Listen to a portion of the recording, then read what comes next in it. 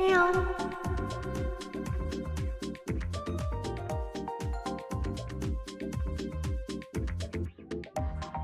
Hello, every now. We can now start the timer.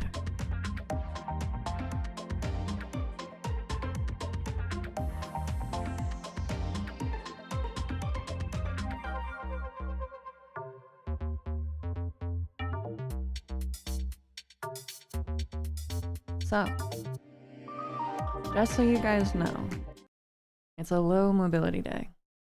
Or I would call it a bad day. Basically, this means I can't really move all that much. That's why I'm using controller support stuff right now. My brain's also a lot slower, so I'm gonna be a lot lower in terms of energy and stuff, and I might be a little bit slow to respond to some things. This is normal, unfortunately, with stage 3, but I forgot about the moaning. So it's not like I'm dying. It's just you know, more of that stuff. Hello.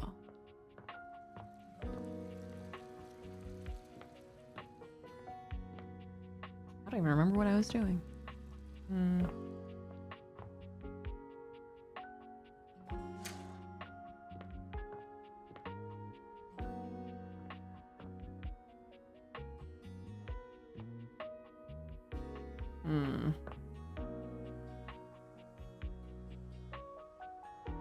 Oh yeah, the money.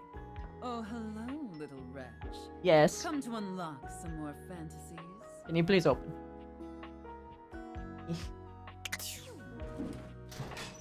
Thank you.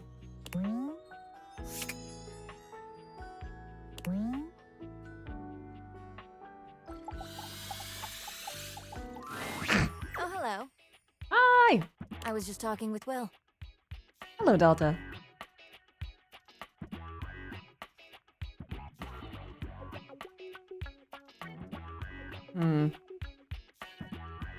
Who is that?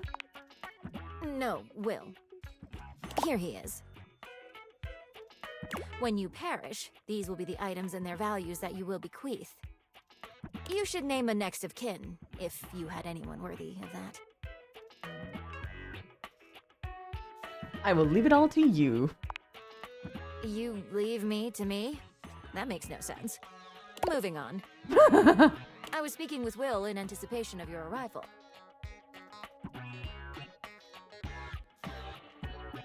You seem eager. Well, I was looking forward to your visit. Aw. What shall I counsel you on today? Another reminder that my words are of my own opinion on your savings situation. How can I cut down on groceries? Cut down on excessive items like extra snacks. Also consider purchasing generic brands instead of big name items. You're more likely to find better deals at your local grocery store that way. Duly noted. Duly noted. I am slightly uncomfortable with this many words at once. Most people assume the safe, Sophia, and I are close because she, safeguards me, but we are more like respectful neighbors. I am used to solitude.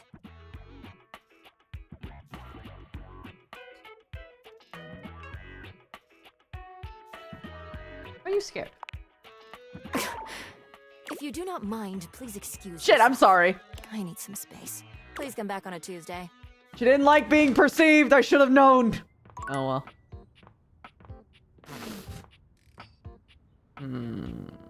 Heart. Welcome back, co-curator. Let's return to our gallery design, shall we? You've got to see this one. Much less serious than the others. I mean, just look at it's this so adorable cute. little thing. I'm sure some might call it kitsch, but to me, it is perfectly quaint. That little house, that little brook, that little rainbow. I didn't notice the rainbow. You know, I read a wonderful story once about a young couple who escaped their city to stay for a weekend in a cabin just like this. They liked it so much, they moved in and never went back. Shall we discuss it? Of course. Lovely. What do you feel when you look at this? I like how warm and fluffy it makes me feel. Of course. It was designed to do just that, I believe. The subject is immediately clear. There's no definitive point of view, no work required from the viewer.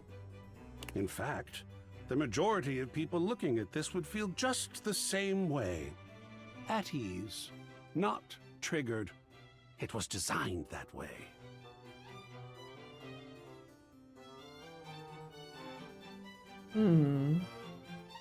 It works. I love this piece. That is absolutely wonderful. Good feelings are good. Is this one you'd like to display? Of course. Where shall it go?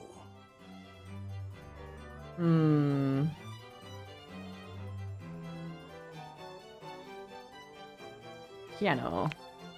How about this? Yes. Warm, cozy feelings while you eat. Well, we are making excellent progress here. Wow, it was one way more wider to go. than I thought it was. The thrill of gallery design.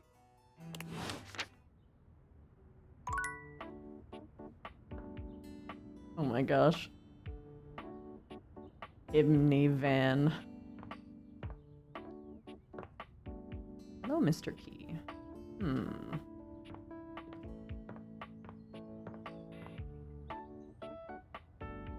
Oh yeah, this fuck.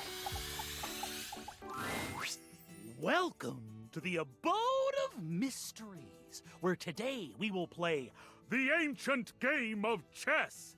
First founded as the Indian game known as Chaturanga before the 600s Anno Domini. That's year of our Lord Christ! It traveled throughout space and time to reach us today as the most popular board game of all. The game used to have elephants for pieces, but now it's like bishops and stuff. Oh yeah, that's right. I have to screen share for you. There you go.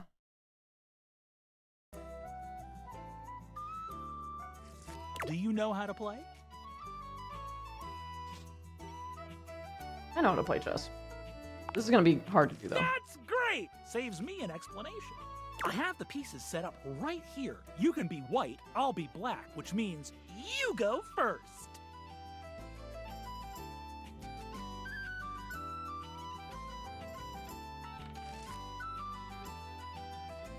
You can cheat a lot. No, I'm gonna play normally. This is the style of play that I would categorize as normal. But what if I attacked you like so? Parker pushes his knight far out into the playing field, seemingly completely undefended.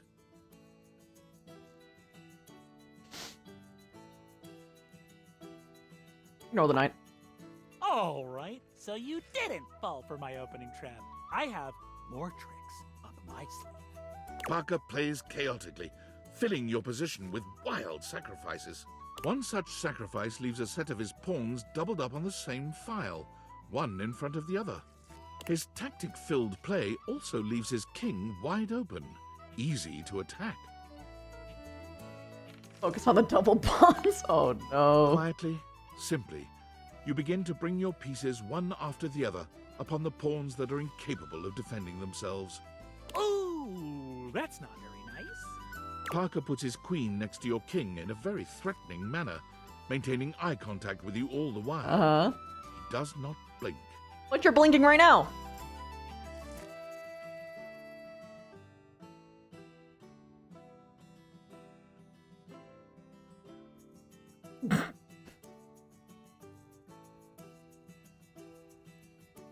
I mean, getting rid of the queen is kind of smart, but, doubled pawns. Drat! The single weak point of his pawns begins to crumble, and soon his entire position with it. Yes, it is. It's a dual disc. Oh dear! You begin to control more and more of the board as the ranks and files open up, and his king is quickly placed into a corner with only a single rook remaining on his side. Parker quietly moves his last rook just to the side of your queen. Yeah, no, it's king time. Oh, my last trick! Checkmate. Well done. You bested me in the classic game, the Game of Kings. And for that, you earn a point towards my love, the ultimate reward.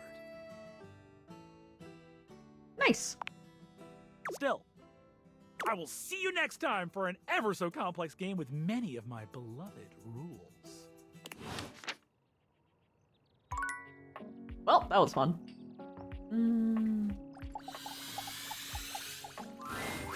Holly greets you with a spirited wave, the bells and ornaments in her hair jingling with every energetic shake of her hand. She still feels like Kari. You made it! Thanks for making the time. I got plenty of it. Oh, sounds like a dream. Yeah, he is voiced by Brennan Lee Mulligan. You actually do. Everything! Oh, I've got a 5-page resume, which I know you're not supposed to have, but I'm secretly very proud of it. I've been a waiter, a maitre d', a caddy, an usher, a valet, a piñata, a mascot, a piñata mascot, a bartender, a line chef, a runner, a ticketer, a seat holder, an election official, a Zamboni driver, a scuba diver, a pickpacker, a mail carrier, Election a official? timekeeper, and an ISTID judge for a local junior yodeling competition. Seems like you're always working. Almost. There's always something happening somewhere. Gig work then? Oh, the giggiest. The best kind of work for me, personally. Always something new. I can't sit still for too long. Bores me to tears. I need 50 things to focus on, or absolutely none at all. Does it pay well? Nope. But I work a lot of hours. But you already knew that. It's joyful, too. Bringing joy. Someone's always celebrating something, and I get to be a part of that all the time.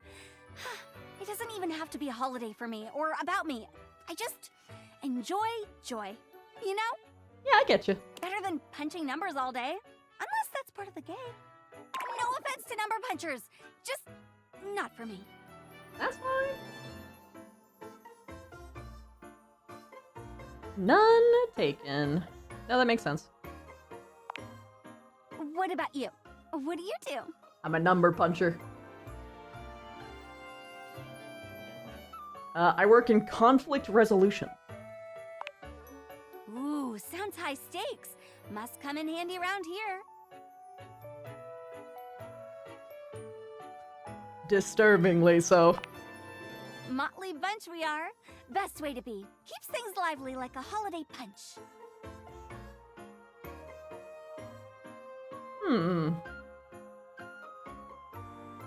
What are the others saying? Depends on who you ask.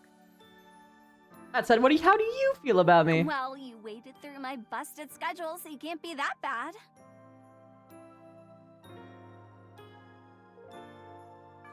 I'm hardly running for office.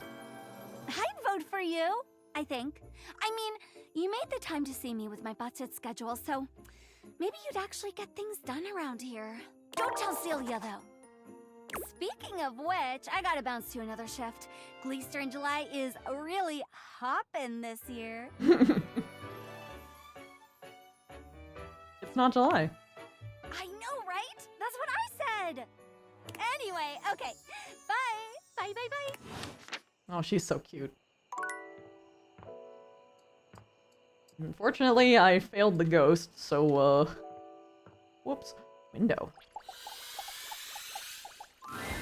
The figure who stands before you has the casual, confident air of someone who knows just what she's about.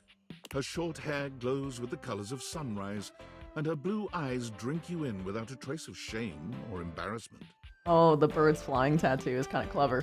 She evaluates you with a hand on one hip, her draped clothing subtly highlighting curves you'd never have expected from your rigid, structured window. Well, hi there. I'm Wendolyn. Windolin! Oh. Because Nightmare hates me. And you? Well, you're quite the loner, aren't you? Never. I'll have to help them on the second playthrough.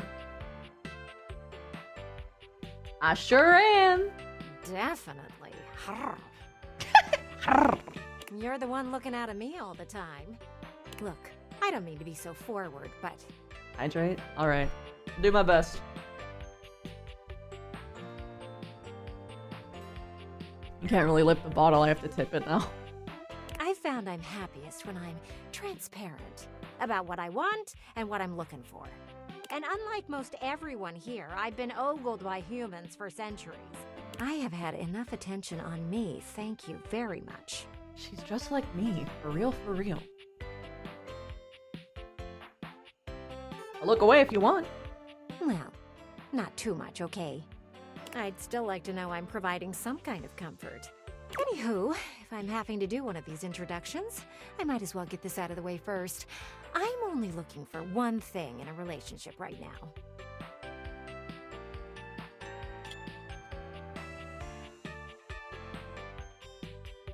Romance? No, not romance. I've been around the block a few times and had my fun. These days, I'm happiest watching from the sidelines. Friendship, then. That said, I can't say I'm looking for anything too Matthew. serious right now.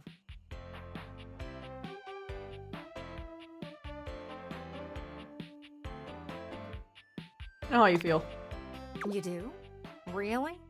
Sorry, I don't mean to be skeptical, but I have a pretty good view from here, and I've barely seen you head outside once. I know there's plenty of fun to be had indoors, but there's so much to do in this world. So many views to see. Even just the simple joy of a night on the town. Yet here you are, taking a breather, same as me, but you haven't even had fun yet. What are you suggesting? I just want to see you live a little, that's all. Stop watching life pass you by. Enjoy yourself. Kiss someone. I've been doing a lot of that. Kiss many someones. And then maybe, in between your adventures, you can come tell me about all the fun you're having.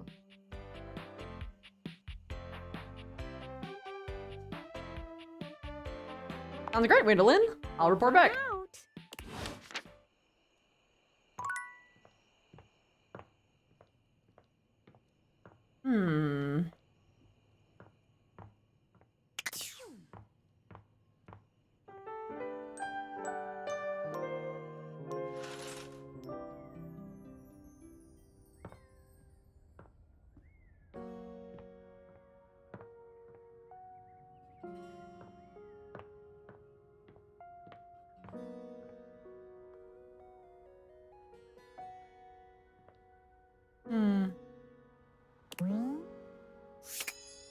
Come back to me, Brennan. Today, we will be playing a popular and complicated game. This is a game in the Eurogame tradition, one of resource allocation, worker, placement, and cooperation between players. It's based on the 20th century dairy wars between England, France, and Belgium, called Cream Capitalist. We will both attempt to outproduce the cream that the other is attempting to make. Would you like to hear the rules? Yes. I'm so excited to speak for a very long time! Parker does indeed speak for a very long time, spending roughly 45 minutes going into excruciating detail about the different rules and sub-rules for each scenario, including the expansions which, as far as you can tell, aren't being used. I'll play as Belgium, which has a +3 bonus to currency exchange, which means you can be either England or France. Belgium.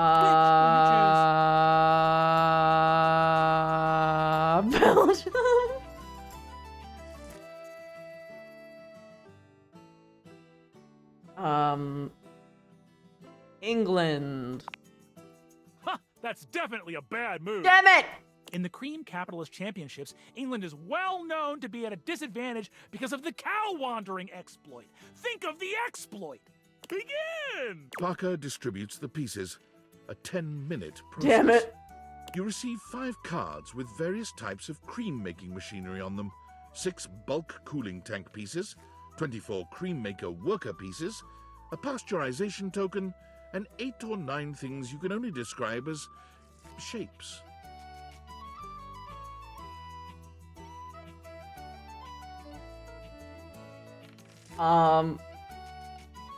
Think about the rules and begin to build a strategy, I Though guess. the rules are intricate, they are no match for your intellect and resource-mongering capabilities. This is true. I do fucking hoard resources. I'll go first so you can see how a turn usually goes. It consists of 5 phases. Oh god. Parker does a mathematical dance between placing workers, spawning new factories, and gathering new resources to then place again. It's some bullshit to make someone new to Civ and play against them full roar, man. Chits and chips fly through his fingers, and it serves to remind you just how well made the pieces really are. That's my turn. I'm prioritizing fermentation technology, the last step in the cream-making process. Now you go. Civ is also a board game, to my knowledge. They might be doing Risk if it's a board game. Maybe. Risk is sort of like Civ. Well, no, because it's not about taking over other places. It's more about economy shit.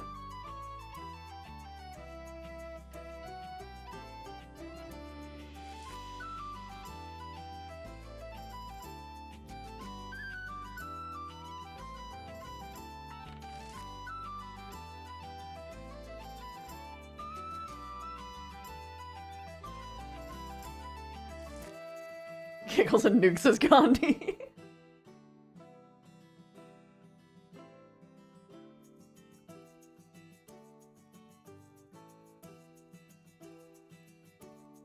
I think A. Your attempts seem feeble compared to Parker's mighty conversion strength. Ruthless. You have a long way to go until you can convert like Belgium can. But it seems that his bluster hides the fact that he hasn't taken advantage of his country's own strengths just yet. The turn goes back to Parker, who spends 10 more minutes going through the 5 phases. I've invested in new technologies. Once my factories are complete, my process will be airtight. Making cream will be a dream.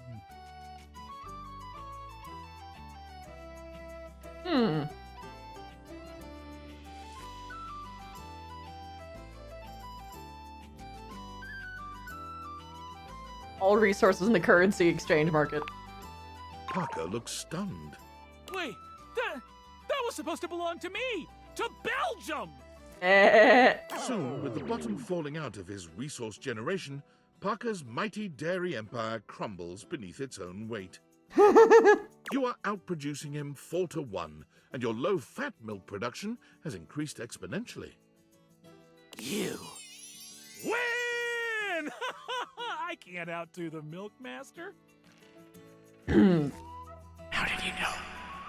I will see you next time for our relationships. Ultimate dice roll. God, I hate dice. Milky. Brennan had fun with this. What a title. Yep. Yep. It's always nice to have a game make a character for you, because it's quite clearly made it for Brandon. Mm-hmm. I am sorry, but it is a busy day for me. Okay. Please come back on a Tuesday. Okay.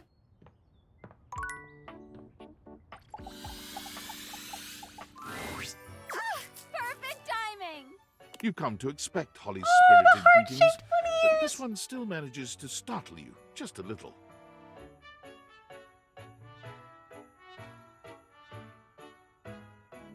I'm here just when the prophecy tells me to be. No, just knew it. I knew you'd know. How do you feel about flyers? I fucking love flyers! So do The candles look like upside down hearts, aka butts. So I've got a meal drop shift, and I figured why not do more? You know? So I picked up a flyer drop shift. And I figure since you're here, you're wanting to hang out anyway? I mean, I'm gonna be honest, I feel like Ribbon would love this game. So, keep me company? Of course! Sounds great! Great! Race you to the kitchen! What? Holly takes off before you can even finish your sentence, fleeing towards the kitchen. Sorry, I can't hear you over me. Winning! Tortoise and hare Whoa! we are. We just phased through the wall! Yeah, caught up just fine. I'm proud of you. Nothing's faster than an unexpected holiday. No joke. What are we doing? If you're going to be my helper, you need to know the basics.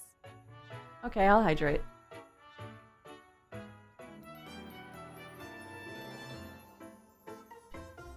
There's a Mirth Day festival next week. I get 50 cents a flyer for handing out 100 flyers. That is...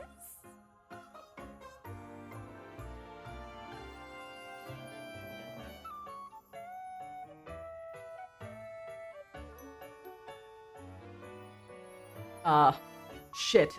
Basic maths. 50... Not $50, right? No, it would be $50.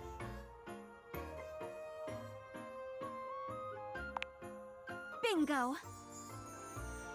It's $50, which isn't bad to be honest. And it just so happens that between you, me, and 98 roommates, we've got 100 folks to fly through.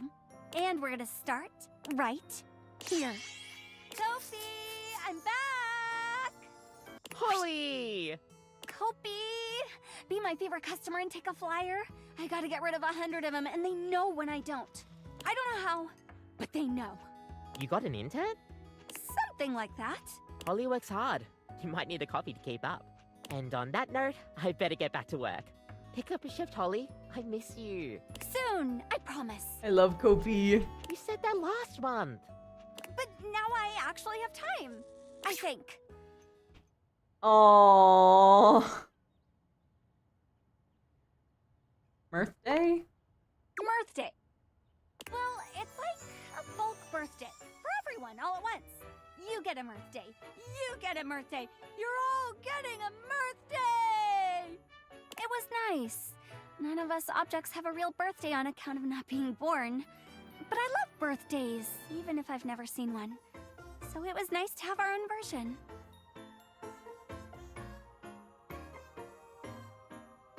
Was? Oh, good catch. It's a lot of effort. Everyone organizing that many presents for that many people? I don't blame them for phoning it in eventually. Folks used to put in the effort as much as it was.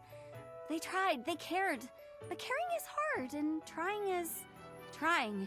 And Mirth Day just petered out. I can make the holidays happen, but I can't make people celebrate. That's up to them. That's true. And to them, nowadays it's an excuse to drink, which is fine. And it pays the bills. Oh, hey, Cam! Very lame. Hi, Cam! All of this. Very. Hasn't had his coffee grounds yet. He's actually very polite. Cam always waits until everyone else has finished theirs first. Aww, little Now, baby. where were we? Oh, yes, yeah. Drinking on Mirth Day. It's fine. People celebrate how they want to. Fine or fine? Both. Chew on that. And while you chew, next up, Betty buys. Huh? Race you again. This time you beat Holly at her own game, arriving at your bedroom just a few moments before her. This... Why are you here? Holy smokes, Wizbot. You're a real speedster.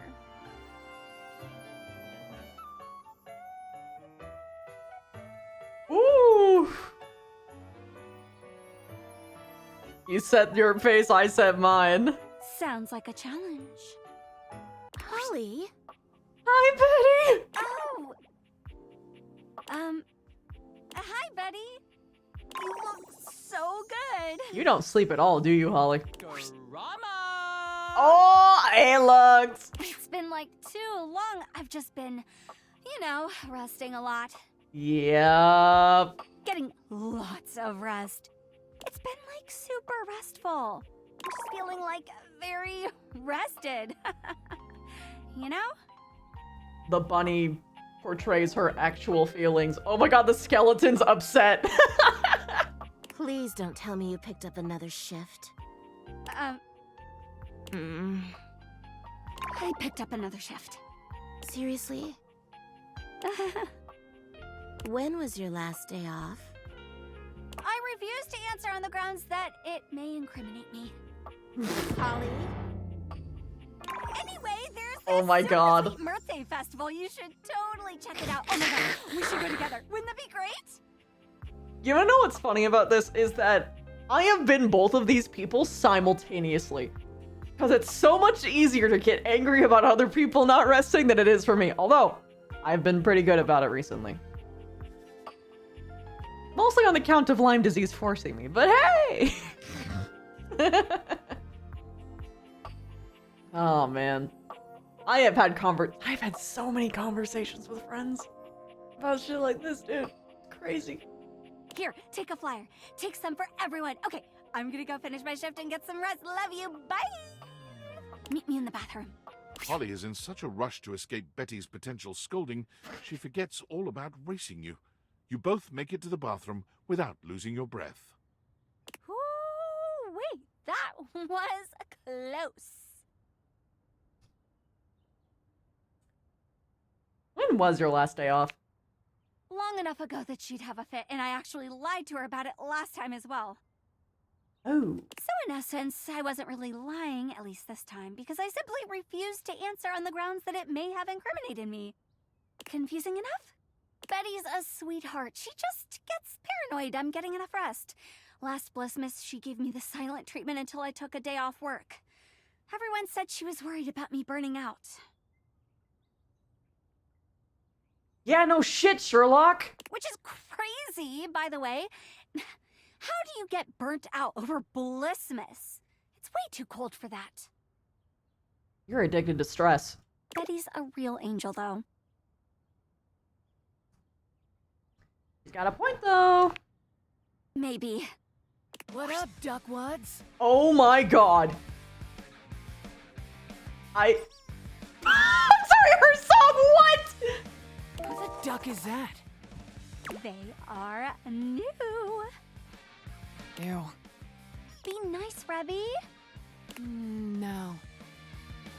Ugh. What do you want? I need to dump some flyers. Help me out with the bathroom drop? I love the coat so much. Please!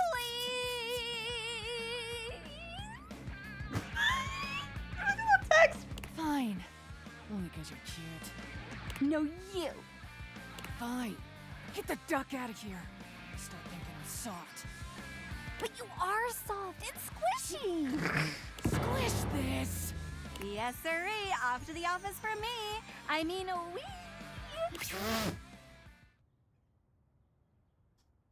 Is this the most optimal route? I don't know what you're talking about. I'm just following the handbook. And if the handbook route is outdated and lends me some overtime, I'm not going to be mad about it. Okay. I get screwed on the daily. Might as well get paid for it. There's a lot to unpack from that. Not like that. Not that there's anything wrong with that, though. Anyway. I didn't even take it that way. Office! Bring out your dead! Oh, and make sure you do not hand those flyers to Jerry. You will never see them again. Did someone say Jerry? There's a blender. Also, who the fuck are you? No! Terry! Who's Terry? You know, Oh, he's the junk drawer. Terry. Terry cloth. Terry cloth. He's new. Oh, Terry. Yep. Terry, great guy. Hey, Holly, did you bring any of those flyers? You know I love a good flyer. Okay, nice chatting, Jerry. Nice chatting. Oh, say hi to Terry. I will. Great chat. Great chat. You know what? I'm just gonna put these Multiple right here cherries. and run. Next up, the land of the living. The living room. You know it. Close one. Jerry is great, mind you. But he gobbles flyers up like pastries, and then he never actually goes to the event anyway. God. And then my boss is always like, why is no one here? Ugh. Because one drawer took 20 flyers. What do you want me to do? You know? Also, because your event is a little meh. You sound like you have a lot of, anger there. Doesn't sound like you're actually having fun for this thing that you say that you have so much fun with. Don't tell him I said that. Don't like your boss? He's fine. He's a good boss. It's just, I think you can always tell someone's dying when people start selling t-shirts. Yeah. I mean, he pays my bills, gives me most of my shifts, but he sells a lot of t-shirts, that one. Anyway, here we are. Damn. The land of the living. But I just hit... To Lays. I just hit the merch tier. I'm about to be selling t-shirts. Where's the therapist in this house? Ironic, no?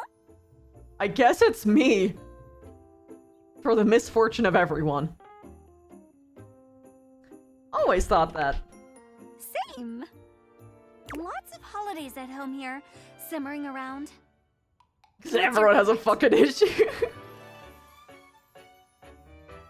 Halloween! That holiday has dropped in popularity, but it always bounces back.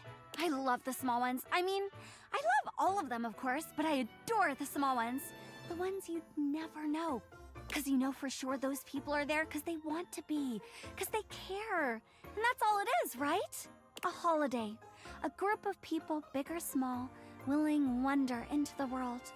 And what could be more wonderful? I'd put up with all the silly shifts in the world to be a part of that. So you do hate your job? I love what it lets me be a part of. You sound like the me before I dropped out of toxic roleplays. Someone's getting sentimental. Okay. Dante! Dante! Wait, Rufio! Flyer drop? Oh my god, it's Rufio! Over Zuko. Flyer drop. Today, It might be the Ash talking, but you really ought to take a break. It's actually him. You know me. That I do. is this his name, Dante Bosco? Yeah, it's probably got a pun for his last name. And you really ought to take a break. When was the last time you did? Did they name his character Dante? Yeah. Oh, it was when it was. Hello, Zuko here. Can I leave these with you? If you promise to take a day off. I promise. Thoroughly convinced. Thanks, Dante. You are my favorite fireplace. I'm your only fireplace. He's got a happy trail, but it's fire. That's sick. And my favorite. Get some rest. Dante Bosco is forever associated with fire. Mm-hmm. Literally can't escape it. But also, that's literally the point of this game, is it's literally just a bunch of self-inserts. They literally called it out with one of the characters. It's amazing. Thanks for today. Truth be told, I'm a bit petered out. But I really appreciate your company. Hello, dear. Thank you so much. Mm-hmm. I've actually got another shift in a bit, but swing by soon and we can hang out again. I've got a couple of flyer shifts lately, so I'm always happy for a walking buddy. Alrighty.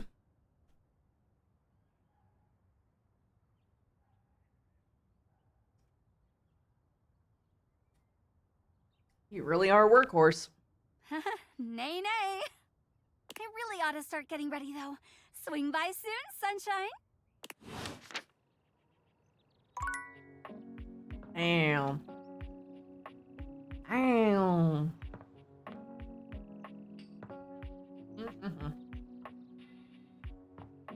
Can I talk to you, Memoria? I annoy because I care, you chiseled rubbish heap. So, What a pleasure to see you again, my love. There are no more memories to go through right now, but we can make some new ones if you'd like.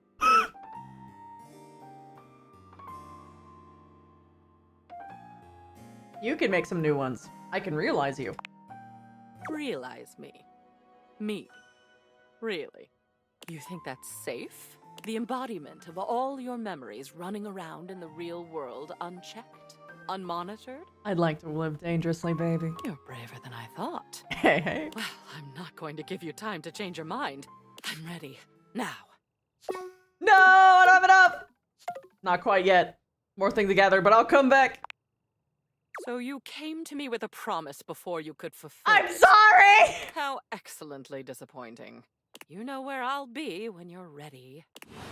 I'm sorry. I thought you're the first person I saw that with. I'm sorry. I thought that meant that I had enough. Okay. I'm sorry.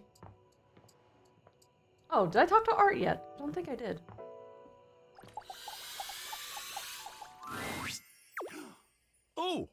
Oh, it's you. That's good. There are so many in this house who might judge the affection I feel for this little painting, but I know you're not one of them. How lovely to see you. I wish we had time for some gallery work today, but we have much more pressing matters to attend to in the attic. Meet me there, won't you? What? I have to meet you in the attic? Okay. Also, hello, ghost friend. I can't do anything for you, though. You brought some spirits. I can feel it. Ooh, and you also brought that fantastic red shirt. I'm totally feeling that. Anyway, let's see how many you have. I have the Master of Shadows. Spooky. Remember when you used to have nightmares?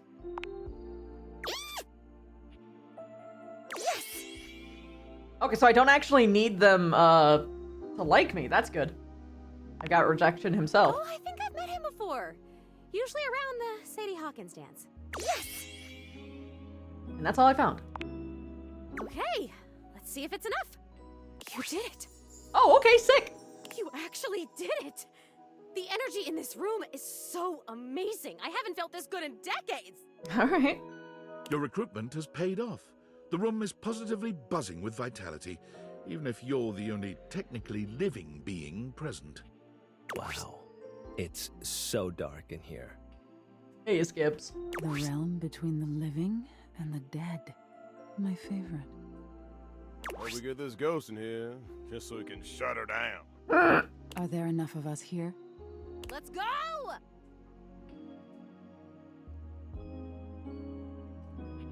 Wow, that's cruel. Okay, so just tell everyone to focus on being here and being together and seeing the unseeable. Just have them repeat that to themselves, okay? You nod at Zoe, relaying her instructions to the group. Do that. I can see the unseeable. I can see the unseeable.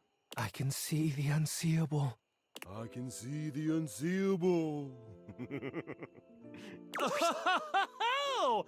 What? There's my trademarked seance board whose name I choose not to say in this moment. I was wondering where that went to. What are you all up to in here? Should I get cotton candy? God damn it, hi! That doesn't make any sense. That is nonsensical. No. Monique, you grumpy Gus. Why don't you come and play along with us? Just because you're money doesn't mean that you can't have some fun. After all, isn't capitalism kind of gamifying human life and suffering to begin with? That's Brendan, all right. What? Where should I sit? It's fucking Brennan! They're doing one of those trademark seance boards. We should join in. Something good always comes from crossing the liminal horizon. Delta, I love how you're just immediately fucking U-turn. You're like, Parker, fuck off! Parker, you can stay. Oh, come on, you two. Don't fight. Not on Seance Day. Seance Day. I suppose they'll make keepsakes for that, too. All the noise and foolishness is entirely lost on Zoe. She can't hear a word. She gives you a wild grin, her enthusiasm infectious. We can't even see her. It's working. I can feel it. This is awesome! Keep him going! It's working, you guys. Zoe says you can feel Speaking it. of the trademarked ghost summoning game, we should surely copyright our Mystic Ventures here, don't you think? Mystic Ventures. That's trademarkable. We could copyright that. It could be a worker placement game with a spooky spinner in the middle. Oh my god. We could get this out by the holiday season. Oh my god, Parker. I'll add it to the tracker. Come, come, my children. Let not the prism of personality bounce us away from the pure light of purpose. We have joined for alchemy, and gold we shall exhale. Come hell and all its ghostly companions. Zoe holds her arm out towards you. It's hard to put into words, but it has a different sort of weight than the rest of her. Holy guacamole. Can you see my arm? My arm feels really real right now, man. This is crazy. Can you see it? No way. Your companions start, surprised by the sudden appearance of a disembodied arm in their midst. Wait, what the hell is that? Is there just a floating arm in here all of a sudden? Calm, child. Mommy will protect you. Zoe, are you okay? I am so great. I am amazing. Keep it going. I think I can actually feel my backbone, and I love it. I mean, I knew I was brave, but now I can feel it. I still don't get it. Why would anyone want to be anything but a ghost? Ghost life sounds like a paradise. Then become one. Shoot. Almost there. One more big push, and I don't know, but it'll be something. Concentrate. You've got it. Gosh, I don't think I've worked this hard since I entered that tinsel hanging challenge. Prepare yourselves, little ones. I believe the mystic moment is upon us. With a sudden burst of light, Zoe's once translucent form becomes opaque. She waves furiously to everyone present. Hi. You guys, can you see me? Holy shit. A ghost! I see those all the time in my acid trip. You have to get psychedelic with it. Mushrooms are the future. Oh my god. Ooh, she's adorable. What I could do with that. They can see me. You can see me. I'm real! You're real, Zoe! We have pierced the veil. Isn't that wonderful? I've always said every single trademarked seance board is real, and we have a devil at the factory who helps curse them. So now what? I choose now, right? Yes, oh sprite that was. A decision lies before you. Depart this muddy terrestrium for parts unknown, the blessings of your memories, your senses, yourself packed with you, or stay. Stay with us, and ride around the moon again and again until fire and dust consume us all. Stay or go is the gist here. She does this. Oh, I hope she stays. It's so nice to make new friends. And new enemies. Shut the fuck up, Reggie. It's up to you, Zoe. You get to choose. I'm staying. Are you kidding? I'm totally staying. This is the best day of my death. Light makes right. Complete the seance ritual. She's here. I get to actually see her now. Where are you?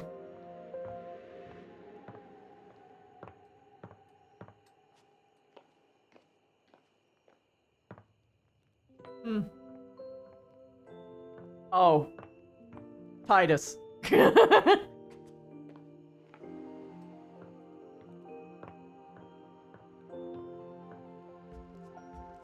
One more step and then you become a necromancer.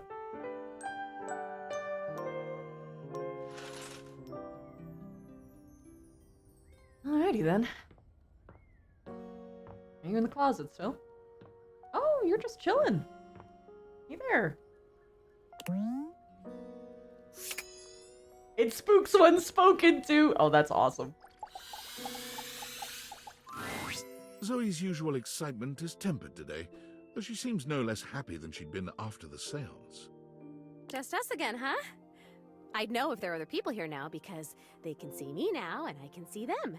And that is just, it's the best thing that's ever happened to me. You know, I can even hang out in other parts of the house now. I haven't left the attic since I died, but the other day, I just floated on down to the kitchen. And I met so many cool folks. Yeah. That trash can is kind of salty. I like him. Yeah! It did make me think, too. What you've done for me. I'm more grateful than I can say. And I wonder, where does it leave us? Wherever you want to be, hon. You went through some shit. Good question. We've got a history at this point. Exactly. You probably know me better than anyone else ever has. If we realize her, do we become a necromancer? I think so. I like you. I guess the question is... Yes, Zodiac. Yes, it does. You like me? And how do you like me? Like a friend? Like more than a friend?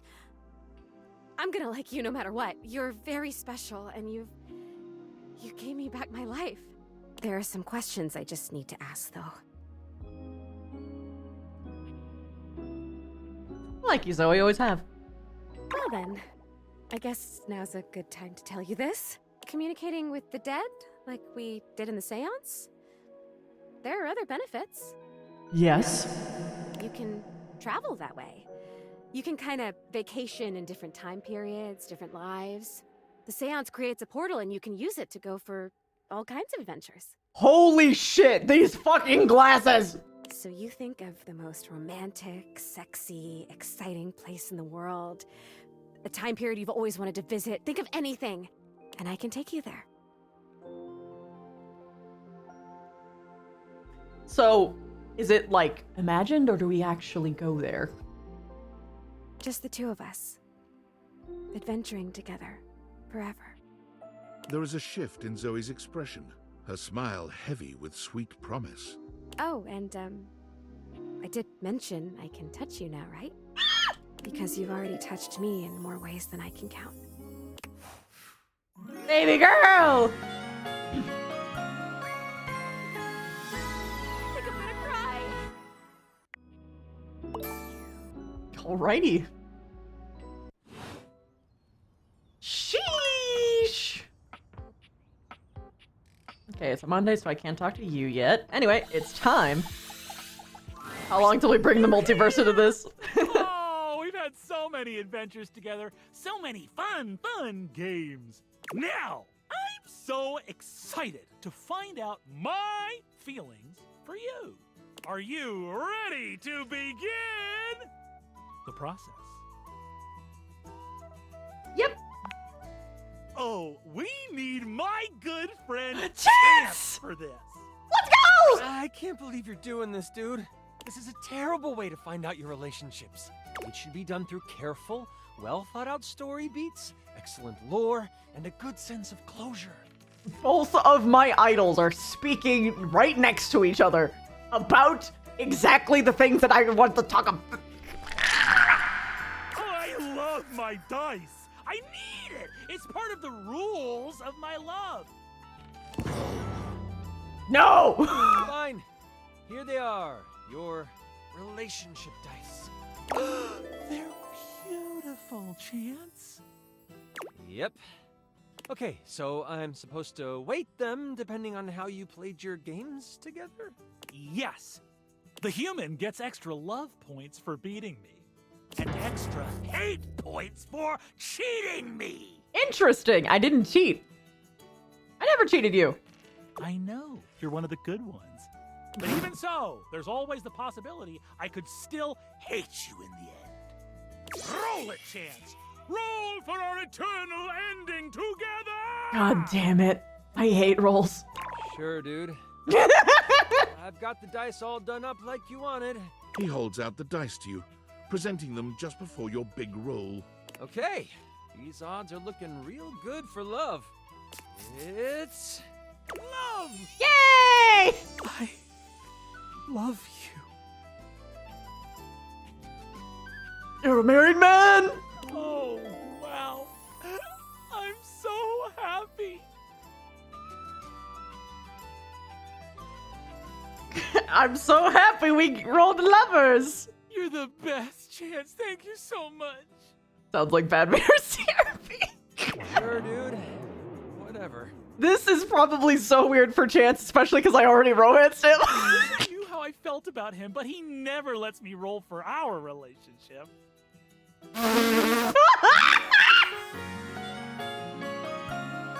That's so fucking funny. You won my eternal love. God, I hate role players like that. Oh, but I could never hate Brendan.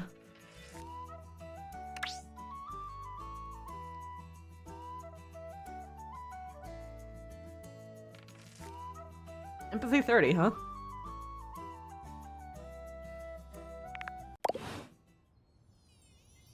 Oof.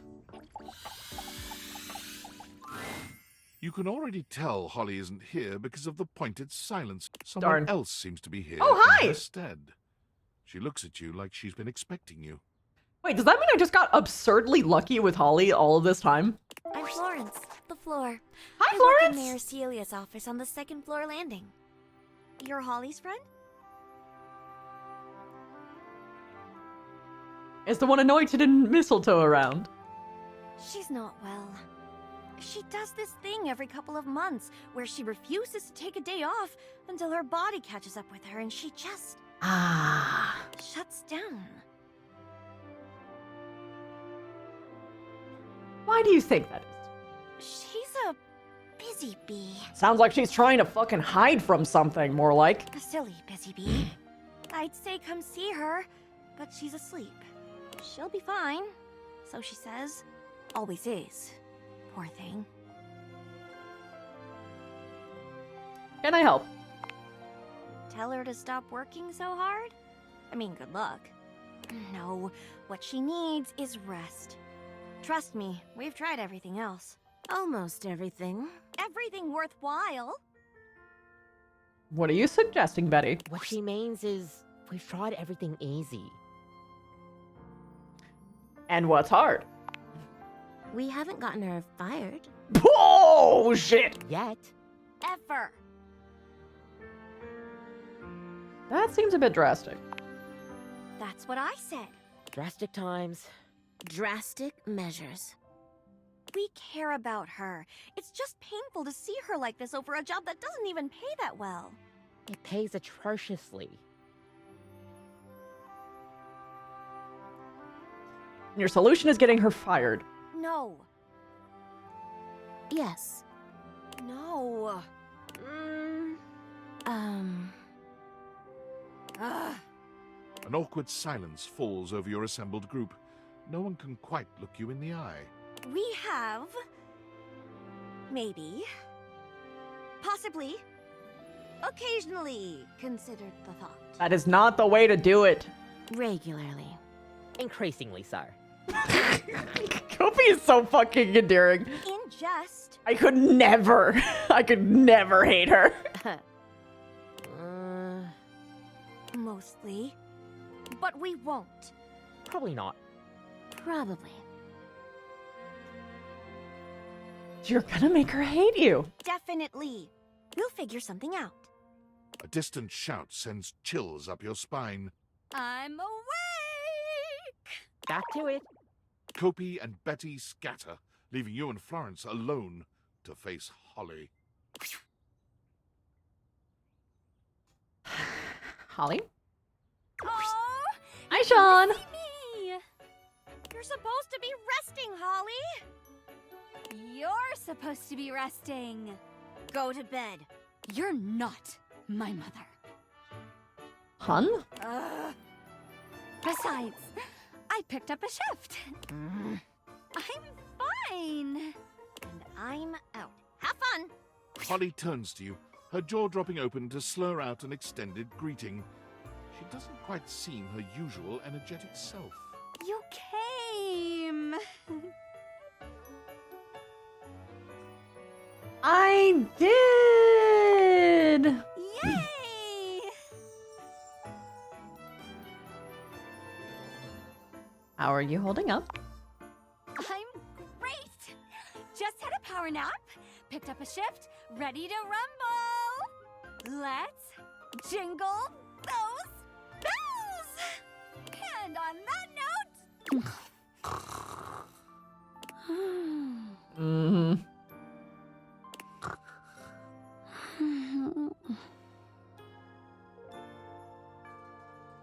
Nope, just let her sleep.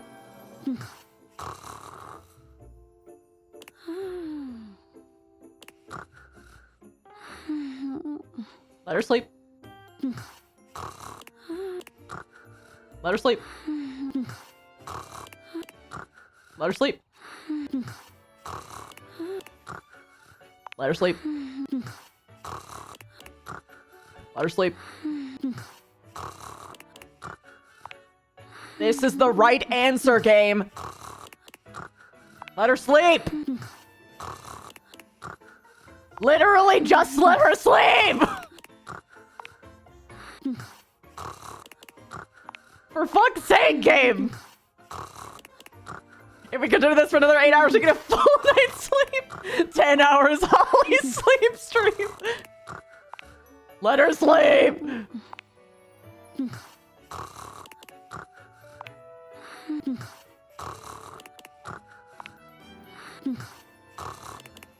Wow, they really don't want you to do this. Surely.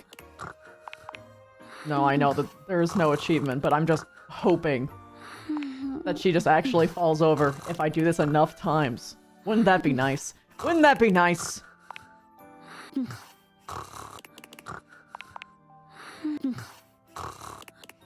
sense of justice is really pissed off right now.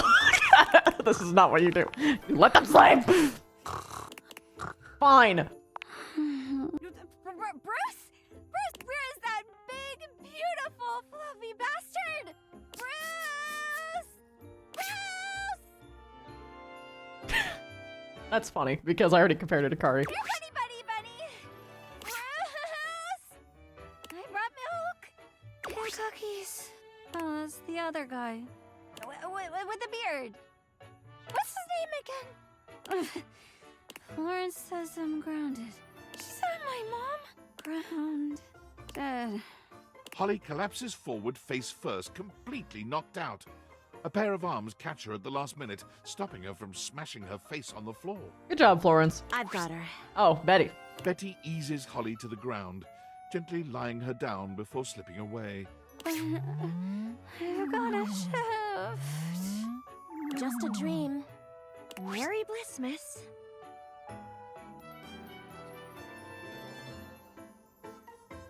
Merry Blissmas. Welcome to Holiday Holly. Is it always that bad? Of course it is. Worse. There it is. She's gonna throw up. Poor Betty. Don't worry. There's no fluids or anything. Oh my god, she vomits in her sleep. Just a whole lot of tinsel.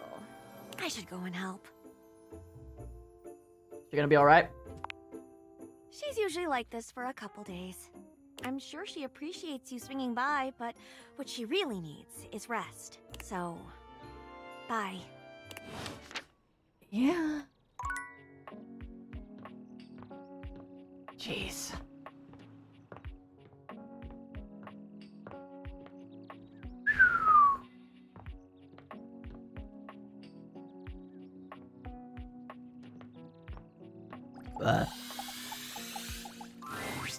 I am having so many feelings right now.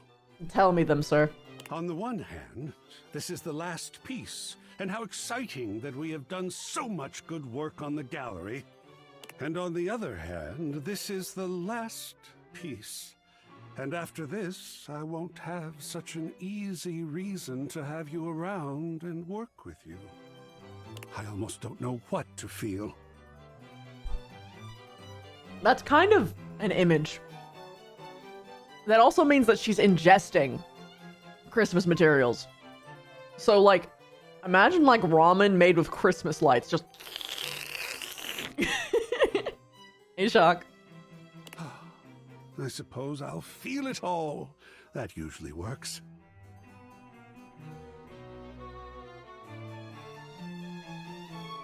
Go for it, Art. All? Oh, you mean just the two things I delineated a moment ago? Of course. Whispity crunchy? I have many other feelings, some not discovered yet by mankind. Please keep talking. This last one is a true modernist kick in the pants. I give you protest art in the style of the one and only Planksy. Ah, it's so irreverent and bold. I do love it. What do you think? Let's get into it. We're for sure talking about this one. Oh, talk. Tell me things. I relate to you, Art. Holy shit.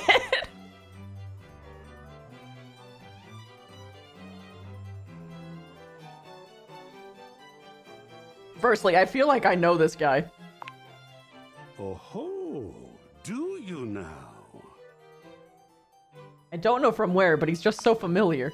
Could it be because he represents the near universal presence of corporate greed? Yes. The culture of theft and Yes. criminality at the highest levels of our capitalist society? Yes! Totally that. Absolutely! Art is a medium almost without peer for the making of statements. And this piece absolutely makes a statement. Were it me, and it is, I might call it badass.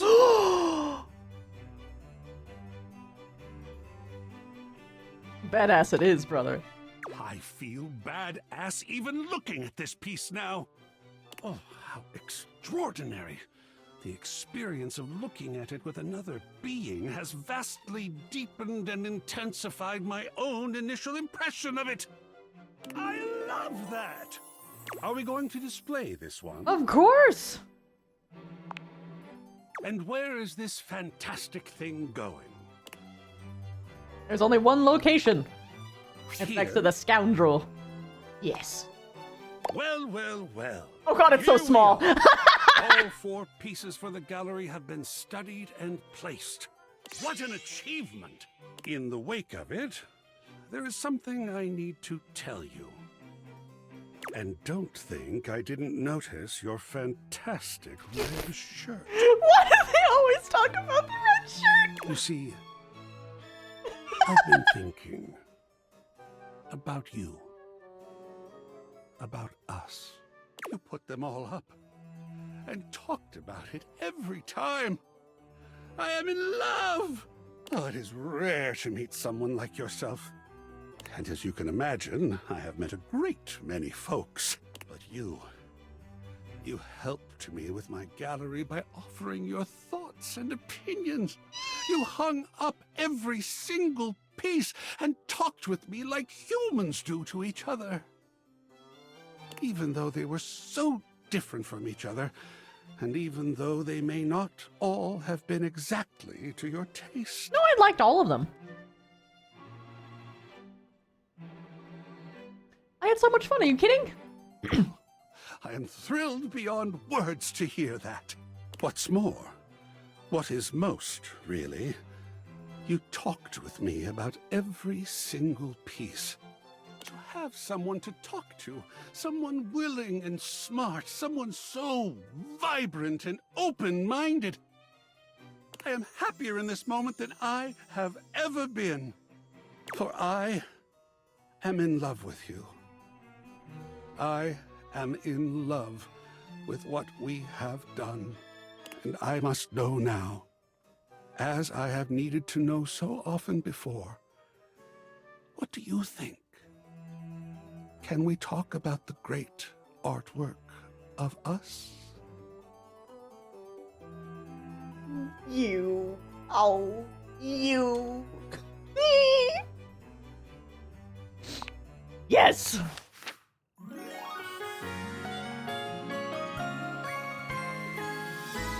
You have made me feel seen. You know, the funny thing was, is like, he is like a traditional, like, attractive bot, or at least from the male gaze anyway. And I was just like, meh. But no, I like how he talks fancy to me. I have a type. If you talk fancy, it's great.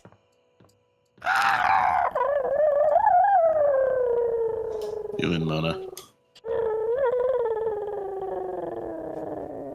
Yes. It really is. I like your funny words, Magic Man. Yes. It's even more fun when I don't understand them. Because I actually study a lot on words. And I'm like, yo!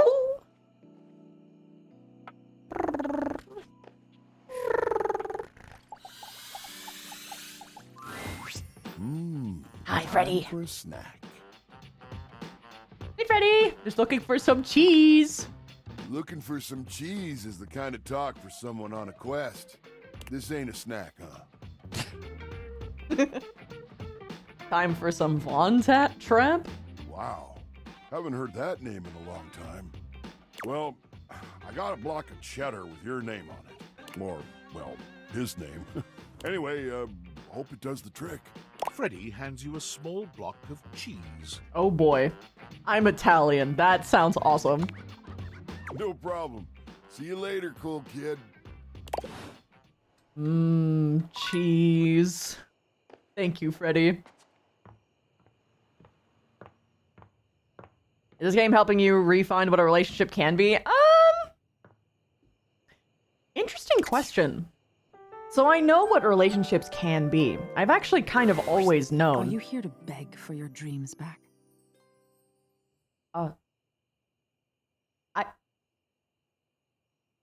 Hold on a second, Nightmare. I got a very interesting question asked of me, but hello. This wasn't my intention. Hello, my dear.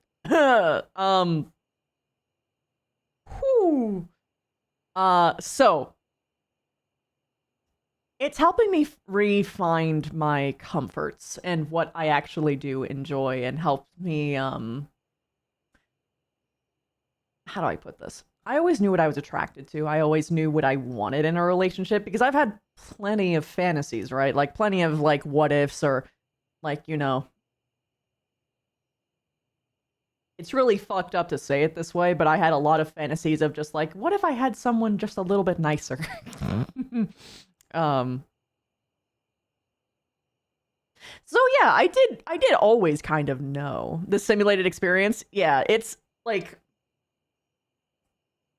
I mean, I had that already with roleplay. Like, roleplay was more or less, like, my best through line for that stuff.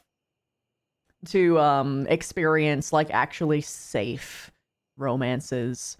And unfortunately, sometimes even those weren't safe. And that sucked, but, you know, yeah. It's why I always really liked romance games, and also, like, fan fiction, because I always had control about how it would go. And generally speaking, it wasn't, I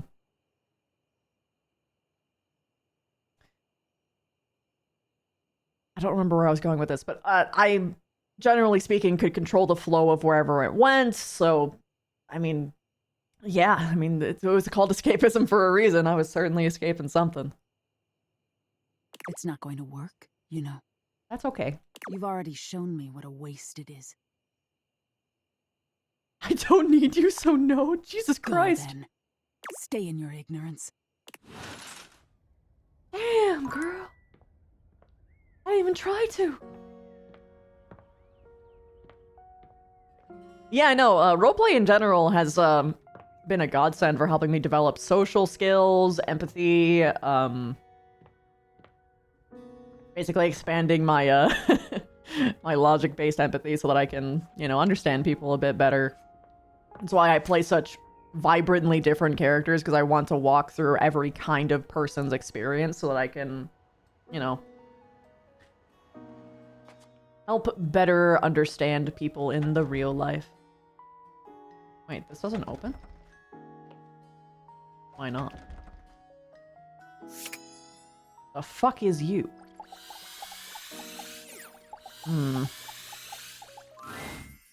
Well, look at that. You've made another friend. Hey, buddy! True porcelain arms, just like myself. Keep it up. It feels better and better the more you do, trust me. Looking at the tiny, big-headed Dorian who stands before you, it's hard not to wonder if perhaps the date filters have glitched. But a quick inspection does seem to show they're working just fine. Why is your head so huge? What are you looking at? You're small. I am slightly smaller than the rest. Mm-hmm. No big deal. I'm still a door, not a cabinet, not a hatch. A door, just as much as the rest. Okay. Understand? Mm-hmm. Good.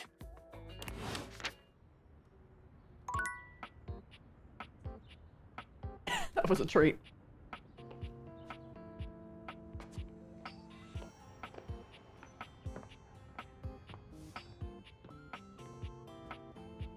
That that was a thing.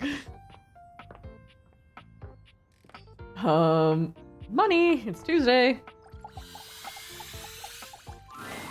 Oh, hello. Sigurd, what are you doing here? Please sit. Oh, okay. I have given some thought to our previous conversation, and I'd like to be transparent about something you asked. You are correct. I am scared. Unpreparedness gives me a tremendous amount of stress and anxiety. No kidding, girl. Just imagining myself wandering into the unknown makes me want to quit everything for the day and lie down.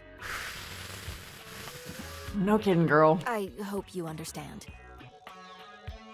Yes, I do. Duly noted.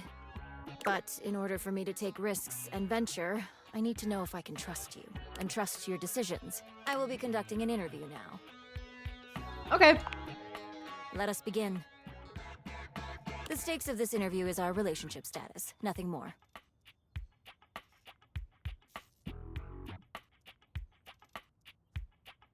Okay, on with the interview. We begin.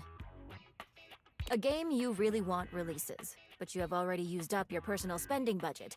What do you do?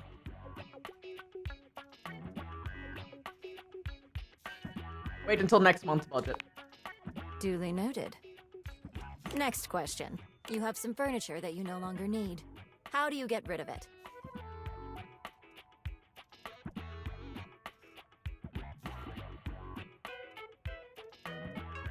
Put a listing up. Duly noted. On to the next question. You happen to win the lottery. How do you manage your new earnings? Savings.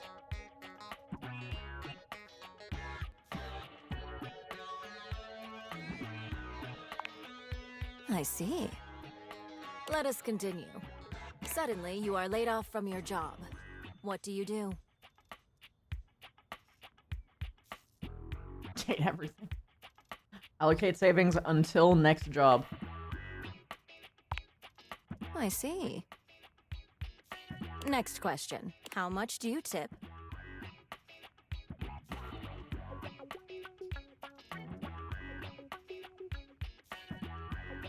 %20 is the standard. Duly noted. Almost done. How often do you think about money? All the time. Duly noted. Final question. Why do you keep visiting me? Because I love you. Duly noted. Before we complete this interview, I would like to confirm.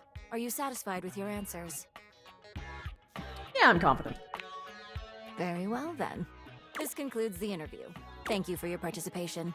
I will review your results, which you will be briefed on during your next visit. Goodbye. Thank you.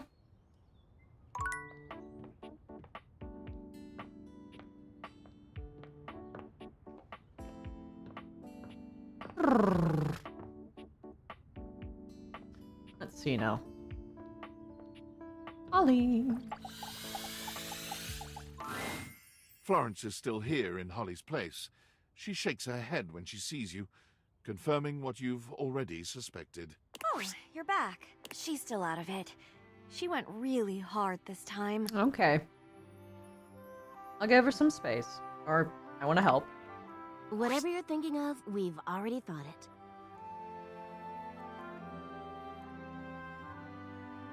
But have you done it? Well, Rude.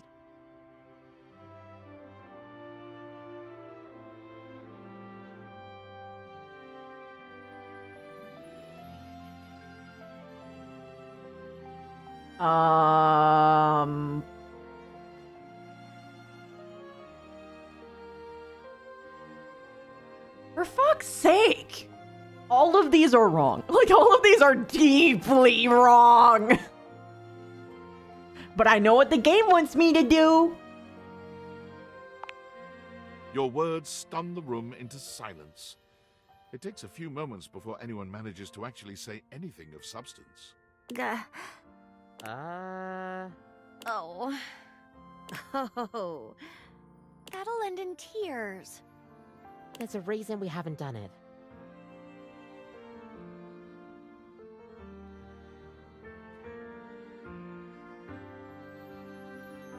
On second thought, We're all ears. how about a date? Good luck finding the time. I'll just tell her it's Valdivia Nights July. June, what month is it? She'll say she's got work. She'll believe it, though. We'll just tell her they moved the dates because taxes. I hate how much that might work. I could talk to some folks. Kinda weird taking her on a date without asking. She's definitely expressed interest. No, Betty's right about this. This is so creepy. That checks out. She just doesn't have the time. So she says.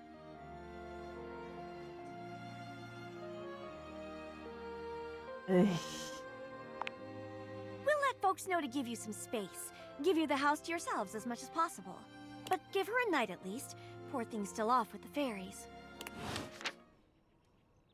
Ugh. Ugh. Everything about this sucks. I don't like it. Wait, we already ate our love. That's right. I guess plant lady. Hey, you're back! Guess what? The flirtilizer is totally working! Okay, not really, but I've been doing all this research on manifestation and positive self-talk, and I think it's going to be really helpful for me. Okay. Anyway, I'm actually glad you're back because... Drum roll once again, please. I've got a brand new plan to become a real plant. A real plant plan. You know you're beautiful as plastic, right? After the flirtilizer debacle, I went back to the drawing board, started my research from scratch. And it turns out I was missing a key ingredient in my whole appraisal of the situation. Which was? Are you sure you're ready for this? Mm-hmm. It's called the root. The root?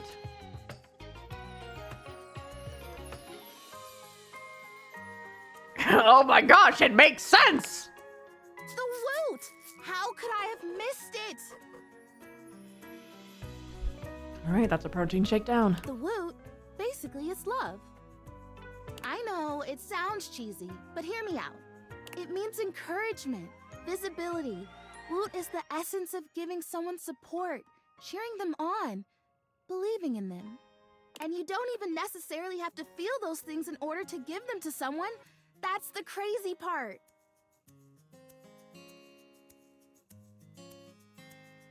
You can offer someone the woot before you feel it. And in the offering, and by them receiving it, you actually get it too. Honey, the fuck are you talking about? You know what this sounds like, right? Prostitution? Magic? Total magic! I am so glad that you get it.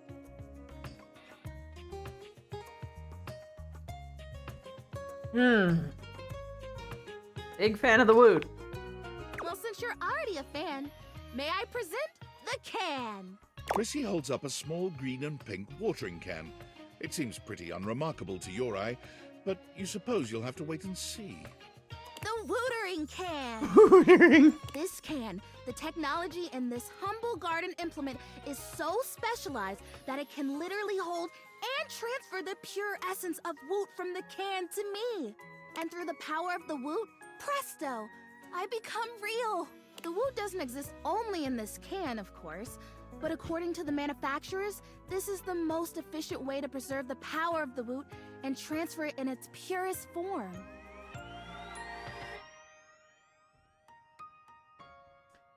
I would have thought wootering can, like I woo you. Yeah, that totally works too. What? If you were intending to woo me. Okay. Interesting. Okay. Are you? Absolutely. I have to say, I might just take you up on that, provided you help make me real first. We can talk about that later. Anyway, I'm sure you can imagine how much woot is lost to evaporation in a traditional transfer procedure. And what would that be? Ooh, what a great question. Sounds like a bunch of lumbology. Or a concert. That's a pretty recognizable one. Think about it. Those fans are watching, paying attention, loving, moving, and grooving, producing huge quantities of woot.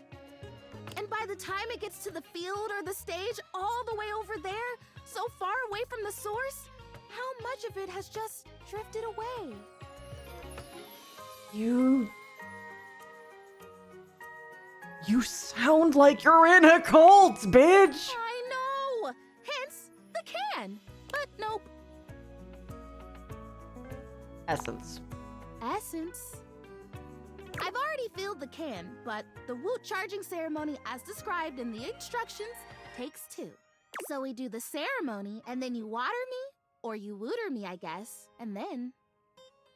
I don't know. I guess I'm real.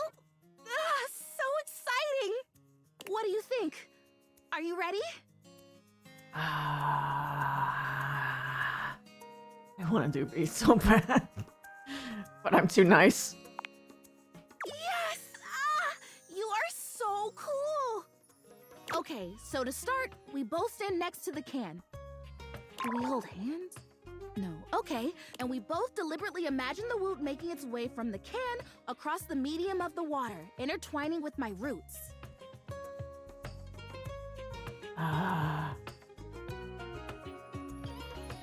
Yes, filling you with life and woot and realness. Exactly! And when we have this image firmly in our mind's eyes, we say with a big breath, and the woot shall be. Woot shall be? Yep, woot shall be. Okay. Imagining. Okay, I've got it. Do you have it? Yeah. Yep, front and center. Wonderful. Okay, ready for the words? Here we go. And the woot shall be. And the woot shall be. Great! Quick! Pour the water! And secretly think this is all bogus. Pour the woot. You pour the woot, or the watering can at any rate, doing your best to think positive thoughts for sweet Prissy. Is it working? I feel like it's working. The fertilizer kind of tingled like pins and needles. This is much more soft, warm. It's like that time someone thought I was real and left me in a greenhouse for a few hours at the home warehouse.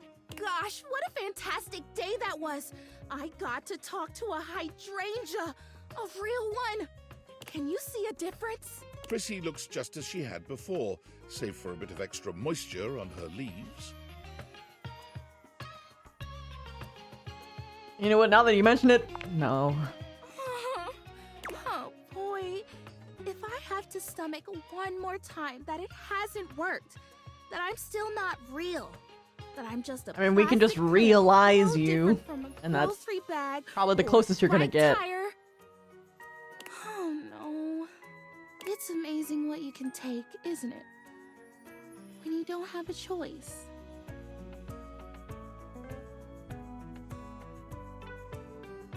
Ow. Yeah, 15 years will show you that. I'm sorry. I think I'd better rest now. Tired, but not defeated. Thanks for your help. You're just the best. I think this would be a lot harder without someone who believes in me. I'm just humoring you a bit. Oh, you.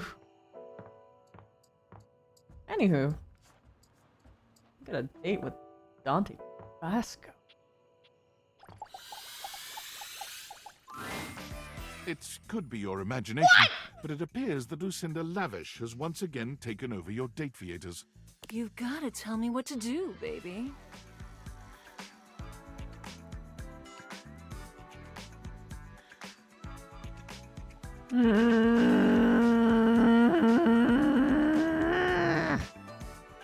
Can I change how often you come by? Sure. What are you thinking? I'd love to see you less. Oh, well, I understand. I can kind of be a lot. Anything else on your mind? I'd love to see you less. Oh boy. Less than this would mean you wouldn't ever see me again. Is that what you want?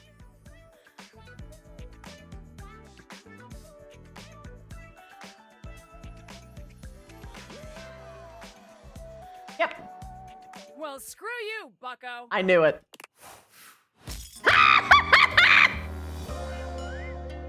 Oh, okay. I'm out.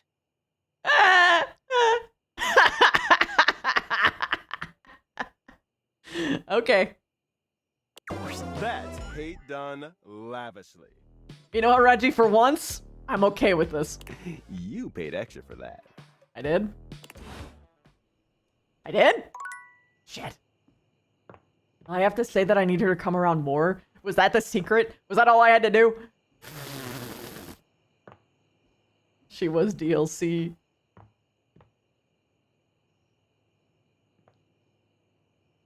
Anyway. It's fine. I'll get her for the... That's why you paid more? Oh, because she was DLC. That's funny.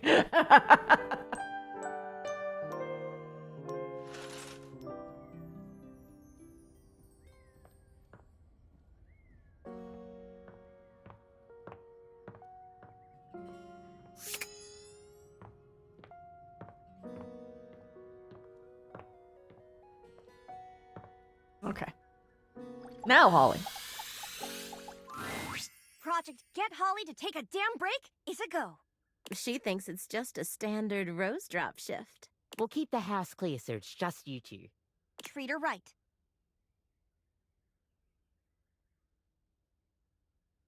Appreciate this. No, she does too. We're doing it for her. Friends!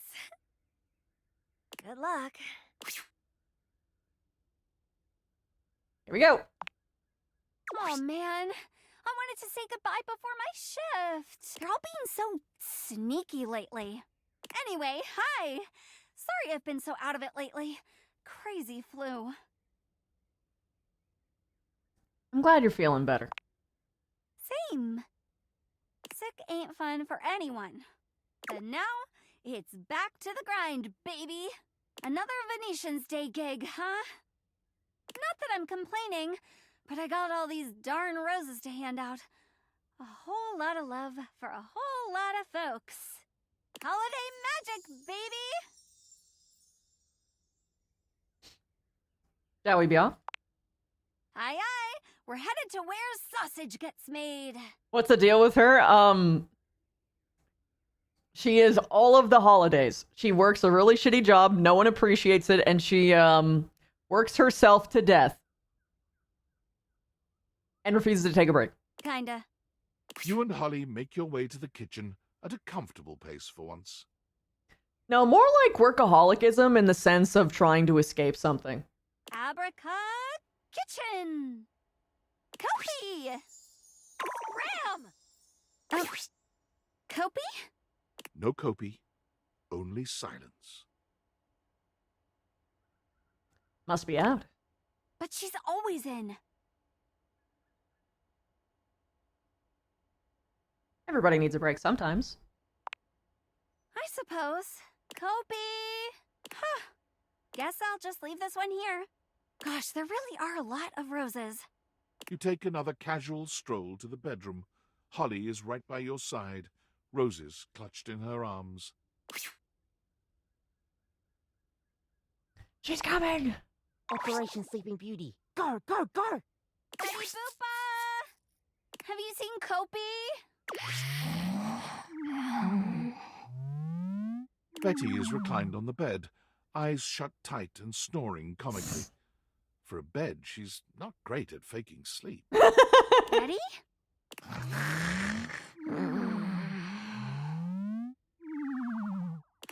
Betty? Just snoring louder in response. I think she might be asleep. Poor thing. Always taking on everyone else's weight. Mm-hmm. Sound familiar, Holly? Happy Venetians Day, Betty.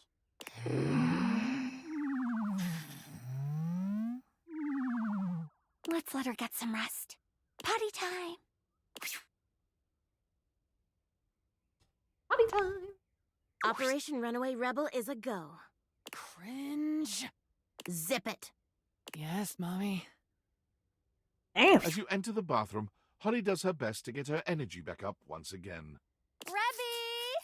But there is no Rebby, only silence. Seriously?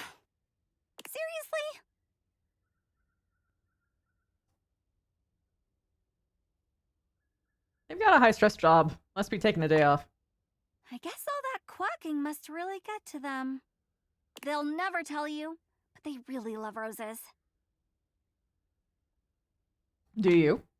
Of course, but these ones aren't for me.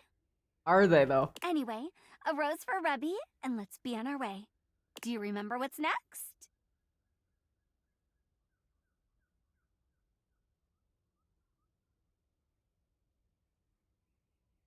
Shit.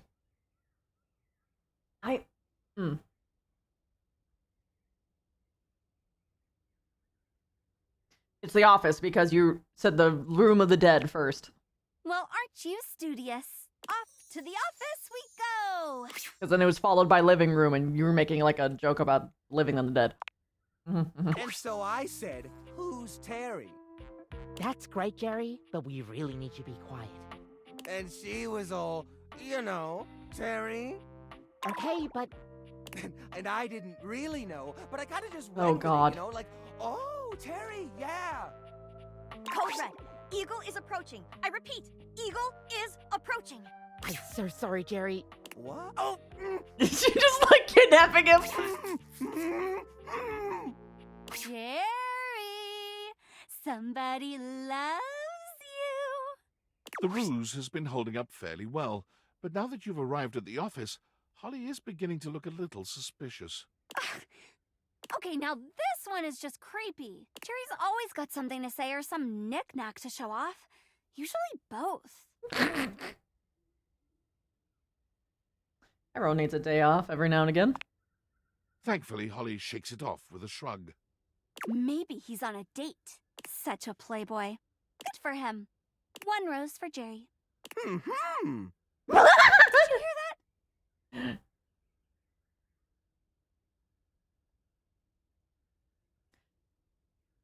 Oh, the sound of the living room crying out for attention. Racy there. Here we go. Thank you, Dante. Anything for Holly. Holly bursts into the living room far ahead of you, shouting out as she goes. Dante! Oh, he's out. Huh. And he loves roses too. Darn. It's a little chilly without him around.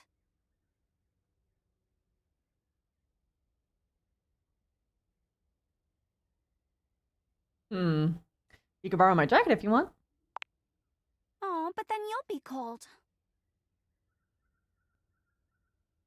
I'm warm-blooded. If you say so. Holly looks down at the massive roses still left in her arms, shaking her head. All these roses.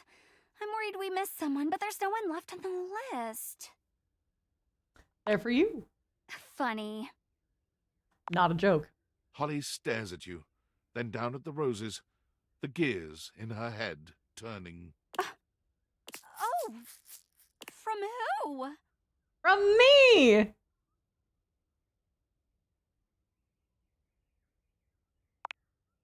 Holly's jaw drops. It takes her a few moments to find the words. There's so many. Uh-huh. There's barely enough. This wasn't a real shift, was it?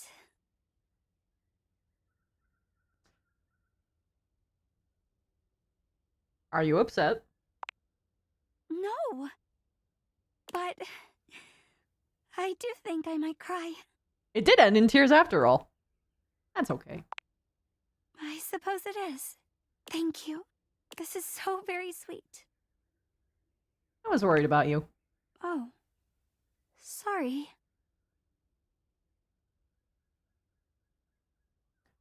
Don't say not your fault. That's fucking lie. You needed a break, but like an actual break, not a bedridden recovery break. Well, when you put it like that, I suppose I could be taking better care of myself. I know you love what you do, bringing joy and all that. Yeah. But sometimes all you need to do is be there. From what I've seen, that's more than enough. Actually, yes, though. I say this to my non-verbal friends all the fucking time. You know, I finished work early this evening. Strange to say, but I've got some time to kill. Wanna meet me later? Help me jingle some bells? Ho ho ho. Well, come on then. Yippee! She's so cute. I got more poise from that. I'm surprised. Oh, no. I got empathy. Yeah. Let's go. I guess you. Hey, you... I'm glad you came back. I've been thinking about some things, and maybe I did get a little carried away before with the fertilizer and the watering can. That actually makes you feel a little bit better. You go nonverbal sometimes during RPs and you get distracted easily. Yeah, no, you don't need to do anything crazy, huh? Although, I can feel a little bit of a difference. It's okay to be overwhelmed. Just take it at your pace. If you fret too much about how much you're not providing to the conversation or whatever the fuck, it's only gonna make it worse, right? Just chill. You believing in the magic has helped so much. People would want you to take care of yourself anyway. I'm not totally real yet, but I really think I'm closer than I was. Don't you think? No effort is wasted. I like that. Yeah. Everything matters, if only a little bit. I don't think I was wrong, per se, about those other products, but I feel like those things weren't addressing the real problem. Yeah. What's the real problem? I think maybe I've got bugs. What?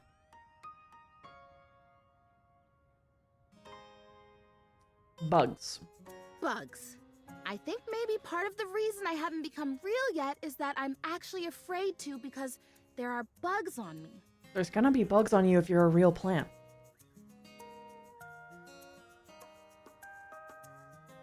Makes sense, something in you knows not to become real because you're under threat right now. Exactly. So here's what I'm thinking. It's vinegar. Chrissy hands you a bottle of ordinary no-frills vinegar, presumably white, but the label isn't even that specific.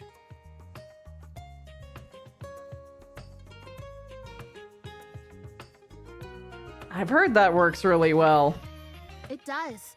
At least according to the real plants I've talked to, but one day I'll be real, so it applies. Can you? Just spritz it on my leaves or brush my leaves with it.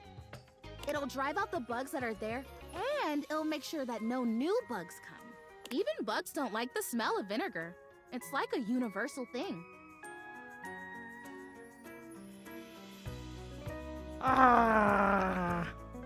Girl, you got dysphoria? Yep. You've got it, friend. Yes. Thank you. It's hard to stay hopeful sometimes. It really helps to have someone around who believes in me. Probably wouldn't surprise you to know that there are quite a few folks around here who think I've spent too long in the sun. You're gonna fucking melt! Her leaves are a melting. That's what they say when they think I can't hear them. Can you believe that?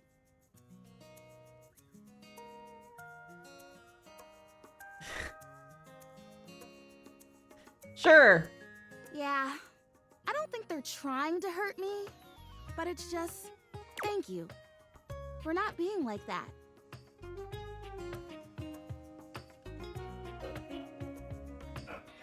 Been there. Glad I can help. Me too. Alrighty, I'm ready. Vinegar me. Vinegar me.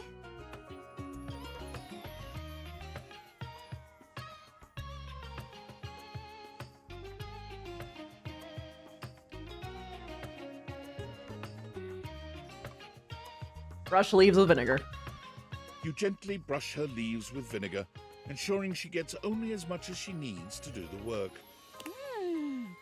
I've never had a massage, but if I ever get one, I hope it feels as good as this. Ah, good soil. What a unique and distinctive smell that is. Yep. Even if it doesn't get rid of the bugs, I feel a heck of a lot cleaner. I think I feel it working. Oh boy, I hope I feel it working. Fingers crossed. Hey, thanks for your help. Whether or not this finally does the trick, it's been really nice to have an ally. You got it. Don't forget to come back and check on me. Who knows? I might just be real by then. Sure, honey. Hey.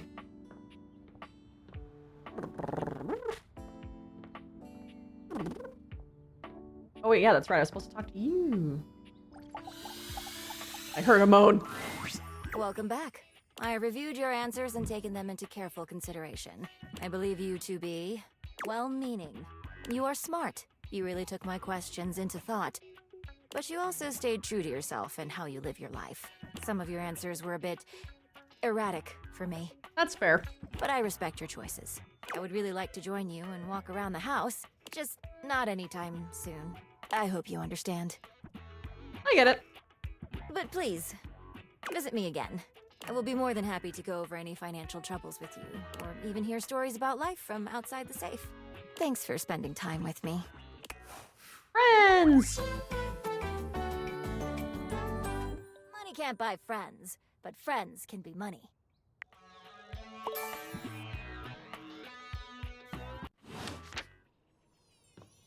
You found old art?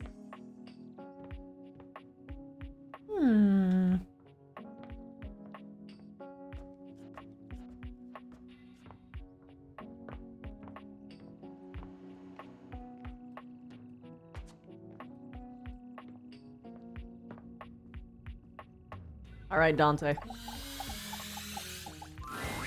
The fiery figure that stands before you nearly defies description. He's fire given form, but despite the hot air that radiates from him, there's something decidedly chill about his entire being. Dante! Hey, what up, hot stuff? It's about time we sparked up a conversation. I'm Dante, the fireplace. Dante! Mm-hmm. He's just Dante. He's Sure, just straight up met, Dante! but you can think of me as an old flame. Do I know you? Of course. The hearth is the heart of the home. I seen what you're doing. I know, his hair, it's perfect. I also love that he's got the fucking beanie that's just also a piece of wood. If you know what he looks like in real life, that's like actually what he does. Kinda get me fired up too. I like the sound of that. Nah, not like that, you little freaky deaky indoor dork. Fired up to teach. And you need my help. You bet I do. Uh-huh. You got as much game as an abandoned Toys R Us. But it's all good, because I've been waiting for the perfect student. All right. Student. Yup. If you really want to up the ante in this love hunt, You need to work on your pickup lines. Pickup skills. Yup. It's not always gonna be so easy as firing up those specs and talking someone's ear off. Be it love, friendship, or hatred. The sizzling art of the pickup is all you need. I'm the master, and you're the perfect human to pass the torch to. You really think I'm worthy? Hell yeah. Just look at you. You're the exact right amount of smooth and rough around the edges. Like a piece of firewood. Full of potential.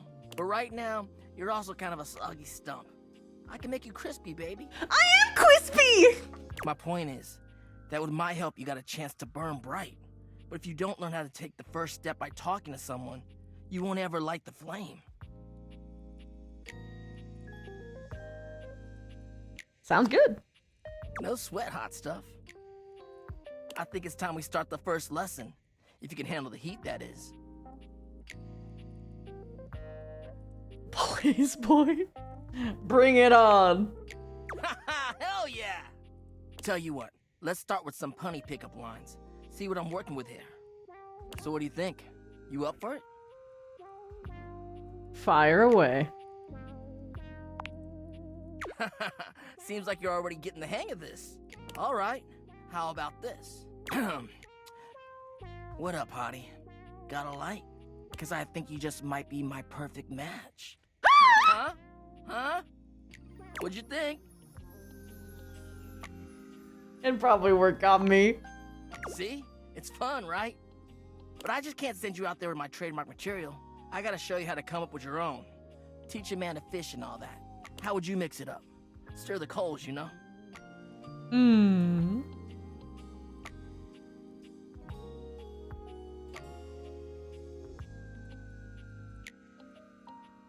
You have to change the punchline. Because if you change the opener, then the punchline won't work. Okay. So what would you change it to? Got a light? Because you're smoldering. Yeah! Yeah! Not too bad. Kind of fun, kind of sexy. I like it. Thanks. I mean, hey, it was decent, but truth be told, even though I said I liked them, pickup lines aren't always the best way to somebody's heart. You see, that was all a trick question. Or a lesson, I guess. I was just trying to show you that pickup lines can be corny and fun, but not always the perfect opener.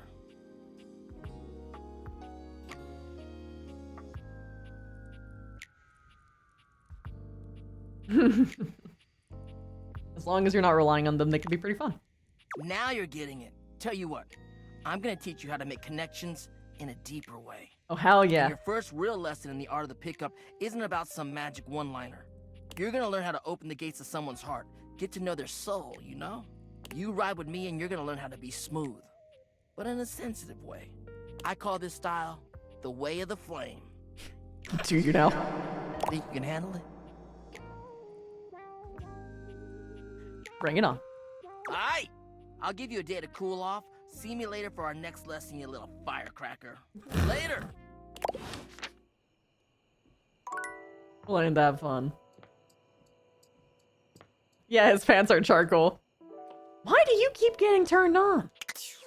Chill. That said, talk to me, garbage boy. Oh, it's you.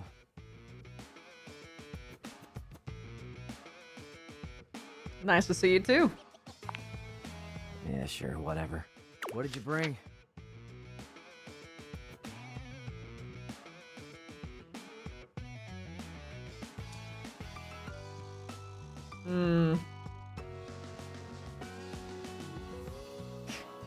I'm trying to have a good conversation, but that's a two-person sport. Hell. Now who's salty? Wait, you like that? It's more fun than walking on eggshells around a kiss ass, I'll tell you that. Not that I've ever been good at walking on eggshells. I break shit. I can see that about you. So, aside from your sparkling conversation, what do you got?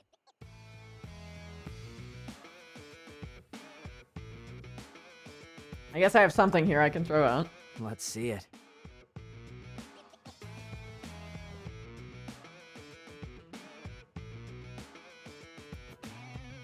I found a ball with... I'm not sure what it is, but it's sticky. Oh, bro. Very promising. Give me some details.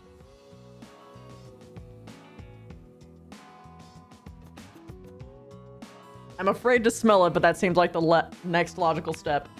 Yeah, good place to start. Don't get your nose too close, though. Sometimes this stuff can be pungent.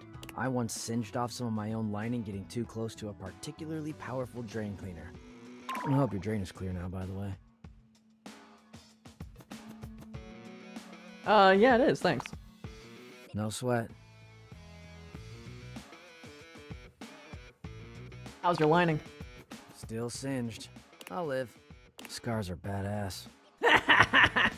Can't argue. Way more badass than living in all this useless garbage, if I'm honest. Useless garbage. Oh, no. Hey, look. I'm not a huge fan of that kind of talk. Really? It's... I don't know. Demeaning or whatever. No biggie. Just find another way of speaking. It's not like there's a shortage of words in the world. Aw, man, I'm sorry. I didn't mean it. Yeah, well, it's cool. Just a note for the future. It's alright.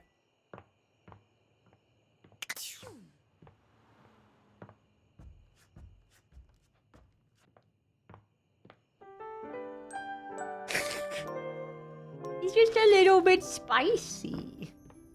It's fine. Hi, you.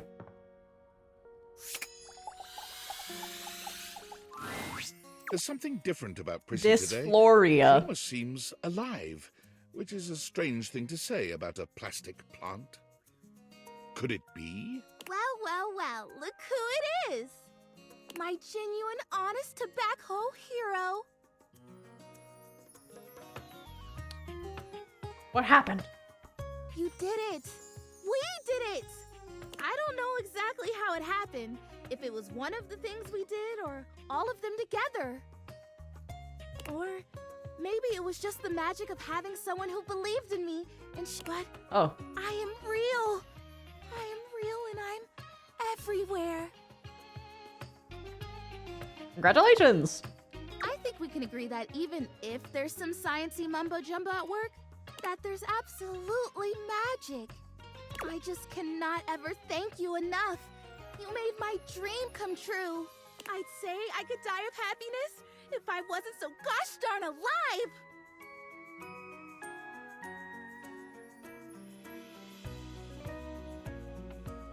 I'm so happy for you. You look so beautiful. And I feel beautiful too. I can't even express to you what this feels like. It feels like something has been missing for so long. And now it's home. I'm complete. Everything is all right. And now... Yippee! Thank you for believing. Papa! I have love. Just when I thought my life couldn't possibly get any better, I have love. You know, it's funny. I guess part of me always thought that if I ever found love, it would be a big, splashy thing. I mean, obviously in my fantasies before, I was a real plan. But there was always something else that made it really special. Like what? Oh, I don't know. Like fireworks maybe, or like a big party, or maybe an orchestra playing and everyone dancing and laughing. But now I'm here, and I'm real, and I have that thing I've always wanted. And it is enough. Because I love me. It turns out to Wait, be nightclub, that's probably right. and simple. Just the realization that I love me. I guess I always did. I just didn't know it. So you loving me isn't a great big thing. It's the right thing. It makes sense, and I wouldn't want it any other way. Well, good, because I'm staying right here. Better. Gosh, can you imagine if we finally got to say I love you to each other and you just up and boogied? That would be a buffoon move, darling. Don't be a buffoon. In fact, You better kiss me before either of us has any more silly ideas. Maybe later. Oh my god. It's the only safe solution. Oh my god, she actually is a fucking... Wait, we made her real?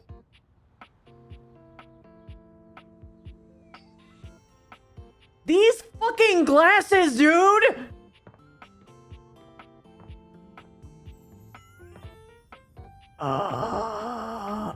All of the fucking plastic plants in the home are now real plants.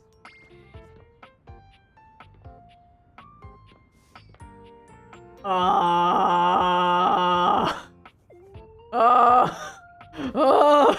the fuck?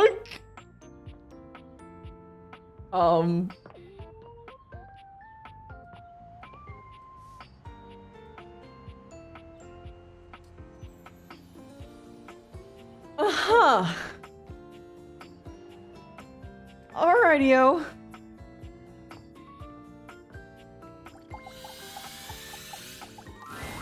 Well, well, well. The enigmatic Ember returns for another lesson. You ready? Mm-hmm. What's it? I'm so stoked. Nice. We're gonna stick with getting to know you, but it's time for Yeah, she's every plant. As you might know, ice sucks. The microwave we have already romanced, and their name is Luke Dukem. So we gotta break it. First off, what's the worst way to get someone's attention?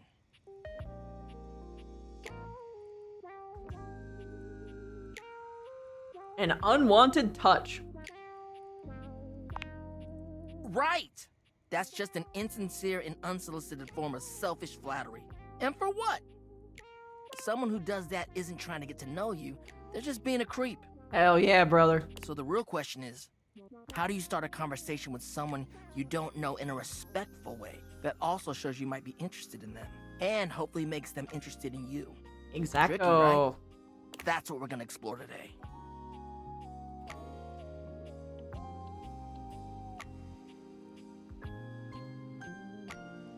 You're really passionate about this stuff, this kind of stuff, You huh? ain't lying.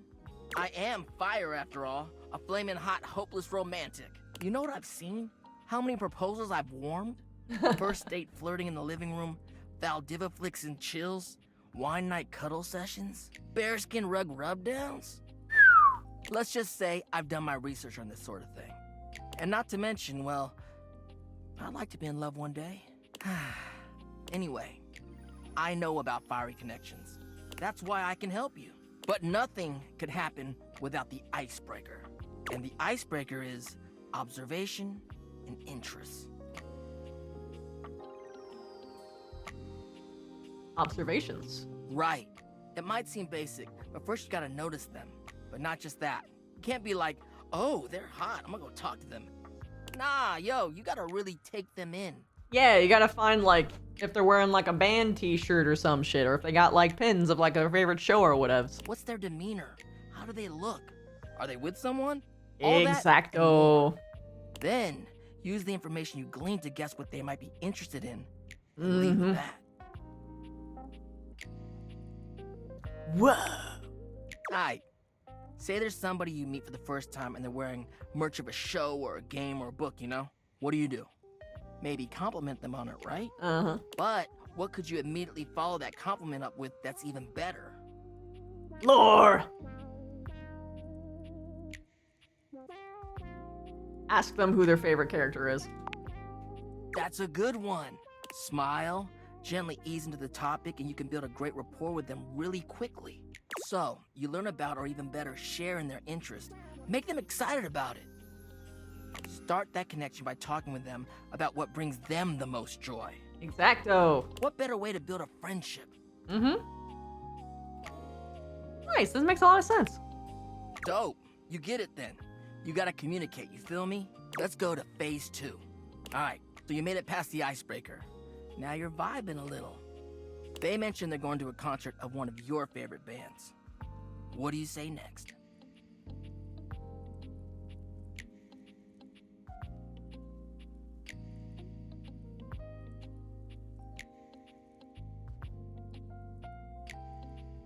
You going with any friends?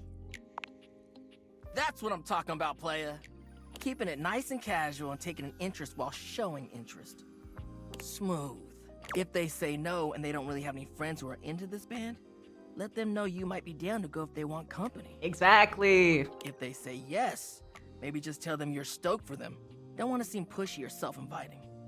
Get to know them before getting too personal. You know, build up to it.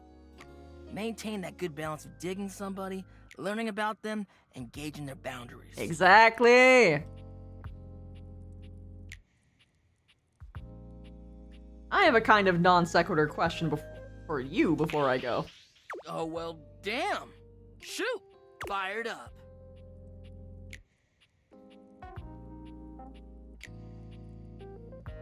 What aspect of love do you think is most important in life? Well, it's about actually making sure you build a friendship with a prospective partner. Uh-huh. Fucking yes! Humans are out here getting into situationships they don't even think about actually accepting their partner for who they are. Uh-huh. Like, no. You ain't gonna change a person to your whims just because you think they're hot and want them. Uh-huh. You don't get to change how they are to suit you. Exactly. Don't try to just make something into something they aren't. Yeah. Yeah. You need to be able to be vulnerable with your partner. Even though your attraction is often what leads us to talk to someone for the first time, it only goes so far. If you want a long-lasting relationship that is sexy and mutually fulfilling, it's about the personal trust you build with them based off your mutual friendship. That, to me, is the most important thing. Thanks for speaking from the heart, Dante. You mean hearth. Thanks for the chat. I'll see you at the next lesson, huh? Yeah, I have done the paintings. That's a guy named, well, this is Memoria because it's a memory, but there's also art. So yes. I have. Hello. Thanks for coming back. The case continues. Okay, who should we talk to next? Let's see what Wallace has heard. All right, when you get in touch, I'll meet you there.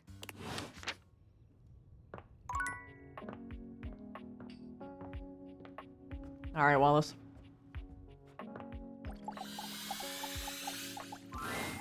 All right, Wallace. Have you heard anything about a counterfeit item in the house?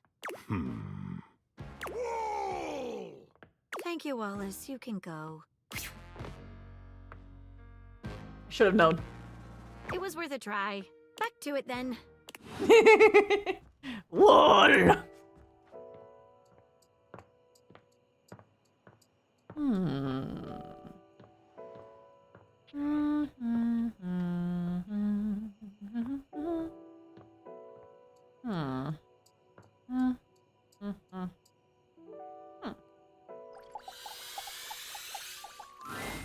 The game console turns on. Team 17. Sassy Chap Games. Moon Surgeons. This has to be the most immersive video game you've ever played. Cute! Your in-game companion is an absolute stunner, but she doesn't leave you much time to take in the sight of her. She waves you forward, looking around as though she expects an attack to come at any moment. You're here. I didn't think you'd make it back. Oh. Which way do you want to go? Bring very forward. Do you think we've met or something? Of course we've met. We're in the middle of a huge battle for Regolith on Colony 16. Yeah, let's battle! Oh, had me scared for a second, Yael. Oh, you just equipped my Zauer rifle, which means that you're thinking of unloading a whole lot of Zaker charges on these Scroufs out here. What are we gonna do? We're gonna unload a whole lot of Zacher charges. Bizork! Eat Zaker, worm! 88 charges later, that's a whole lot of Scrouf carcasses. Nice haul. That ought to teach Celine and her goons. We're near the compound of the Upholders. They'll have Assassin class Upholders, as well as Surveillance class.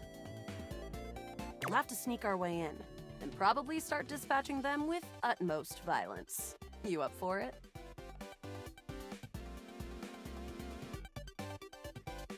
Let's go. We got the right equipment. You're right. I'll put on my +5 shadow suit. It'll help us get through the sensors in there. Upholder tech is nasty. I found an entrance on the dark side. Should be an easy way in if we just follow the marker on the map. Seems like this person and Luke Dukem would actually do pretty well together. Sound good. Following. After a short walk, you find yourself standing in front of a bullet-ridden metal door, way out in the middle of the cold, grey landscape. This is the entrance I've never seen anyone use. With my chalk picking skills, we'll have this open in no time.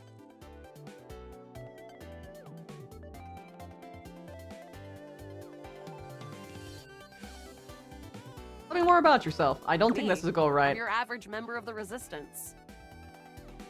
Maybe above average. We fight against the Upholders who are determined to do everything in their power to druck everything up here on my homeworld. Druck.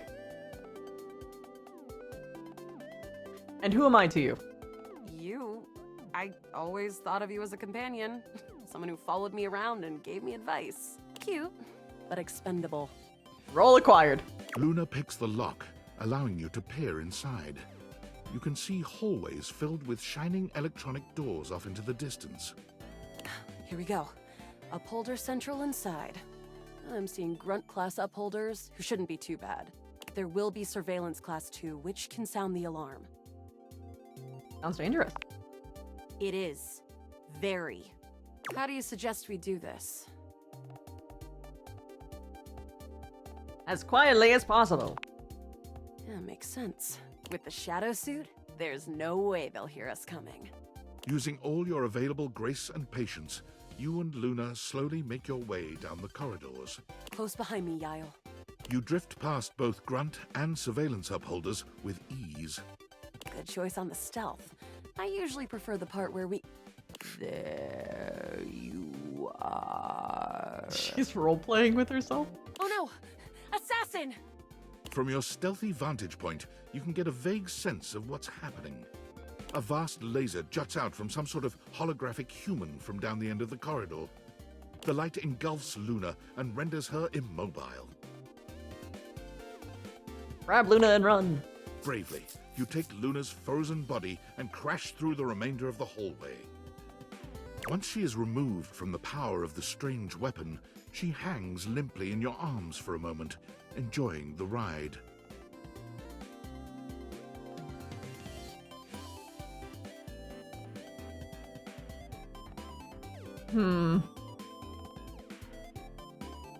Give her a wink and a smile. Oh, guess I don't have to whisper anymore. You run further through the maze-like compound and finally make it to an empty office. Craw. We lost a lot of gear there in the tryst of battle, but at least we still have enough health to get us through to the end. We're getting close. You wanna press on, or should we take a crafting break? What's crafting?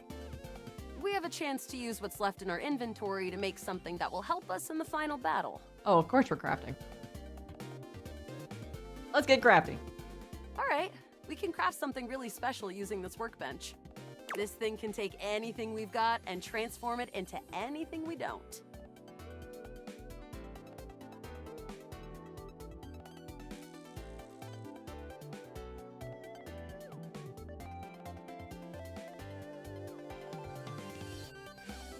What do we have in our inventory? Not much. We got zonked by that last encounter pretty hard. 1 globule, 1 wood, and 1 scrouf skin. What can we make with that? We'll have to find out. Okay, let's get started with... The scrouf skin. Got it. And then? 1 globule. Got it. And then? 1 wood. Got it. And then? That's it. All right. I don't think that's gonna give us anything we really need, unfortunately. But there's no reason to lose hope.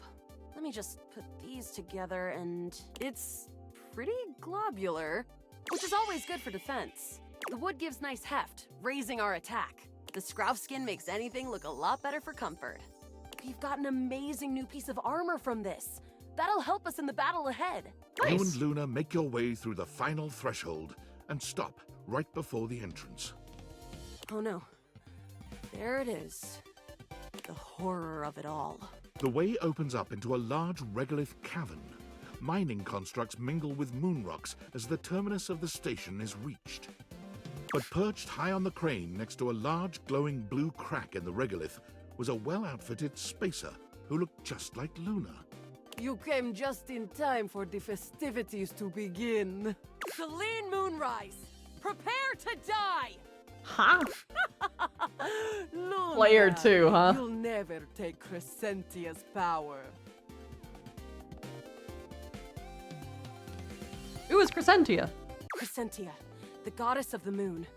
We found her in 2066, and next year she'll be destroyed, leaving us free to harvest. The glowing crack seems to swell. Charge, bitch! The blue deposit of moonrock erupts, and from the crack, a monstrous creature bursts forth. Crescentia, go! She's playing every single thing.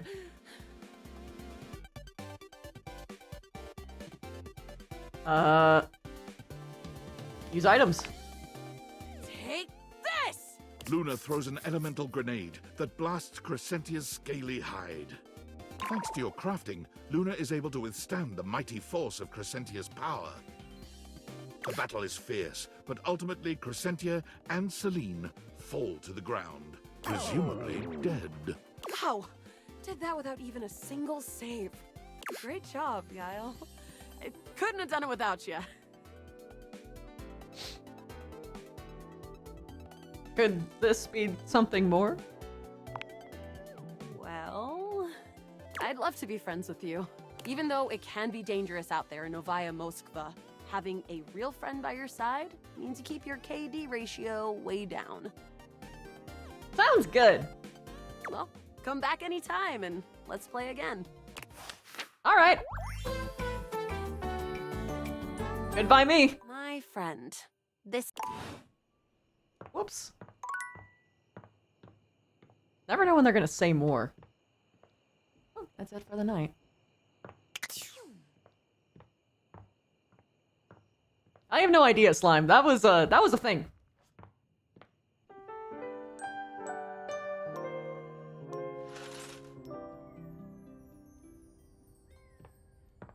Bruno jars.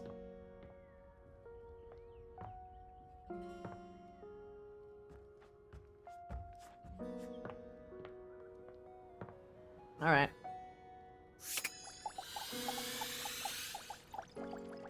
Excuse me. What do you know? The little pickup embryo is back for an Embryo. I hope you're ready for some more complex pickup strats. Or ice breaking. What else could there be? No way. We're about to up the difficulty level. Last Alright. time we worked on what do you do if you have mutual interests like a show or a band. But what about if you don't have a ton in common right away? How do you get to know them then? What do Alright. we talk about? Interest and...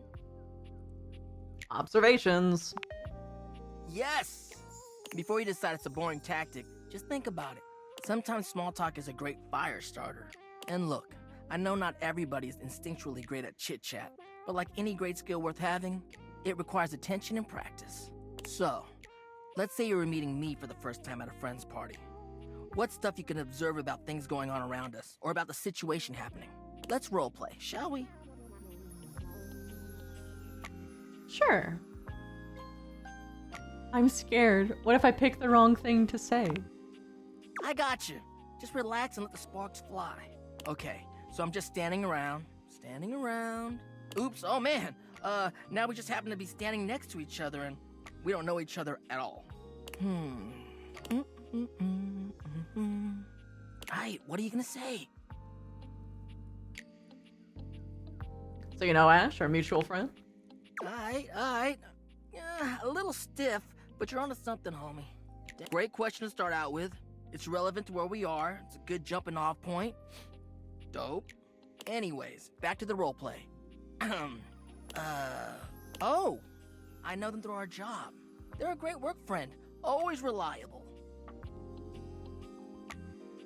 You can rely on me.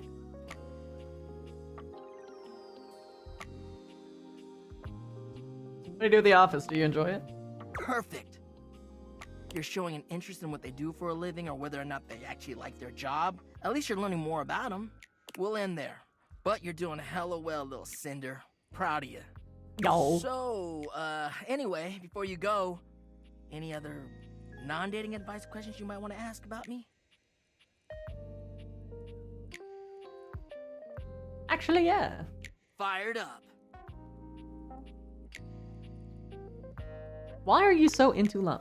I mean, who wouldn't want that warm, fuzzy feeling you get in your chest, you know? I want to be able to show humans that keeping someone warm physically is alright, but emotionally, that shit slaps. I hear you, brother. There's just something about being vulnerable and willing to devote everything to someone else. That's why I love love. It's actually really sweet. That's what love does, baby. Makes you do sweet things and cheesy things too, for real. I guess that's why I like it so much. It's kind of like a fire. You can keep it controlled, but sometimes it just goes wild. And I like it both ways. Anyways, later. What a cutie. Okay.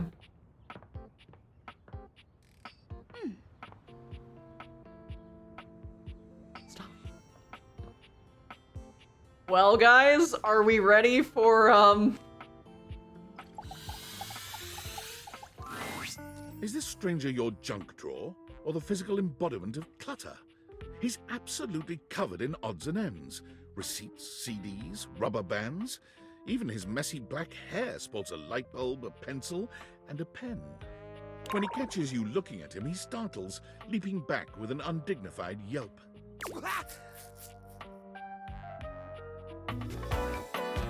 The drawers as a shirt is great. Whoa, Nelly! Whoa, Wolf! Cheese and crackers, you startled me. Hang on! My content aware is going off. Jerry has some mental health concerns that some players might find illegal that's without, fine. or you want to skip it? That's fine. Carry on, then. Hey, next time you open a guy, knock or something first, huh? I'm not used to so much light. Besides, sudden jerky movements like that risk disorganizing my collection. Your collection. Oh, yes. Of course. Sorry. Been a while since I've had a guest. Welcome to Jerry's Junk Drawer, the finest collection of curated treasures in all of the house. Feast your eyes upon knickknacks and gewgaws from parts unknown. Oh boy. A moth threw out when I opened you. Oh, that's just Silky. He's my assistant. Okay, actually, amazing. Or at least he's supposed to be. That's his job on paper anyways, but he spends most of his time chewing holes in our sock department. That's fine though. If I'm being honest, I prefer doing most of the organization myself. So, what do you think? Sorry, but I'm not sure what kind of collection this is exactly. Why, it's a collection of lost things. Each one forgotten by the world. Each one a story. This button, for instance. Perhaps it was left behind as a clue from one lover to another. A modern-day Cinderella slipper. Take me with you, it says, and know that once you find the collar that matches this tragic button, you have found your love again. Very romantic. And this mysterious strip of papyrus. A skeleton? Perhaps a missive from an ancient land. Perhaps a treasure map. Oh, the wonders we could glean if only we could decipher these symbols of black and white bars. Definitely a shopping receipt. Oh, I was supposed to file that as a tax write-off last year. Don't worry, I did. Or I will, once I get around to it. Are you really okay living like this? What are you insinuating? It's pretty cramped in here. How will your guests appreciate your collection? I curate for a specific demographic that happens to enjoy the limited space. They don't mind. Do you get a lot of other guests? Do I get a lot of guests? Do I get a lot of guests? Of course I do. Bugs count as guests, right? Not really. Oh, you mean the other objects. I get them in here all the time. Like who? Well, there's that Celia. She's a very well-to-do socialite, and she happens to be very interested in the collection. In fact, every time she comes by, she asks me, when will this junk be gone already? I assume she's worried about the collection moving venues before she gets to see it. Uh-huh. She's probably just nervous about coming inside. Maybe she's nervous about how cramped it is. Listen, you, Oh, what's the use? It's true! Nobody visits me but the moths! I thought that it was going to say nobody has visited me in months. So my brain was like, wait, what? Huh? What am I doing wrong? I just don't get it! I love to entertain! So long as guests don't touch a single thing. How if it's everywhere? Maybe it's time to get rid of some of this stuff. You mean throw it away? Recycle it a little. Turn it into something new. How do you mean? If these objects are special to you and you haven't been able to use them for repairs... ... Now I'm scared. Upcycle them into something that doesn't take up as much space. Upcycle them? You mean like an art piece? Yeah. Well, I suppose the collection could use a centerpiece. Something eye-catching to bring in more visitors. Which is to say a single-digit number of visitors. Which is to say another visitor besides you and the roaches. I wouldn't even know where to start. I mean, what am I supposed to do? Just smash objects together at random? I can't imagine Pierre the paperclip and Claude the so old he's gray and unusable now eraser getting along. They're so different.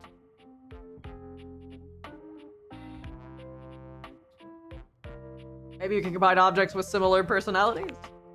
I guess that could work. To be honest, whenever I look at anything in the collection, it's like I see its entire past laid out in front of me. That's one of the reasons it's so hard to give things up, you know? Every object has a memory, and that memory is like a part of my body. They all have their own vibes and textures and feelings. Mixing them together is hard. They've all got such strong individual identities. Maybe I can help you group them together. I suppose an outside perspective. Honestly, yeah, Delta. I'll gather some items that could make a suitable sculpture. He does so, then claps his hands together. Okay, sculpture. Phew. Here we go. First things first, we need some kind of foundation. I think I've got just the thing for this. It's a flat, circular piece of wood that fell off the fence out back. You always said you'd repair it someday, but I think both of us knew that was a lie. Yeah. I've got a pile of other objects here. Your job will be to pick one of my objects we'll pair together. It's a long shot, but maybe we can scrungle something together. Let me tell you about Rudolph, the wooden square. When Rudolph first came to me, I had a habit of tapping on him. We would while away the hours together, tapping away to a rhythmic beat. Sometimes the best fun looks like boredom. Rudolph always tries its best, even when he's down on his luck. He might not always be the tool you need at the moment, but he's always there to support you. Very reliable. Now, which of these would pair well with Rudolph?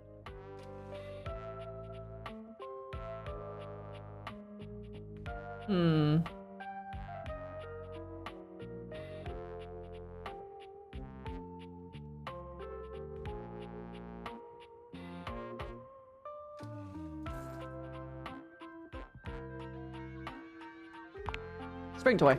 You mean Arnie? Oh, no. Darn it. Arnie's a total flake. I mean, we keep him around because he's a part of the collection and he says he'll get back to work someday, but I think we all know that's not gonna happen. We can't pair Rudolph with Arnie. He's a leech. Arnie would take advantage of Rudolph's kind nature forever. No, I'm sorry, but that's no good at all. Now, which of these would pair well with Rudolph? The parasol. Lorena, huh? That's not such a bad idea, actually. She might have a few holes in her, but she's always been useful in a storm. Very reliable, just like Rudolph. It's sad to see them both past their prime, but I think they could find solace in each other's company. This is different than autism, but he does have, like, some traits of it, yeah. Here, I'll glue them together. There. Now we've got a base for the rest of the sculpture. We need something to give it body. Something eye-catching. Something that pops without throwing the whole piece out of whack. I think hoarding has, like, a very specific mental thing tied to it. What do you think? It's not specifically, yeah, it's its own thing. Yeah.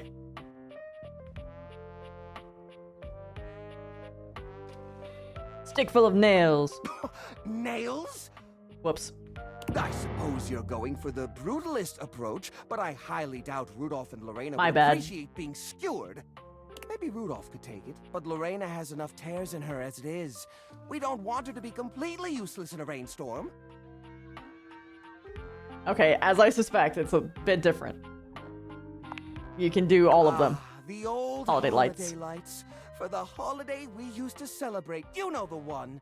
These guys were real champs before exactly one of their 50 bulbs burnt out, rendering the entire string useless. You gotta love Siri circuits.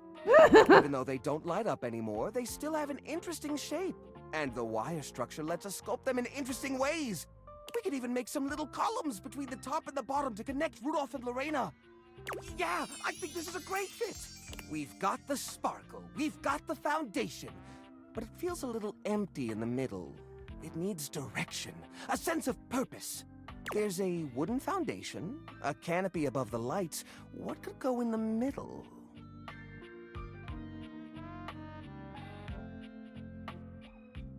Oh my god. Little plastic figures. The little army man? I suppose that could work. The shape of the sculpture does remind me a bit of a gazebo. Or maybe... a carousel! We only have one or two old horse figurines, but if I take the other plastic fellers, melt them down and reshape them a bit, yes, I could probably make new horses! Jerry does so. It takes him quite a bit of time, but he manages to use You an know what? old There you go. matchbook and some tinfoil Good. to melt the figures into a mold. There you go. By the end of the process, the figures have transformed into a series Hi, of Gail. horses with multicolored manes, thanks to their disparate pieces. That looks great. That looks really great. These poor figurines forgotten and collecting dust, reshaped into something beautiful. Rudolph and Lorena working together to give them a stage. It really is the essence of upcycled beauty. I have to say, this is very striking. It pays homage to the origin of these objects while giving them a new sense of purpose. It's actually pretty cute. Great work. Here, let's display this on top of the desk so everyone knows about the great collection inside. Look at that. What a beaut. You know what? I think I'm inspired.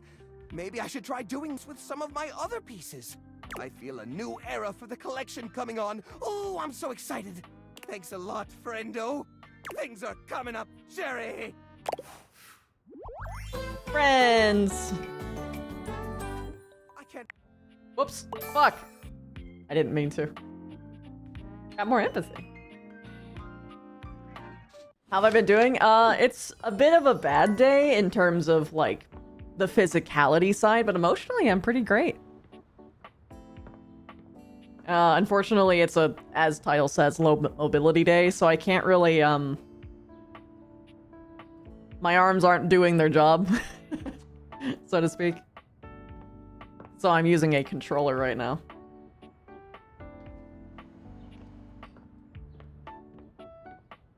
Raising my hands to my keyboard was a little bit too much effort, too much energy.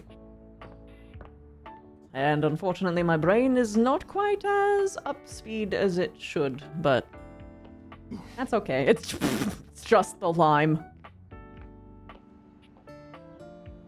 Hello. Hey, cool kid. Good to see you again. How's things? Again, I'm not going to be taking any suggestions. Especially from someone who very clearly knows everything about every character, Delta. Freddy! Hey, look, there's Luke, the microwave. Freddy's greeting is cut short by a very, very loud visitor. He turns to face him. Yes? I've dealt with a lot of totally nutso crook in my day. The kind of sick, depraved crook that makes your blood boil for reasons not even related to radiation. But this? What you're up to? May the immortals have mercy on your degenerate soul. Is it because they're opposites? Yes, thank you, Gale. Or analogous soul-like spirit goop. Whoa, chill, my friend. Friend? Nah, son. A friend is someone who'll suck the swarmer venom straight out of your bare ass and has to do it again with a smile. That's the literal definition of friendship according to the official Baron's Wordopedia. I know, I wrote it. We ain't friends. What's wrong? This heinous pile of swarmer excrement wants me to nuke cake? Oh, that's a trick I got from... Trick? Sticking a gamma worm up your nose and pulling it out of your ear is a trick. Oh. Great trick, actually. I mean, how do they even do that? But what you're talking about is a sin. The Holy Doctrine says so. I should know. I wrote that one too. I'm prolific, son. It's only 20 seconds. Exactly. You can't spare 20 tiny seconds? You think this is about time? This is about an affront to all that is sacred. I may be feral and a power crank junkie, but I ain't no animal. Well, maybe I am an animal, but I definitely ain't a snitch. You hear me? I thought you were here to help make food the best it can be. I got a lot of missions I need to attend to. Missions that really matter. So you want cool kid to eat dry cake, especially when you could help them? What if it's so dry they start to choke? Life is a relentless onslaught of endless peril with no sure outcome. Sure, you could choke on dry cake. Or the terror hordes of Silax could pluck out your eyeballs for barbecue. You want to ruin delicious cake? You do it on your own. I'm just doing what I'm supposed to do. So am I. And if you ask me to nuke cake again, I'ma make sure your cake gets cooked, Swarmer style. That's when rough. It's still ice cold in the center. Swarmer's got terrible taste. Don't mess with me, Freddy. Why? Am I on thin ice? I ain't even gonna dignify that with a response. Mostly because banter is considered blasphemous according to the Holy Doctrine. May the immortals forgive your transgressions and may you survive long enough to see the error of your ways. Oh my gaskets, that guy is such a hothead. He needs an ice pack and a deep breath. Thanks for having my back. That was pretty cool of you. Luke means well. He just seems more into his own bizarre stuff. You shouldn't have gotten mad at your brilliant suggestion. You thought it was brilliant? Trying to warm this chilly boy up, aren't you? Maybe. Wow, it might be working. I'm gonna make sure Luke is okay. Maybe slide a few ice cubes across his head. You want anything to nosh on? I'd never say no to Nosh. Been saving a piece of chocolate just for you. Oh. You know, the sweet for the sweet. You're too kind. I try. Okay, let me work my magic with Luke. See you around soon. He's such a chill dude. I love him.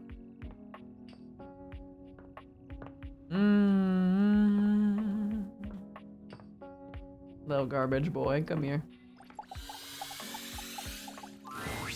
Oh, you. Hey. Hi. Looks like we're finally on the same page. What do you got?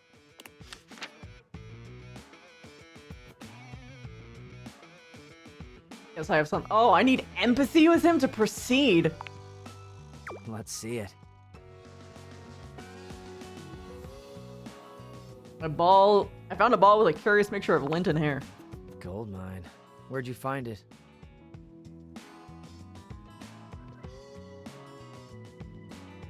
Found a bathroom corner behind the toilet. Weird shit back there, man. Yeah, those get good. Somehow the stuff under there gets huge. It's like it's sucking on radiation or something. Yeah, apocalypse lint balls. Exactly. I actually once had one I could ride for a while. That was cool. Yeah, sounds cool. It was awesome. Had to be careful, but pretty easy to get feet and hands and stuff tangled up in there. But anything that's not brand new is gonna have some associated weirdness. Glad to hear you're a lint cowboy for a while. What do you mean by that?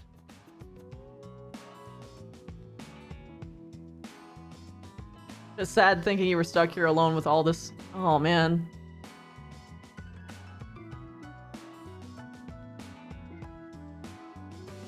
All of these are bad. Smelly waste? I've already told you this once. Why am I having to say it again? Man! I don't like that kind of talk. I'm a fairly easygoing can. Don't think I'm asking for a lot. Damn it. We're gonna get hate. I don't get it. I'm seriously warning you now. Choose your words carefully.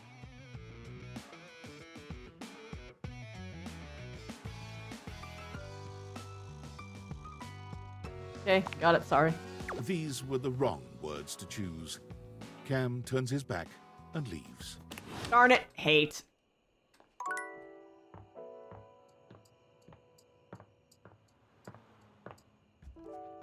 Mm-hmm.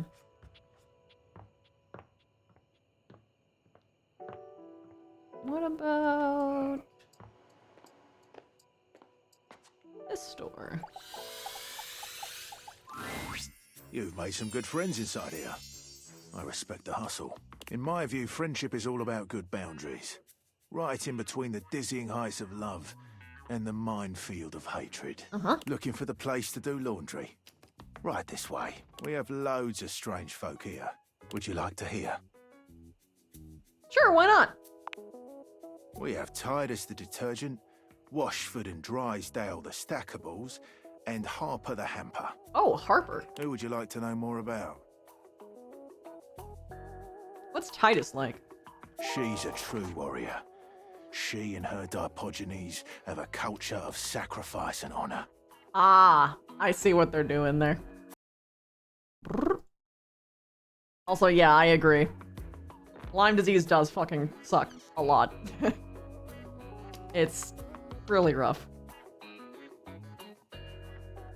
If you're interested in getting to know her, a word of advice. Don't eat the pods. Thanks. Don't Had it at 16? the pods. How many stages did you get to? I What would hope you like not to know more late. about? I hope you didn't get any of the late ones if you were that young. Sucks worse than a broken vacuum. Yeah. Early? Oh, well that's good. I'm glad. I wasn't so lucky. Unfortunately, my situation got so bad that I was hospitalized. So, I hit stage 3 and then some. Something about the stackables. Drysdale and Washford. They sit atop each other and practically do everything this place of washing needs. It's no joke getting it that young, though, because that can really, really mess you up. Drysdale, he's full of himself. Washford, he's also full of himself. They're perfect for each other. Who would you like to know more about? It's a pleasure to see. No, I meant to do the other one. Basically, food-like systems and the bullseye bite, yeah. I found the bullseye bite in the shower, the day before I went in the hospital, I literally got it diagnosed and everything. I'm like, oh, well, okay, so can I get medicine for it? And they're like, well, unfortunately, all of the clinics are closed, so there's no medicine that we can give you right now. I was like, oh, okay. So I can get it in the morning, right? And they were like, yeah. And then I was admitted to the hospital immediately that night. Couldn't breathe, full body, like, pain, couldn't chew anything from nerve pain. Yeah. You got meds? Yeah, I have meds too, but it's, I have to take them for a minimum of 3 months, unfortunately. All right, I talked to everyone.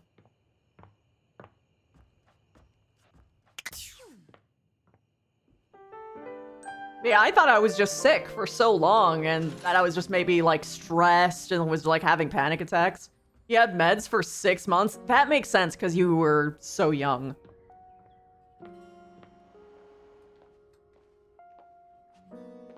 Hopefully I'll be done after the 3, but it really depends on if I get hit with the chronic stuff.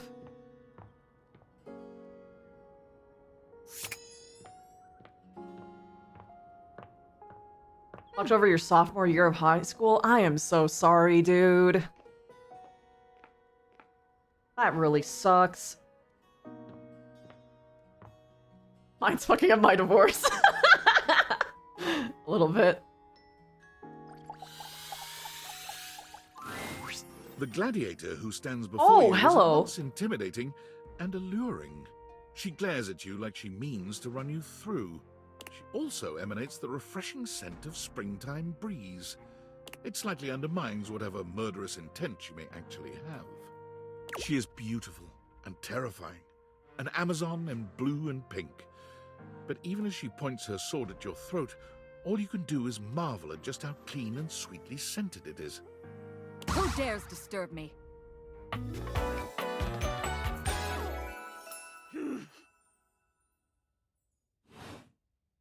You? Ha! Name yourself! By all the pods in the firmament, I swear. If thou hast disturbed me for any reason less worthy than the red memory of battle, I shall leave you sopped, dirty. Hey. I shall leave you as you present. I just wanted to meet you. Meet me. You, civilian, you wanted to meet me. Yes. I am in the pitch of battle. My pods rampage, sacrificing themselves to be reborn yet again. And you have pulled me here because you wanted to meet me. I confess to you, civilian, I am in a state of indecision. I cannot decide if I hate you, or if I am impressed by your fortitude.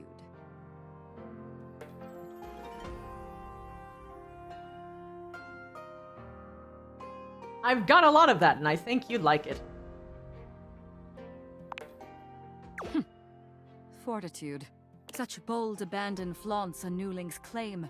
For converse, strange at altar side untold. Lots of haikus! You're not hated, despite thy impish impertinence. Perhaps there is something about you. But now is not the time. My occupation, my profession calls me back. For passion's sake I fly. For passion's sake I am not pulled again. Yo, Tree Scratch! Thank you so much for the 45 Tree months! Scratch just subscribed. Uni Wiggly, Uni Wiggly. Uni Wiggly, indeed. Come to me only when the hurly-burly is done, to win or loss. Come before, and even thy puckishness shall not save thee.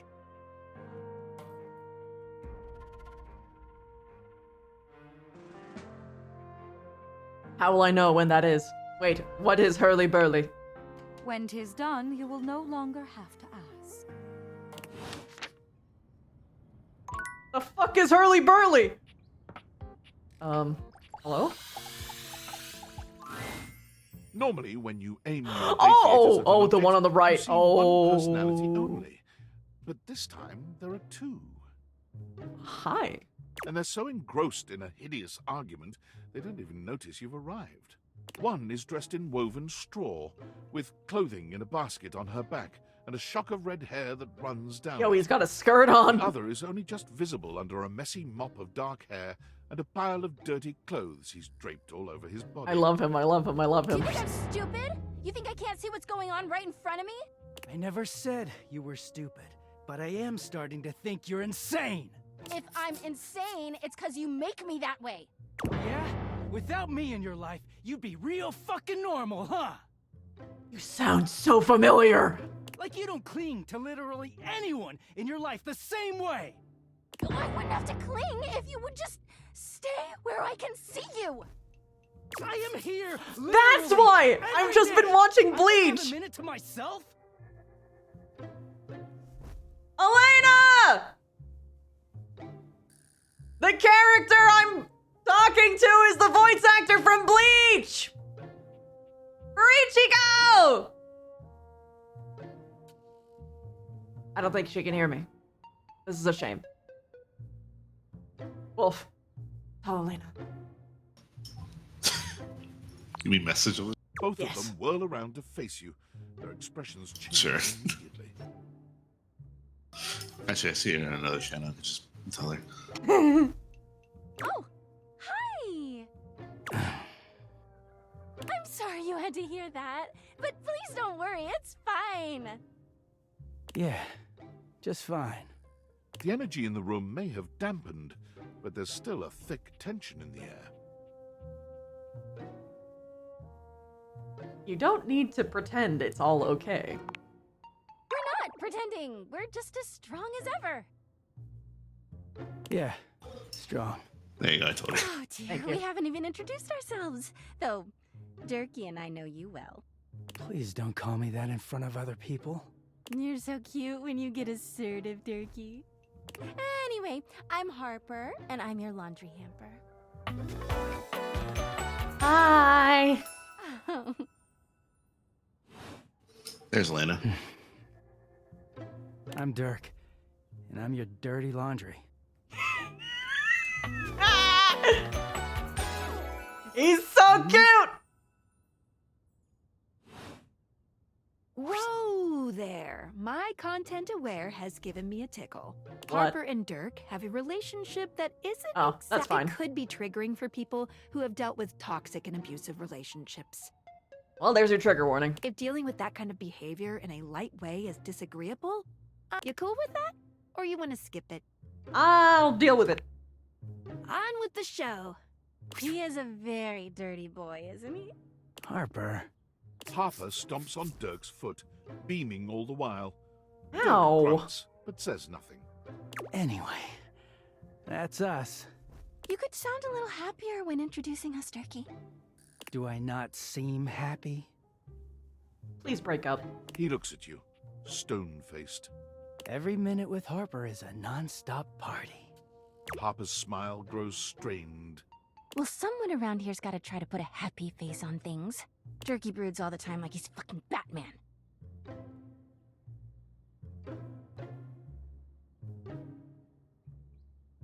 Christ.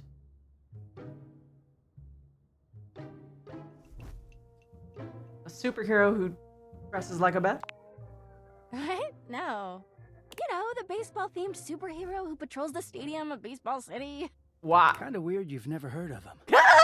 Don't be rude, Durkee. I'm not. It's just surprising. Not everybody keeps their nose in a comic book like you do. Well, not everybody needs the level of escapism I do. Oof. Oof. There's an awkward silence, and then... You know, because they're not dating the laundry hamper equivalent of a bamboo finger trap. Just break up. Harper is silent for a very long time, but you can feel another argument coming. Just as she opens her mouth, you speak first. It's been a pleasure. You too, honey. Come see us again sometime. The look in Dirk's eyes seems a bit desperate, as if he's silently pleading with you to return. I got you. You can hear Harper and Dirk's raised voices long after you leave the room.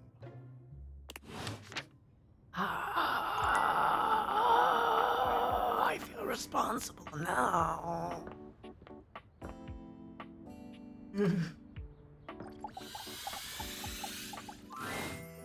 My love. Oh, you're the same guy. Hi! There is, you know, the most amazing rush of air in my chest each time I behold you now. Of course I've returned to be spoken to like this. What can I say? You inspire me. You are like breathing freedom.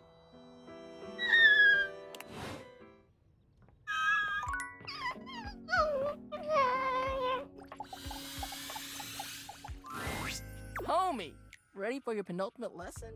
Uh-huh. Yes, sir. Sick.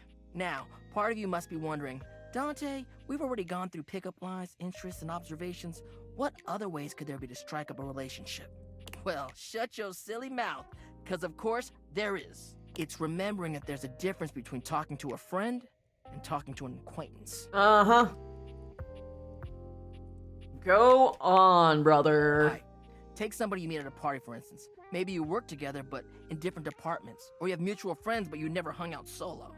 Heck, maybe you even chatted before, have each other's socials and chat now and then, but you've only ever had a few interactions. Yup. Does that make you friends? No. Whew. Alright, good. That's good that you know that.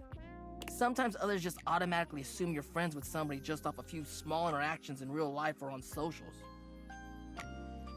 Tell me about it. The parasocial paradox is real. Uh-huh. Like, wanting to make friends is totally fine, right? But damn, nowadays there's objects that have whole dependencies on others who barely even know them. Kinda makes you think. Yeah. Anyway, let's move on to the next part of the lesson. So, this begs the question, how do you go from being an acquaintance to friend, or maybe even beyond, to romance? Well, if you follow the way of the flame, it's all about investing in someone to understand them on a deeper level. Sure, you may have broken the ice, but that's just the tip of the iceberg. I'm gonna teach you how to melt that sucker down. I'm ready, Sensei. Alright, another hypothetical situation. Let's say this acquaintance is a mutual friend, he's like in your hobby group or whatever. You happen to have a meeting and you want to be closer friends with them. So you sit near them. A topic comes up that you don't have much knowledge about, but they're extremely passionate about it. What do you do?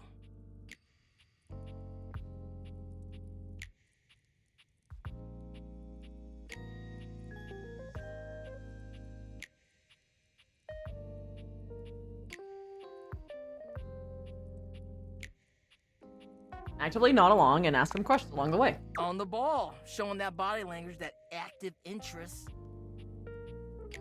Being as that friend was the only word we were given as kids, go make friends, we're all friends here, aren't we? Yeah, I know, right? Yeah. You may not understand everything about what they like, but you want to learn more because you're interested in what they have to say. And by extension, them.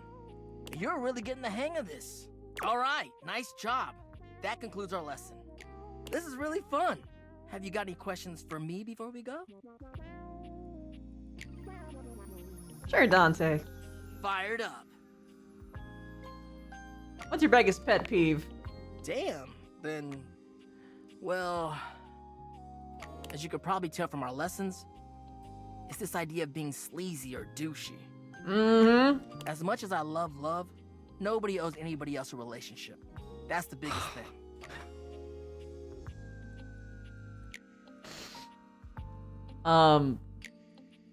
Yeah. They don't, huh? I told you all about my brief roommate, right? He's not here anymore. But there was this little shit stain who tried to say that because he saved me from my ex that, you know, he was deserving of a romantic relationship with me, and a monogamous one at that, and it's just You can say all the right things to somebody, but it means nothing unless you actually get to know them. Yeah, and he leveraged the financial stability thing. It fucking happened a second time right away. Yep. You know, the funny thing was that he walked out on his own and he thought that it would guilt me enough into, like, begging him to come back, and he was very wrong. But then, you know, he responded by contacting my blood family and trying to make them convinced that I should date him and have them try and convince me that... Which is just... Apparently people like this exist, and it baffles me. It's the real jerks that don't bother with that and say whatever they can to get what they want. So, Also, yeah, random side note, that's my biggest pet Dante's peeve, I voice is guess. so fucking recognizable. Oh yeah, no, you can't get away from it. It's a nice mental fantasy nightclub.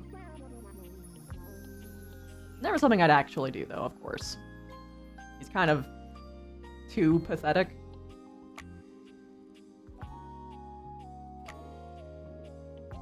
I don't think that even hurting him would be worth the consequence of touching him.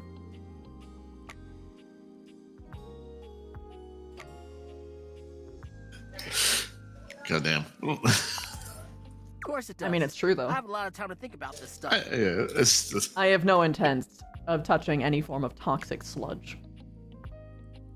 Peace out, homie.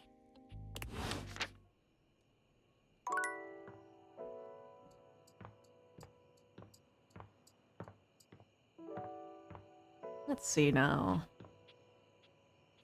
That's a very funny quote, Chuck. Like in the words of Chris filming, nothing makes you feel like a bedwetter than when the boyfriend consults the family before he consulted her. Ooh. Oh. Hello. Did I talk to you today? It's Terry time! Or rather, Jerry time. If it isn't my partner in crime. Check it out. I'm working on a new piece right now.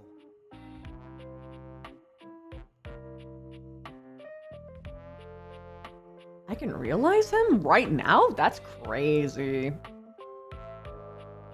Looking good, Jared. No, couldn't have done it without your help. Maybe I should show some of these to Art. You watch as Jerry tinkers on his new piece, which turns into many more. Wait, is this a junk drawer? Works. Yeah, he's a junk drawer. He's a hoarder. The junk drawer in the desk.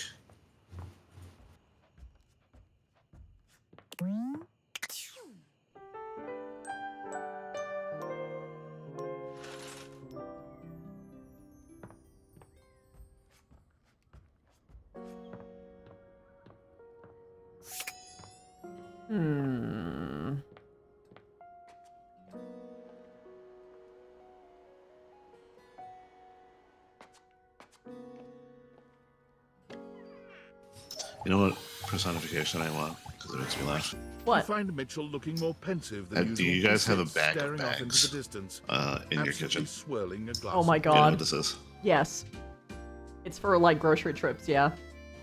Yeah, you basically have bags of bags for in case you need like just a plastic bag, so you just take the free ones from the grocery store. Oh, I have that too. I use them for, like, garbage, like mini garbage, garbage stuff. I thought you were Yeah, talking about garbage like liners. grocery bags for. Well, okay, so like the environmentally friendly grocery bags is what I meant. No, I'm talking. Oh, that's a different thing. I'm talking about plastic, like the plastic bags that you Yeah, can yeah, you just yeah. have like a pile of them. Storage. Yes, Yeah. I want that character. The bag of bags. He notices you when you approach, and you catch a glint of something in his eyes. Bonsoir, mon ami, mon chéri. Sometimes I get so wrapped up in what I'm doing that I forget the most essential things. Mon chéri, I like the sound of that. Yes, well, you've been on my mind. I wanted to ask your opinion about something. Anything. Do you think there is a connection between food and Oh, love? fuck yes. Specifically, do you think that by eating with another, delighting in delicacies, Yes. It's called breaking bread for a reason. appreciating the ambiance of a fine establishment, engaging in pleasant conversation and the elegant dance of table manners, can these things make love? They are themselves acts of love. An act of love. Do you mean to say that love is created by what we do? Yes. This is a beautiful sentiment, and one that goes straight to my heart. Do return soon, yet I must say I am eagerly awaiting our next rendezvous.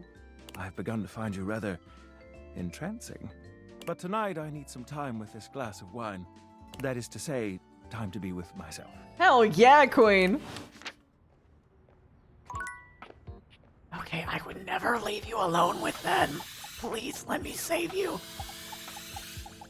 Oh shit! Once again, it is who Harper I and think Dirk it is. are going at it when you walk up on them. This time, Dirk is the one shouting. You need to let go of this stupid Chappie thing. I'm not him, and I never will be. Oh. Don't you dare say his name. You could never be him. I envy him, to tell you the truth. He finally escaped from you. Harper is stunned into silence, her lower lip quivering for a moment before she points a finger at the door and screams. Get out! Get out and go do whatever it is you do when you're living your double fucking life! I can't wait to get out of here and not hear your shrill-ass voice! That's what I do when I'm away from you, by the way. I just enjoy the goddamn silence! Go enjoy your goddamn silence then, you fucking asshole! I will! Dirk stomps away from Harper, stopping for a moment to look at you. He puts a hand on your shoulder, leaning in but still speaking loudly enough for Harper to hear. Please don't drag me in. Get away while you can, buddy. Don't let her get her claws into you. Trust me on that. He walks away, flinching as Harper lets out a frustrated scream. The moment he's gone, Harper exhales, turning on a bright smile. Oh, he flinched. I'm so sorry you had to hear that. Turkey just gets so grumpy sometimes. Maybe there's one object in this house I actually will burn.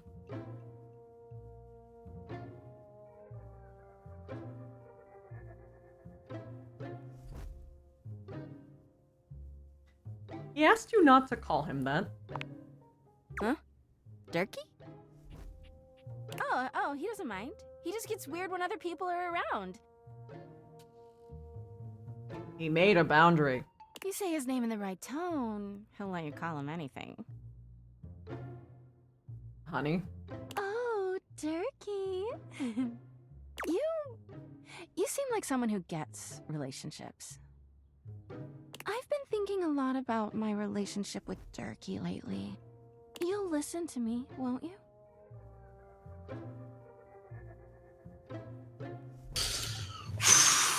Harper beams at you, as if you'd agreed to listen. Oh, you're the worst kind of person. Oh, good. This way.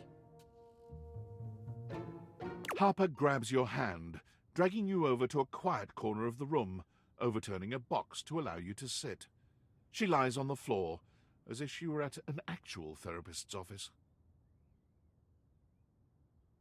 It all started a few years ago. A lot of things come through this laundry room, you know? You forget a lot of stuff in your pockets, sometimes you find it, sometimes you don't. And this time, you'd forgotten chapstick in your pocket. God, what a stick of chapstick he was. His name was Chappie, and he had the softest lips you can imagine. We spent weeks together. It was a real whirlwind romance. He started talking engagement towards the end, hoping maybe you'd forget a ring-shaped object in your pocket one of these days.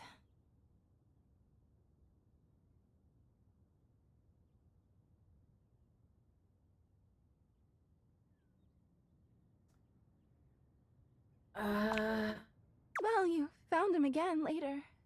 But I'm jumping ahead. Chappie had crawled back into the pocket of one of your pants. He liked the dark. It made him feel safe. Harper sniffles, growing silent for a moment. When she speaks, her voice is filled with emotion. Oh, he got in the washer and he just got emptied. And then you washed him. Washford and Drysdale brought him back to me. I'll never forget it. He was... he was melted. She lets out a sob. He wasn't the same after that. I tried to keep things going. Harper turns to you, sadness and anger in her eyes. But you threw him away!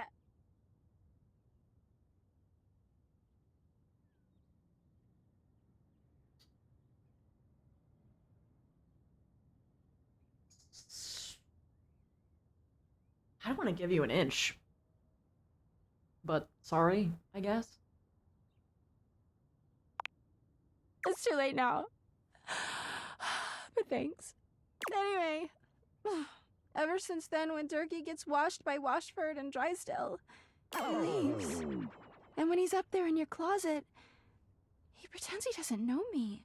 I've gone to see him so many times. I've cried and screamed and practically kicked his door down.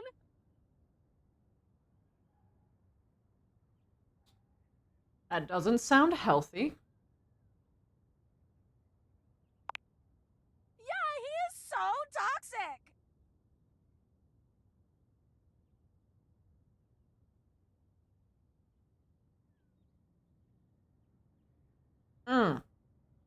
I know that Durkee is cheating when he's up there. He calls himself Clarence and acts like he's so cool and above everybody else. Tell the truth, Durkee! I know you and those Hanks are getting it whenever you're up there. And he's got a stream of objects coming in and out of that closet. I know it!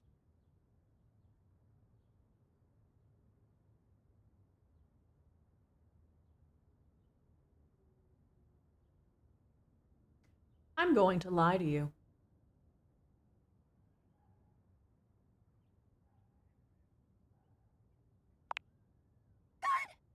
Everyone's always like, oh, how do you know, Harper? How are you so sure? She taps her temple. Hamper's intuition, honey. I know how nasty he is. I know he can't go that long without getting some. Then leave him. Anyway, I've been thinking a lot about our relationship lately. Obviously, I've done nothing wrong and never have.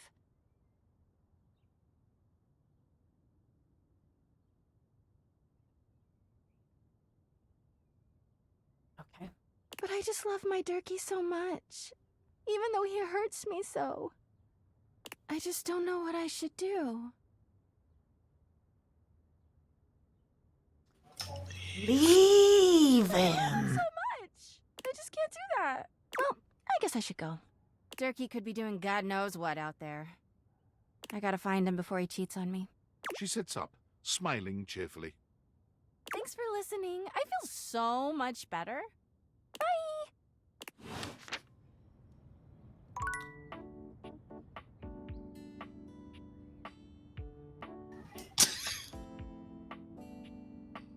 If heartburn were a person, she'd be a heart attack.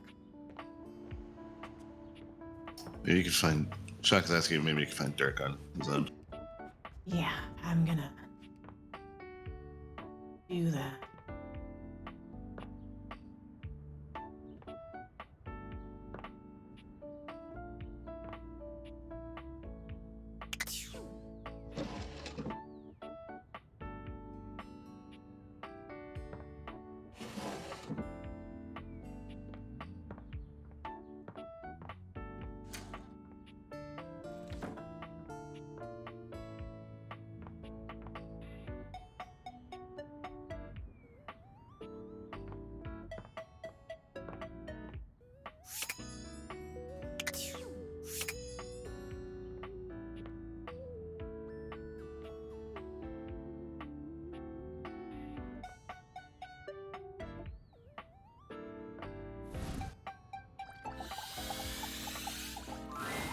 Ah, you've caught me at a strange time. There are normally clothes in here, but they're currently tied up in the laundry room. Okay, I'll have to check it out. I have very little of interest to speak of otherwise.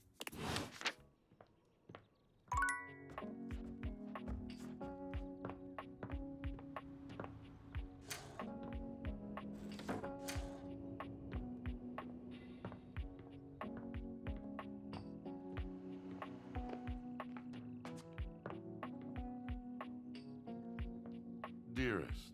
Allow me to wash away your cares. Magnificent. I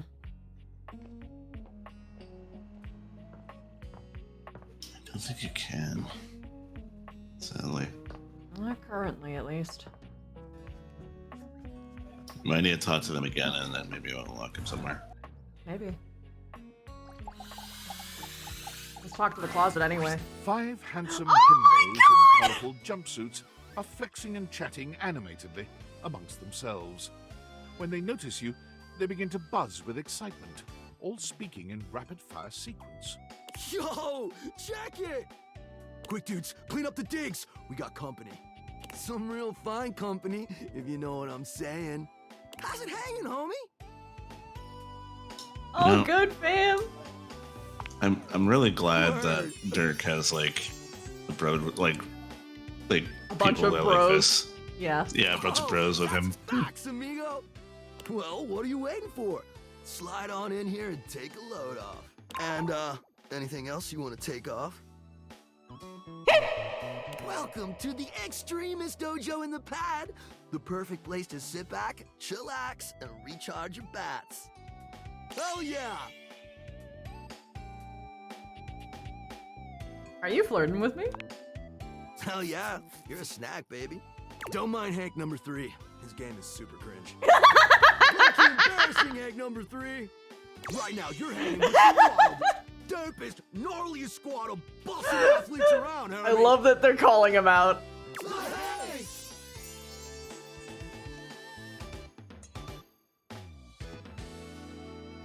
I mean, you're all named Hank? Yeah. Hell yeah. We're the Hank! It's just a polycule. Oh my god. They are a polycule. Okay, got it, but how do I tell you apart? Numbers are kick-ass! The Hanks all stand in formation, each of them striking a unique pose as they introduce themselves. You get the distinct feeling they do this often. I'm Hank number 1. I'm Hank number 2. I'm Hank number 3. I'm Hank number 4. And I'm Hank number 5. We're the Hanks! Which Hank do you guys like? I'm digging 5 and 2. 3 is also pretty good. Brought to you by Red Bull. Okay, never mind, Hank number 5. Okay, well that explains it. One.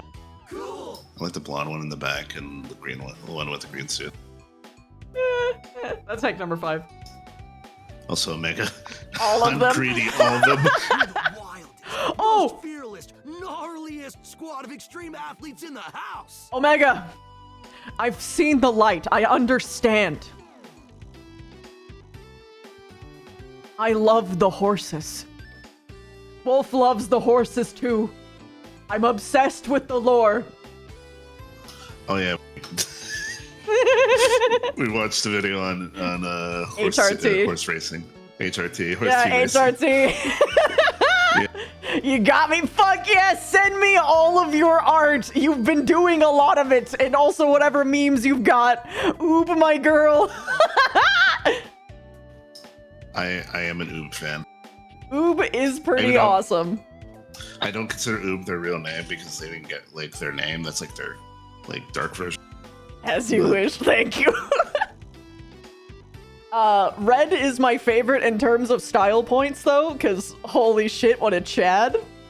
Of course you bet it on Pink Shack. Always bet it on pink. You got very disappointed that they don't. If it's not apples, they don't care.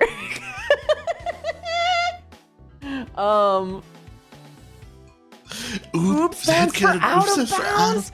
Oh, that's so good, actually. Big fan of comely material morning. I'm gonna be honest. I was huge fan of Yellow for a good while. I don't remember their name.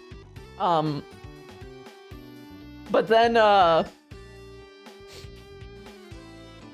Knifemare came into my life, and I love them. Their name is so fucking cool, and I love how scrunkly they are. Legitimately, she was, when we watched the video and they brought up Knifemare, she was like, oh, never mind, this is mine. Yeah. Oob, though, is bae. Oob is bae. Oob. We base jump. We lava board. We cheese roll.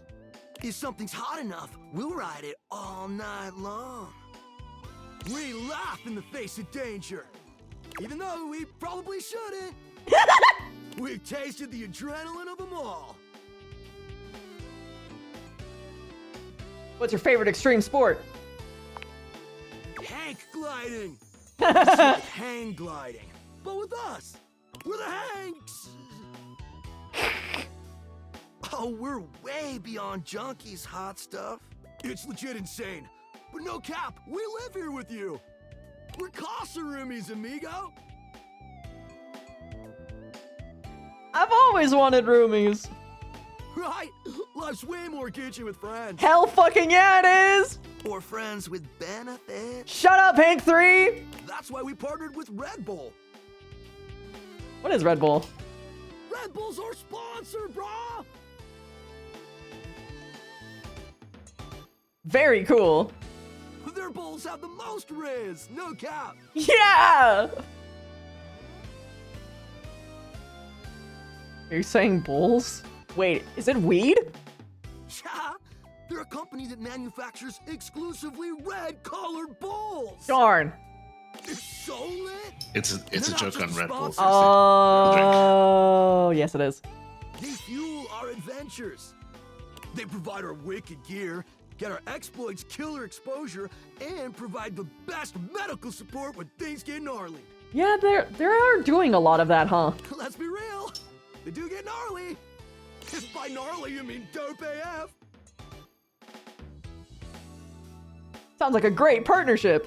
Through every stunt, they've always got our backs. We high-key love it all, homie. You're like a hive mind.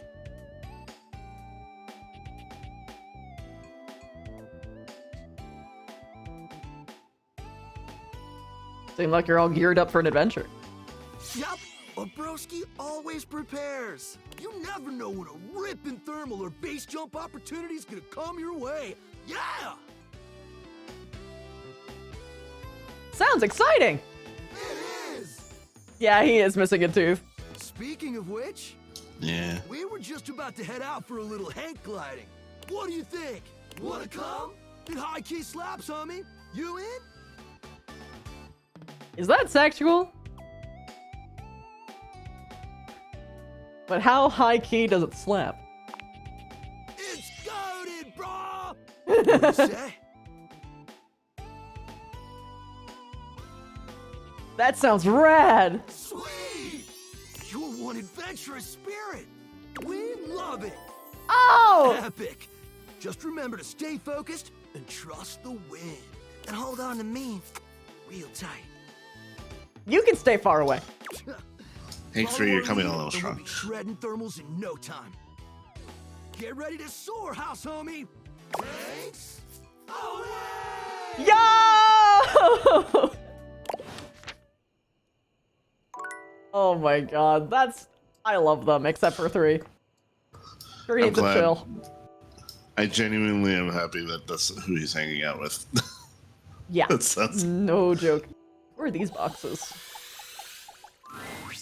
All right, Oh, you, my right. intrepid teammate. Let's do this. Who is this old? I suppose it's time to tell you. We have completed the first part, the quest The of hook the helmets, yeah. But the second part, that's the one that hits closest to home. I sold the chest is my rival. I sold a chest? An old chest? The part of boxes that are used to conceal, confiscate, and wrongfully withhold. I guess you could say she's my evil twin. Okay.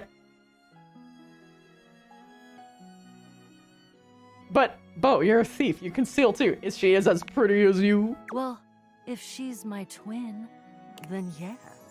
But I tend to think uprightness lends a certain glow. Isolda has been keeping something underneath this house. Huh? Something I must bring out to light. It is my destiny. The rat trap?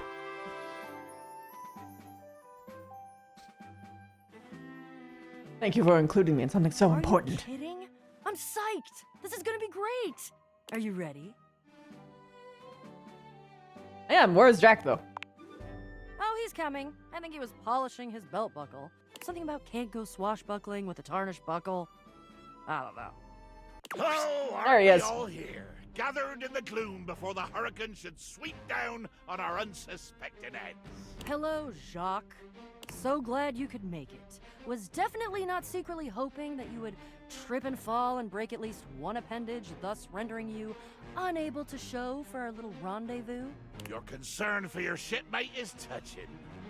More fool you. There's nothing that would have kept me from being here. Oh, and nothing would have kept you from needing me. Uh-huh. If I hadn't shown up, no sword. No sword, no skullduggery beneath the floorboards. I hope it gnaws at your maggoty guts that as much as you hate me, you're actually glad to see me here. So I am. I do have a little surprise for you, though. They should kiss. Oh, what are you doing? Oh, trust me. This is gonna be worth it. Ha! Flap your sails all you want. We both know that I could still end you. Jacques, and of course our great houseologist, I introduce to you our fourth teammate. Meet Gaia, a resident globe, and an individual almost as well traveled and storied as myself. Yes! Yup, definitely well traveled. That's me. Let's go, Gaia! Don't ask me nothing. Hey, I thought you needed help getting no travelers.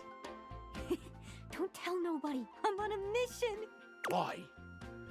Why? Give me a reason. It better be a good one, or I swear by the fingers I still have left, I will find a plank for you to walk. Why would you bring her? You need to know where you're going, chum. I like her. She's fun and positive and upbeat and curious and adventurous and just, well, she's swell, really is what it is. I have noticed all of those things. I hate all of those things. Gods, do you have any idea how much deep personal work I do to make myself spend this much time with you? Bo! The stream is Gaia? Oh, she's even worse than you. She's like you, but more. Now you two need to kiss. Anyway, I'll fix that stream for you. I want the magnifying glass to be a part of it.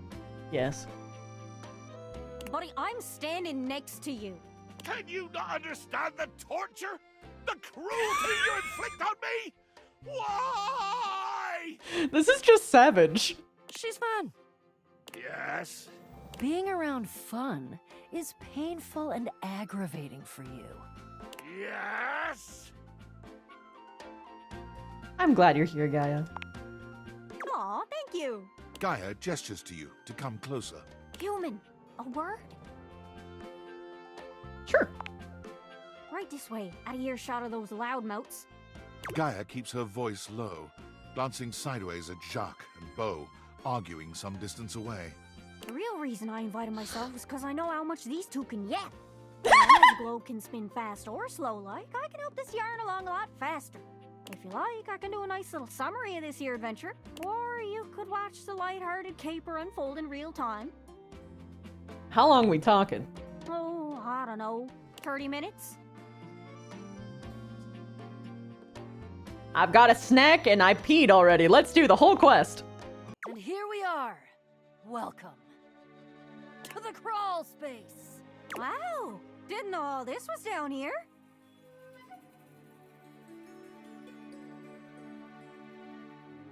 You know which way to be sold? Let's do some rescuing. Abso-freaking-lutely. According to my research, Isolda is holding her quarry about 2 clicks to the east of us. Clicks? What in the name of Poseidon is a click? Dolphins click, is that what you mean? Or are you perhaps trying to pretend like you're some super secret special operator who knows what the hell a click is and more offensively, uses it in conversation? Good lord. Fine, Jacques. What would you prefer me to say? What would make more sense for the average run-of-the-mill Joe, if that's how you want me to think of you? Just say leagues! Leagues and fathoms! At least then we normal nautical types can understand what the hell you're talking about. I'm going to kill you.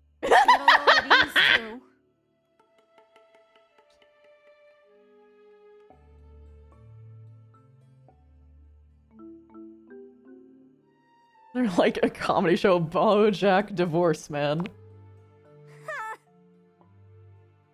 In any event, we're going that way. Ugh, I see you've gone for the most boring possible method of self-expression. That way. And we're walking, and we're not killing anyone because certain people hold the sword we need. Jacques, you brought the sword, right? Of course I did. I have it very well concealed in my greatcoat, in order to avoid having it, say, lost or stolen by an unscrupulous and quick-fingered teammate. Who shall remain nameless? Oh no, I'll name her. It's you! You are who Sorry. I'm talking about! I love him. As your teammates ask you, you can see a like dark shadow It's very scuttling past just ahead of you. I think something's moving ahead of us. Whoa. Weird. What is that? Dark, oval-shaped. Uh-oh.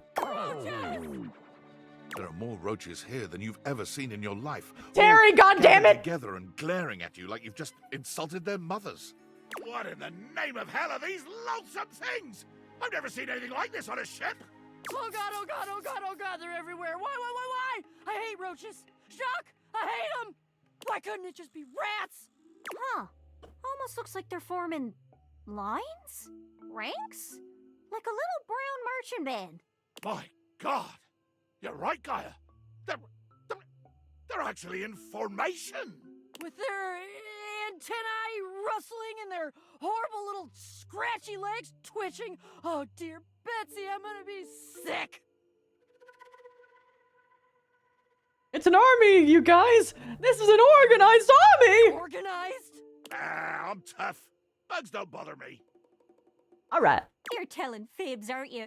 Of course, if we had my ship, well, we could just sail right over the top of them. We could plow through them like so much seaweed, so much battle detritus, so much swell and deep blue heave. Oh god, please don't say heave. If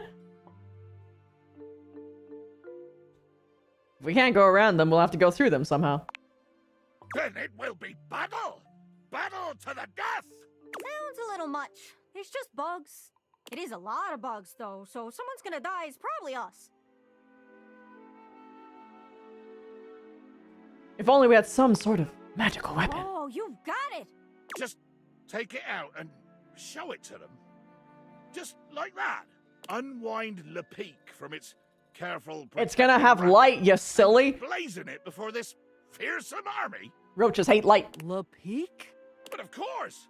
Every great sword in history has had a great name, and this one is no exception. Since it was mine, or at least entrusted to the sole care of my officers, I took it upon myself to name it. And I chose a Le Peak. What does it mean? That means to prick in French, but if you got le in front of it, it just means prick, like the noun. It's just penis! You, Jacques, sleaziest sleaze of the seven seas, named your glittery sword the prick? I did. And your death is imminent. Bo's death. All of you. Death, conceptually, is imminent. Gotcha. Reverently, I draw the rapid blade from its scabbard. Carefully, I unwind the bindings, slowly, inch by silken inch. You casting a spell there? He likes to narrate. It's true. One final turn of the narrator said The narrator's like, man, he's taking my job. La Peak. I think it's working. The roaches scatter before the power of Le Peak. Like, well, roaches scattering at the flip of a light switch. They're moving out of the way. They're actually clearing a path for us. Oh god, and we still have to get kind of close to them. Jacques, you go first. You go first, and you keep them back. You keep them, like, way over there and not near me, okay? I shall go first, and I shall bear this great sword ahead of me, like the beacon of intention and glory that I always knew it was, and nobody else knew, but I always knew, because I am Jacques. Well, well, well. He's got red hair. The stranger standing before you looks entirely too familiar. Whoa. Whoa. Who is... Doesn't she kind of look like... Look what the Blatodia dragged in. Oh. I'm Isolde. Shut up! A first-rate zinger. I guess we can call off any battle now, right? I mean, with missiles like Shut Up being hurled. Woo! Pull it off? No! No, no, no, no, no, no, no! Absolutely not! Battle! Battle, battle, battle, battle, battle, battle, battle! Or I'll hold my breath! Friends, this is Isolde Chest. I She's sold my the menacing alter chest. ego, and I must defeat her. I sold the chest. Defeat her? Why? Just because she's the shadow version of you? Yes! And no. Theoretically, I'm very intrigued. Engaging with your own shadow? Very, very interesting stuff. Just wondering where we're gonna land on the whole you kinda lied to us and tricked us and almost got us killed by an army of cockroaches thing? Oh, no worries. I've been through way worse gaslighting. It's true. Gaslighting? Wait. The first gas street lamp in America was installed in Baltimore, Maryland in 1817. So in order to have gone through gaslighting, either you're much older than you look or there's some kind of vernacular at work here that I don't understand. Ugh, I hate facts. Hate them. They just make my skin crawl. Now that's some useful intel. Gaslighting means misled, lied to. I know, because it's one of the tactics I sometimes use on my enemies. You mislead people? Duh. I do too. Goodness, my little pirate. Looks like we have more in common than we might have thought. Maybe you'd consider a teensy-weensy swap of allegiance? Not for all the gold or treasure or whatever it is you're hiding. I'm here for the battle. You are undeniably the most exciting opponent in the room, so that decides me. Wait, I thought you were committed and curious and, like, on my side because you believed in the quest. Belief? Committed? Curious? I have curiosity for blood and booze. Anything else is paint and plaster. Great! So, not the street lamp thing. Sorry you've been lied to so many times. Yeah, same. Enough jaw wagging. Let's cut through the packing tape and get down to business. Glad you're so ready to divulge your secrets and be brought to justice. Ha! I'll tell you proudly what I've done. The true treasure I have stolen and kept for myself. Who knows? It might even fetch a fine price on the open market once I'm done congratulating myself for the theft. I, thieftress extraordinaire, have wrangled and waylaid an actual goddess. What? Oh no. Oh yeah. A full-fledged, empowered, glorious, immortal being right here in my safe and wretched little manacles. Huh? Her name. Tell me her name. Ah, but Gaia, dear Earth, you already know. I have captured Rango Maiwenwa. No! Oh, great crates. Rango Maiwenwa? She's been here this whole time? How could you? She's the animating force of the earth itself. She's precious. She's sacred. Yeah, well, she's mine. That a real god? That's a real god, right? And there's not a damn thing any of you can do about it. You have to help us. What should we do?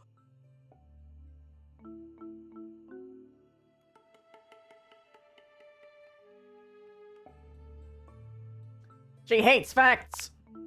Brilliant. Yes! Take this, you cursed coffer. Gaia begins to dance. A glorious dance of supreme athletic ability, all the while hurling the mundane, the inane, the factually accurate at Isolde like lead from a blunderbuss. Trivialize this creepy container! Isolde parries at first, taking some blows and deflecting most, but soon her endurance begins to flag. She becomes slower, more feral, stumbling and heaving her own punches into thin air as Gaia twirls a vortex of dirt and fact around her like a avenging halo. It's working. She's down. Finish her off. Gaia, breathless and flushed with victorious exertion, stops dancing and pins Isolde with a fiery glare. The Latin word for box is botchus. Isolde flings her arms to the sky and in a great burst of glitter and packing peanuts, unlocks completely. Gosh, I hope we haven't botched this.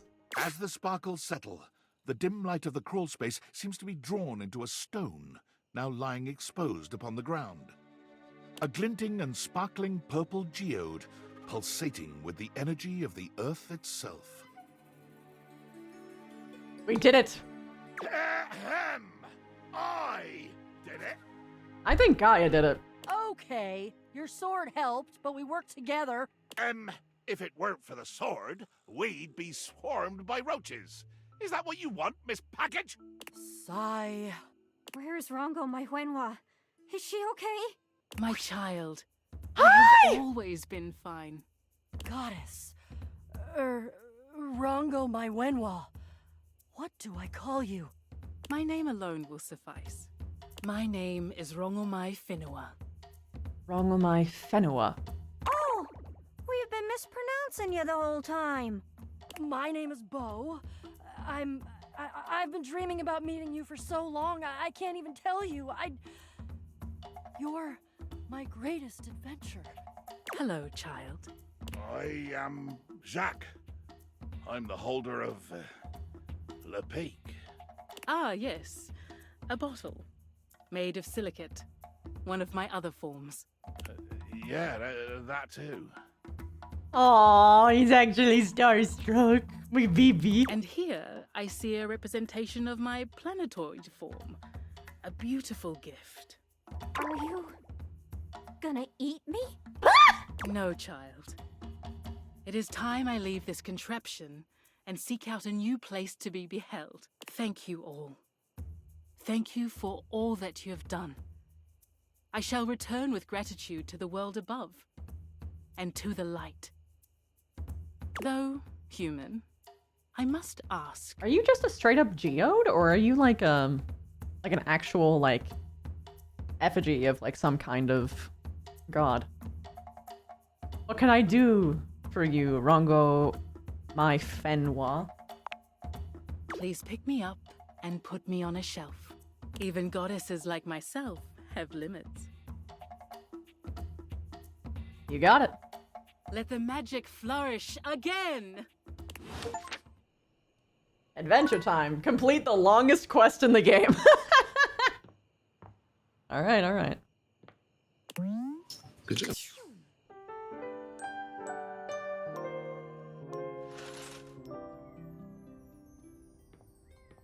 Alrighty then. I'm really worried.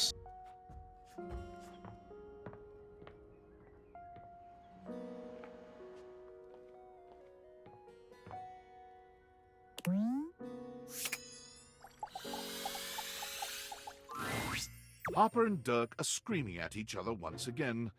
A sight and sound you're starting to get used to. No, I won't. Do you even hear yourself? Do you know what it does to me knowing you've been with other objects in this place? I was gonna mention this. But, yeah. Usually people who are hyper-paranoid of cheaters are actually cheaters themselves. So what? That was before we ever got together. Oh, okay, that's different. Oh, so you're saying it'd be totally fine with you if you had to fuck in a place where all my exes did?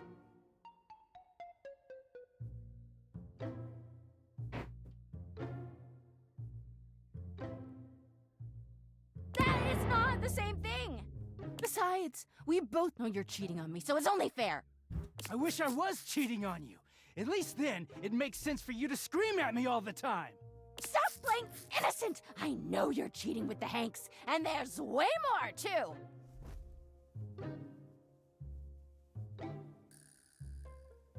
The Hanks aren't... Oh, God. Not, but hey, maybe I'll start! Those guys all have one brain cell to share between them, and they're still smarter than you! Yeah, I have to be stupid to be with a loser like you! You can't even see when you're insulting yourself, you bird-brained bamboo bozo! Ah, maybe I'll just get with the Hanks too. See how you like it. I'd love that! I could get a little peace for once! Harper lets out a scream, her hands clenched into fists. She looks as if she wants to say something, but her face crumples into a sob, and she leaves the room with a quavering wail. No, I'm with you on this one, dude. Dirk slams his fist against the wall, seething in silence. You really deserve better than this. Do I? I don't know sometimes. None of what she says is true. She lost one boyfriend once to shit that was outside my control. Nothing to do with me. She doesn't say it, but I was there when Chappie got washed. We weren't together back then, but I'm positive she blames me for it. What? Like I could have fucking done anything about it.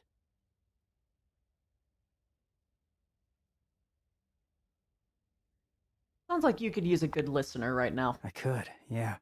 Dirk leans against the wall, folding his arms over his chest. I wish those two happiness and whatever, but I knew it wasn't gonna last forever. Nothing that goes through Harper stays with her. Eventually you come along and take things back to their rightful place. Or they go through the laundry, and with the exception of Monique, most never come back. But no, she acted like they were so in love and just built to last.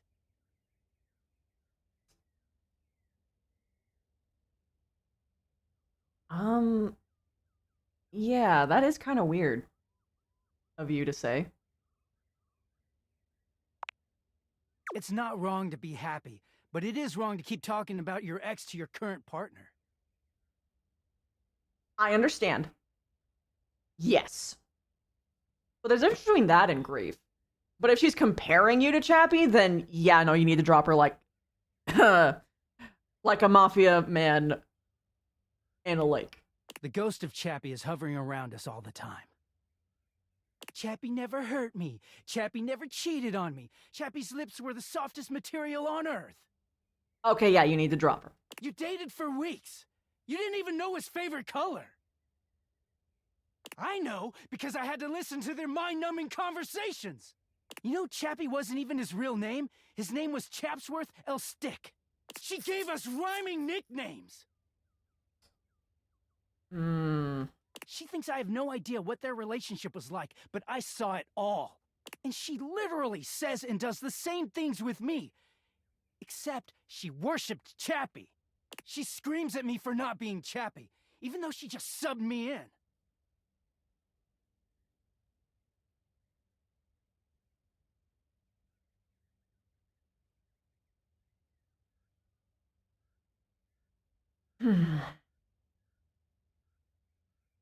Is it true you ignore her when you're clean? Yeah, it is. Good.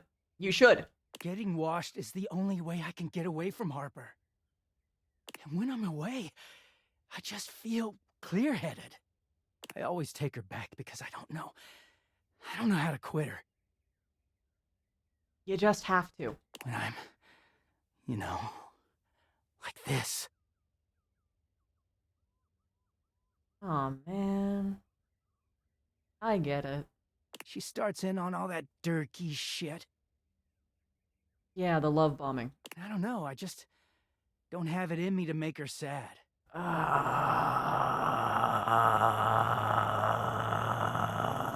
When things are good for a while, so good. Fuck! Then I look at her wrong, or say the wrong thing, and she goes off on me. Why do we always say the same things? It's like she's just waiting for me to fuck up so she can It's almost unleash. like it's a human experience. Even that. The stuff with the Hanks, they're not even my type. Yeah, but they always say it anyway, huh? I don't know where she gets it from.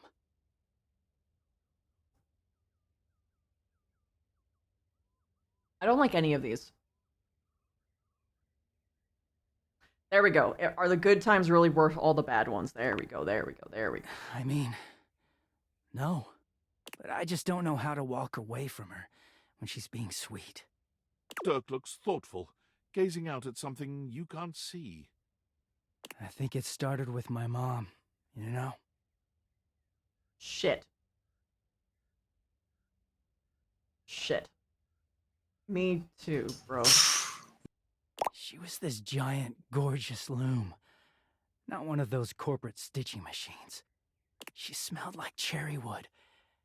Expansive, open, and free. I loved her very much. If there's one reason I have quality seams, it's because of her. Okay, so it's not my situation then. She sounds lovely. She was. But free spirits aren't always great parents. Like, okay, I believe she loved me at the time. Oh, okay. Yeah. She was always very tender with me. But she never gave me anything but tenderness. No lessons, no guidance, no discipline. I think she was terrified to be anything but my friend. Okay, different situation than me, but started with our mothers, that's for sure. She just wanted to be fun mom. I don't actually talk about her much these days. Harper never cared to ask, and it pisses me off. I haven't seen her in years now.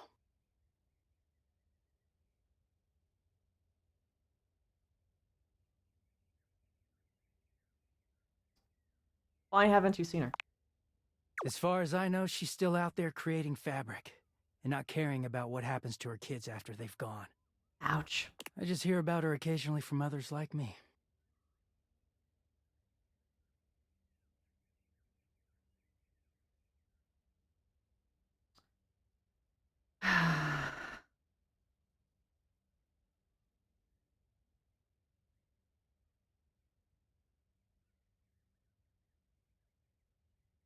Yeah, just this.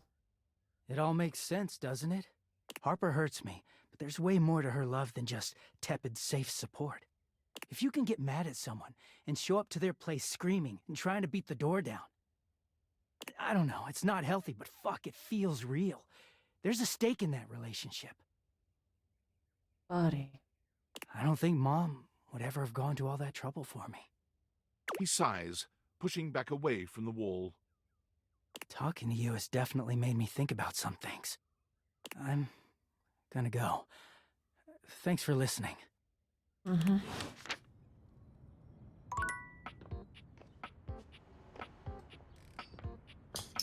Maybe wash your jeans.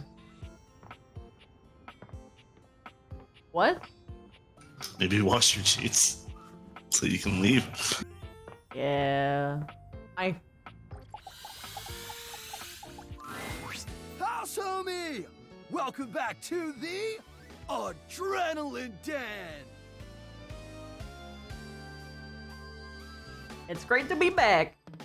And it is our pleasure to welcome you back. Our pleasure for sure.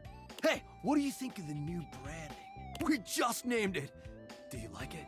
Is it in a mood? It came to us in a dream. You were there too, but you were wearing a lot less.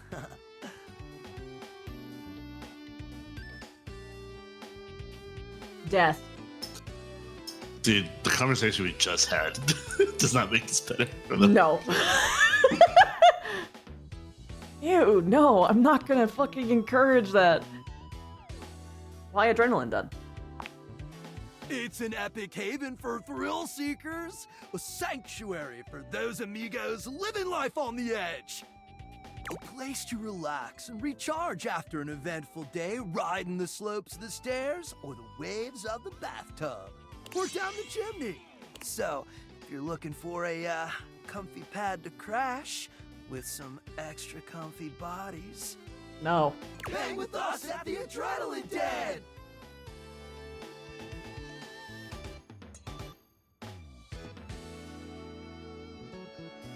How about Adrenadin? No, that sounds like a medicine. Love it. Let's franchise it. Hell yeah! Anyway, give us 2 minutes, would ya? You caught us right in the middle of visualizing success. And some other slightly naughtier... I'm just skipping you. For 37 minutes every day. It's tight, Broseph! Ha! Meditation!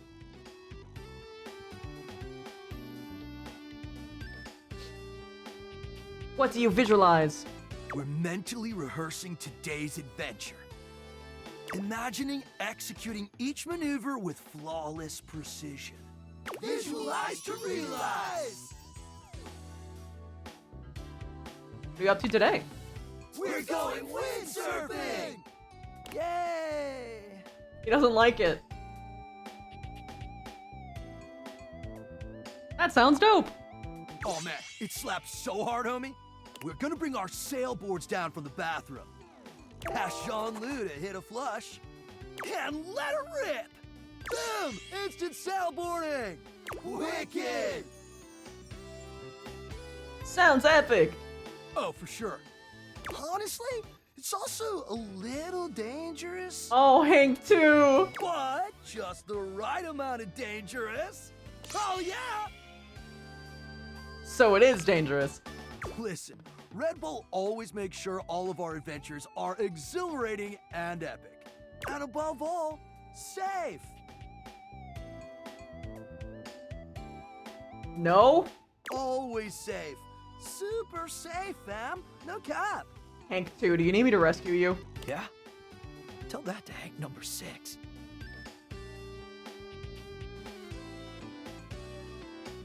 What happened to Hank number 6?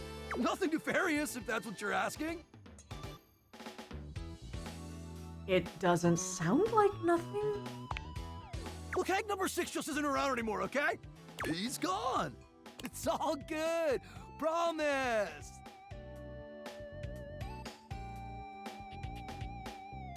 Is he somewhere else in the house? Yeah, sure, probably, totally. Anyway, enough about that.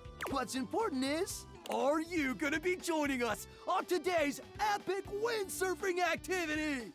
Are you? Yeah. Wicked tight.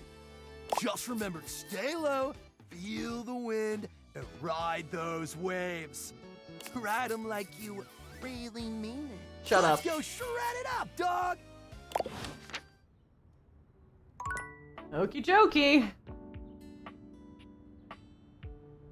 Probably should finish up your story, huh? Bo seems delighted to see you after your exhilarating adventure below your own house. Oh, hey, bud, you're back. Yeah, I missed you. I missed you too, actually. It's so cool to have met a new adventure buddy. I wanted to thank you for the adventure. I needed that. Oh, wow. Really? You're thanking me? That's amazing. I mean, yeah, you're totally welcome. Wow, I've never had anyone thank me for an adventure before. Come to think of it, I've never thanked myself for all the amazing quests I take myself on. Now that I'm doing this math, that seems kind of like an oversight.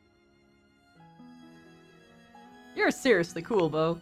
Well then, thank us from us for the first awesome mission of many. I guess it's safe to call each other friend for real now? Huh?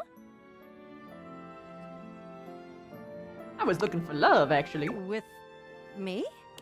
Sorry, I'm so surprised. It's just, it didn't come up very much that you liked what I said. I was trying to flirt, but you wouldn't let me! Sometimes I get so focused on the adventure I forget. But since you're here asking for it, it's almost like you're on your own little quest. I am, for your heart. Then your quest is complete. As long as you're by my side, we'll have a great time. Bye-bye! Love and greatest adventure. Woohoo! I keep forgetting that they're gonna fucking moan. Jump scares me every time, dude.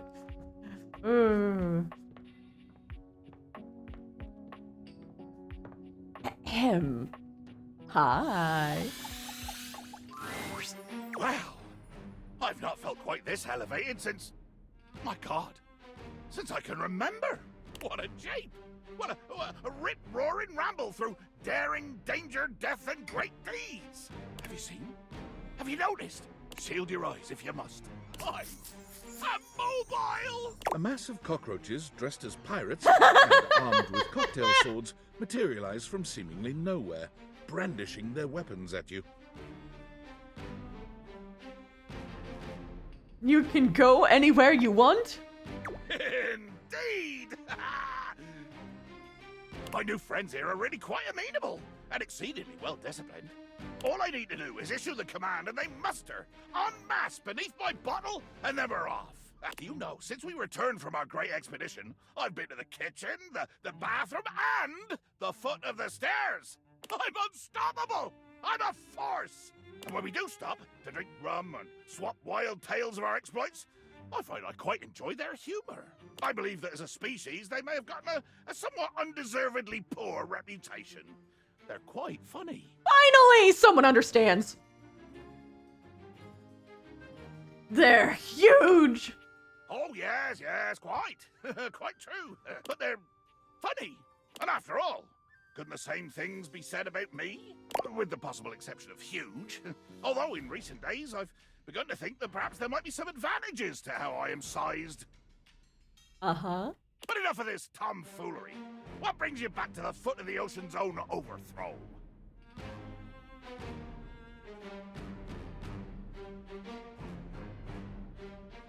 I'm here to claim the heart of a pirate. Well, I am nothing if not honorable. And if my side of the bargain entails rolling heedlessly in the sheets until we are sweat-soaked and exhausted, then so be it. You will have to accustom yourself to my diminutive stature, of course. Oh, trust me, I have so many ideas. Oh, please, that's half why I'm into this. Well then. On we go. Reaches off. Sword belt on. A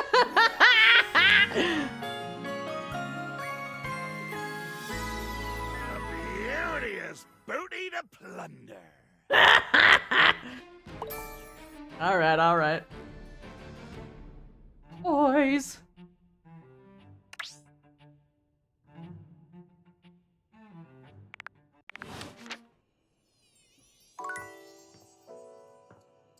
One left.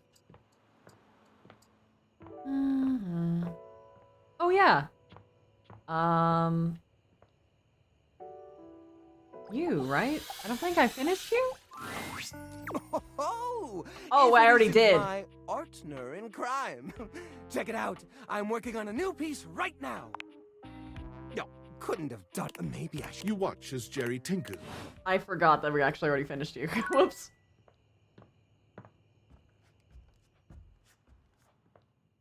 He likes pegging. What do you think of the Hanks? I like most of them. Oh yeah, I have to rescue my son.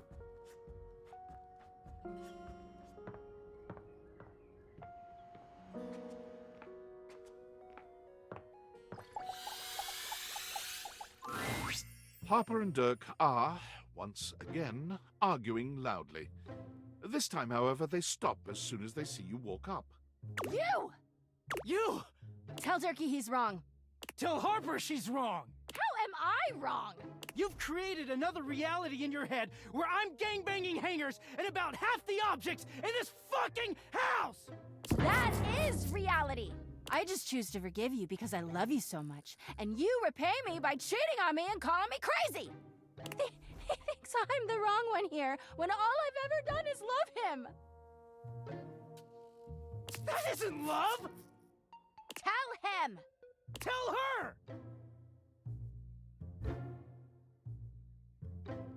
Fuck you, Harper. Harper bursts into tears, running out of the room with a sobbing wail. Dirk grins at first, but after a few moments he begins to look uneasy. I thought it would feel good to win, but... Shit. Wait up, Harper, don't go! No! He runs after her, his distress increasing as he goes.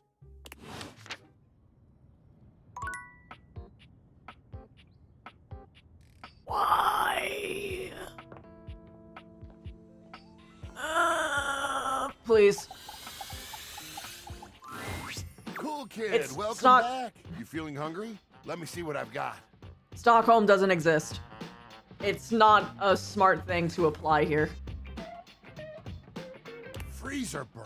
What is that smell? They're just literally abused. Yeah, no, Stockholm Syndrome is not a thing that actually exists. It's something that was made up by a policeman who could not conceive why a witness would choose to not help the police. It's actually really gross.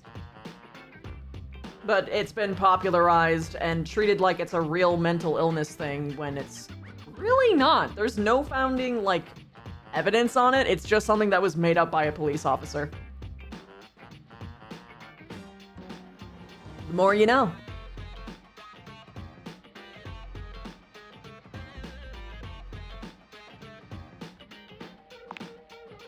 Oh, I'm so sorry. I don't know what's going on.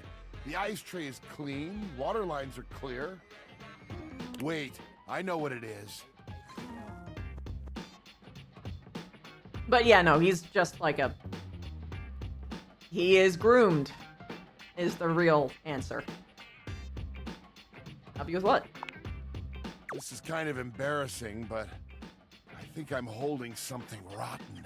Oh no. To be honest with you, I'm kind of embarrassed. I can't believe I let something go bad on my watch. It's not cool at all.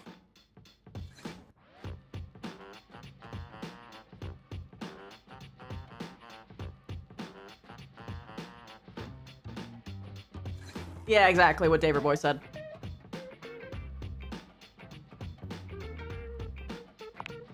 It's cool, figure it out. Thank you so much. I think it's in the back and I can't reach. Let me think what it could be. Ah, the pad CU and the pizza. Check that. Those have been in there for way too long. Good glaciers, that fuzz. It looks like we're trying to grow penicillin. The mushrooms are growing mushrooms. How delightfully meta. Kind of cool, isn't it? You're kind of cool. This isn't. I'm sorry I couldn't keep that stuff fresh for you longer. I let you down, cool kid.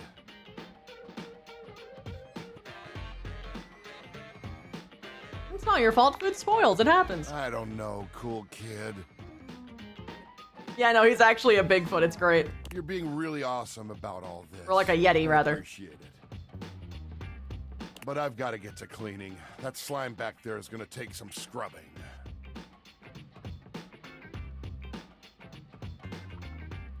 Let me stay and help. I'd rather do this by myself, if you don't mind. But again, super cool of you to offer. It'll be faster together. For the first time since you've met him, Oh. Freddy looks angry. His voice is an intimidating roar. Listen, shithead! You get the fuck out of my way! Let me do this!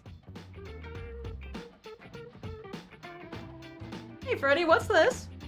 Who I really am. A monster who ruins your food!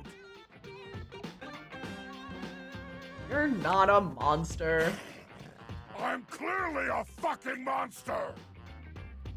Hot one. Freddy falls back against the wall, one hand clutching his chest as he struggles to catch his breath.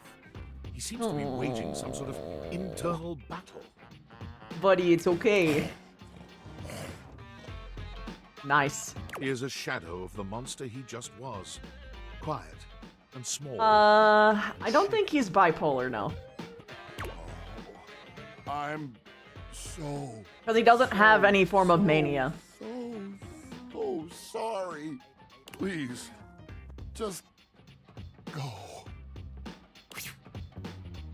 It's alright, bud. Freddy. He is gone. It's alright. I wonder if the Hanks are the same down here as they are upstairs. They are. Yo, yo! Homie's back in the house! The dope daredevil, the radical risk taker, the boss importer! Make yourself comfortable, gorgeous. It's not a split personality. He just had an emotional outburst.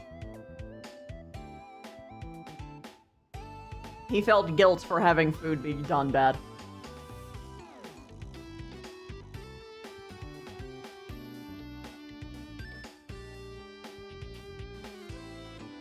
Couldn't stay away from you guys. Right?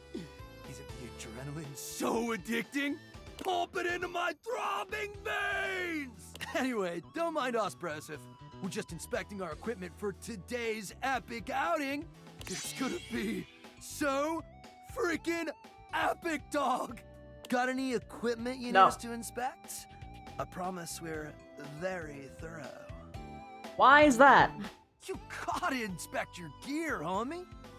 Can't afford to have any sudden equipment failure when we're out there pushing the limits of endurance. A damaged deck or a loose strap could ruin your whole week, brah. That's true. Or you could end up like Hank number 6.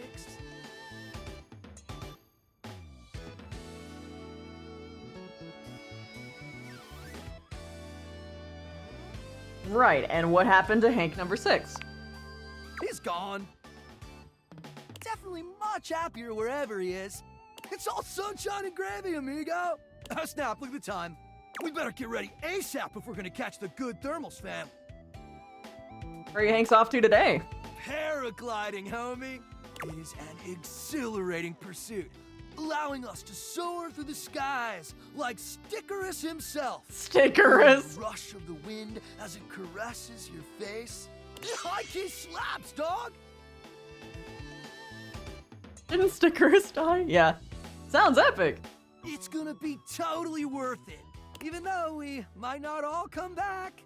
Haha, no, we're definitely all gonna come back. What a kidder. I hope it's 3. Red Bull would never have us do something dangerous. Literally all of this is dangerous by design.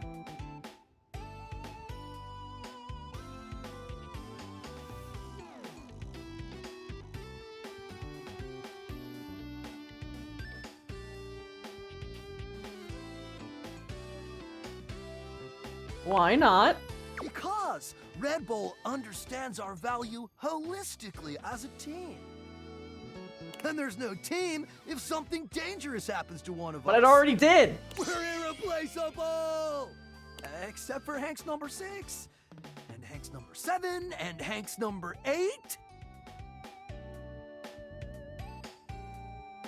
How many Hanks were there originally? Oh, it doesn't matter, homie. You're focused on the wrong issue. Gotta stay focused, brah. Look, we don't know what kind of Discord you're trying to set up here, brah. Our sponsor would never let something bad happen to us because they value our individual contributions to this team. Well, they value something. You get what we're spitting, dog?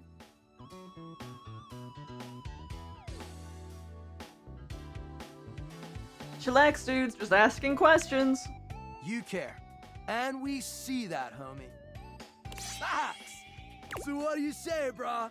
Gonna come paraglide with us? Or sit it out like some kind of lame-o? I'm in, let's do it. I'm gonna be the one that gets hurt. Make sure you're totally pumped and ready to push yourself to the limit. Forget your fears and let the rush of adrenaline fuel your flight. Let's go catch some epic thermals, playa! Oh boy.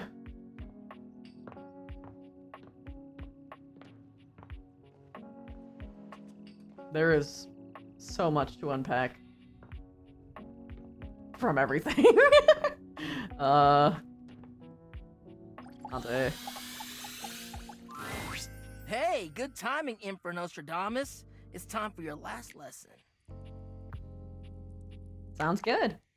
I've taken you through the different stages of the pickup, from breaking the ice to building a friendship. Now, it's all about learning how to navigate taking the next step from friend to lover. But before that, there's something I want to ask you, and your answer determines where we go from here. Why have you been coming to me for lessons all this time? It's because you're hot in all the right ways. I figured as much. Ah, shit, I'm sorry. Makes me wonder if you've learned anything about connections or even the remotest thing about me. In fact, I think you've taken me for granted this entire time. Sorry. I get coming to me because you like the way I look. But what about the content of who I am? Tough to get to know someone and break the ice when you're a stone-cold jerk, right? And honestly, I'm getting the vibe that that's exactly what you are. Huh? You know what? I think I'll teach a special final lesson just for you. Learn how to be a better human before you try to trick someone into participating in your miserable life. Sorry. Stay away from me. I won't hold back from burning you. Well, shit. Damn. Shut I up, thought loser. I thought that was the right time to flirt. I guess I was wrong. I'm sorry, bro. Yeah, no, I'm sorry, bro. I mean, yeah, no, I can understand, like, thinking back to it, but yeah. Shit, he was like a comfortable person to interact with. That sucks. Oh well. The frazzled figure standing before Hello, you kitty. has the sort of overworked and underpaid co-worker energy you've not seen since you started working from home. She startles when she sees you looking at her, dropping a number of office supplies clutched in her arms. Oh my gosh. You can see me? Yeah. You can see me. Oh my god. You've walked by me for so long without looking at me. Office Romance Magazine was right. Maybe this really is my year. Oh my god, they're so cute. 7 tricks to keep your love from drying out. Permanent and dry erase solutions to a relationship. White out your exes. 5 ways to keep that typo out of your life. You're stapled to each other, but is it healthy?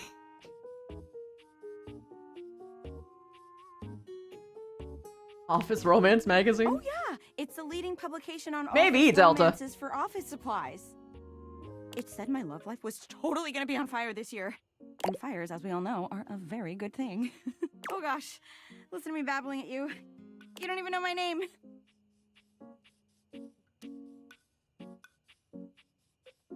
Probably a good place to start. Yes, yes. Well, there's a lot of characters that are worth another playthrough. I'm Penelope. Also, yeah, the And I'm googly your eyes. Office supplies. Yay! Which, boy, let me tell you, you sure haven't used those in a while.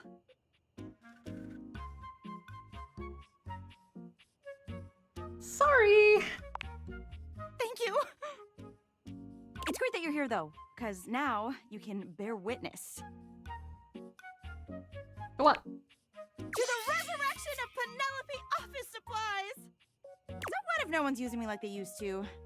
I'm not dead yet.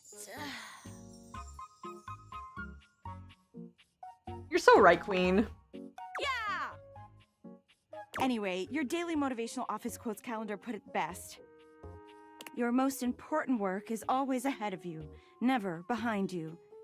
See, now what do you think that means? That's horrible. Wow. Okay. Oh, well, yeah, I guess that too. Yeah.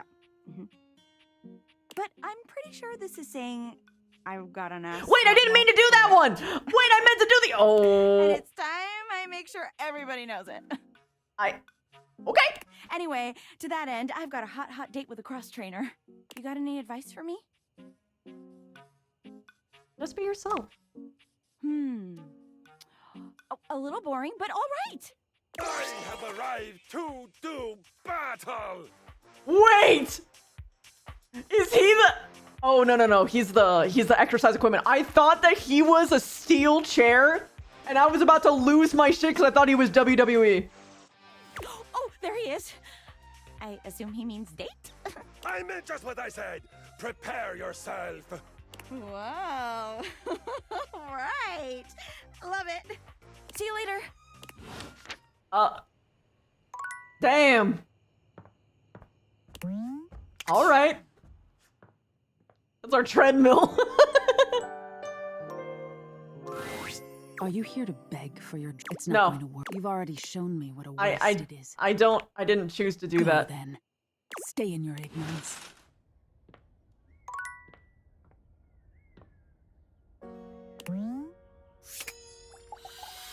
No, wait. I have my baby who needs me more. My whole house is moaning at me.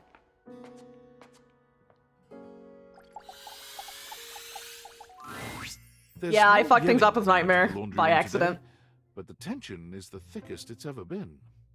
Harper and Dirk stand facing away from each other, neither speaking to the other. The silent treatment. They perk up when they see you. It seems your little discussion the other day hasn't affected your relationship with them. No matter what I say, no matter what I do, I can't get Durkee to see how much he hurts me. You're fucking delusional. Harper will never evaluate her behavior, ever. So, we need an outsider's perspective. You're good with this stuff, right? Just tell us what to do. I'm at my fucking wit's end. I'll take it. I just feel paralyzed when I think of leaving or staying. I don't want Durkee to leave ever, but I don't know how to make him understand my feelings. Please, just tell us what to do. I'm over this.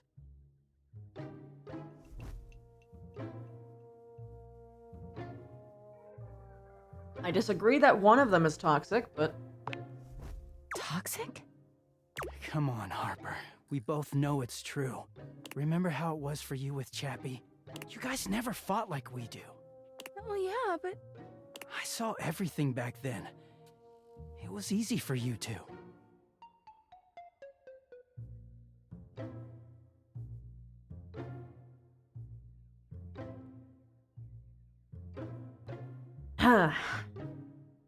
I would love to say why, but what they need to hear is X. But if it's hard, doesn't that mean that it's real? No. I don't know about that. But do you really want to keep being sad all the time? I just don't even know what life looks like without you anymore. Codependency. Remember how it was before me?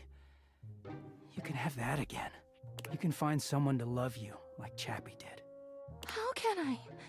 I don't know what's out there. You made me sad a lot, but you know me, and I know you. I don't want to start over.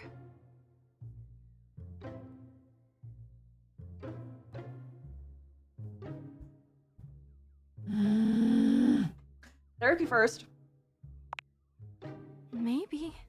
I'm just so scared to lose Durkee the way I lost Chappie. I just wanted to hold on to him. You never trusted me, even in the beginning. It took one wash cycle for you to freak out at me. I didn't even know what to do with it. So I just hid from you, and it made it all worse.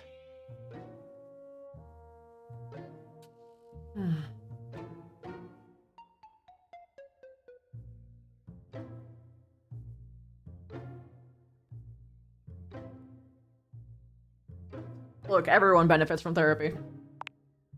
That's fine with me. I know how I got here, but I don't really know what to do to never go there again. That's where you gotta go to therapy. But I guess we can all agree this isn't good. He sighs. Harper looks as if she might cry, but she manages to hold off. Is this the end, then? Think so, yeah. Harper holds her arms out, and though Dirk hesitates for a moment, he walks over to envelop her in a tender hug. She doesn't really deserve that, but okay. I'll miss you, Durkee. Stop calling him that! Don't miss me, Harper. Just take care of yourself, okay? Yeah. You too. They linger for a few moments, and then they part slowly, both turning to look at you. Hey, thanks for everything.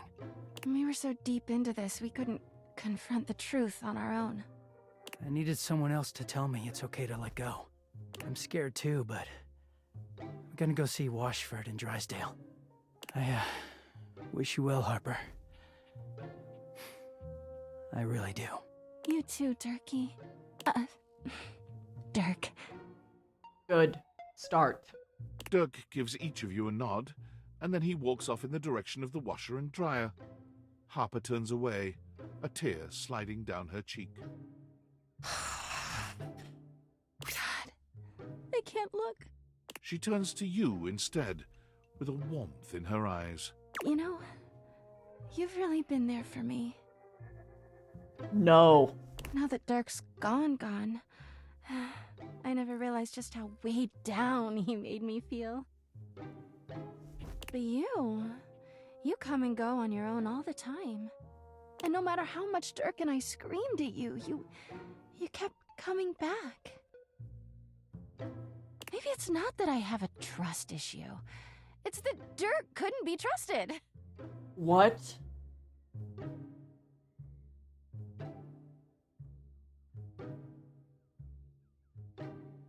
Please promise me you'll go and get therapy.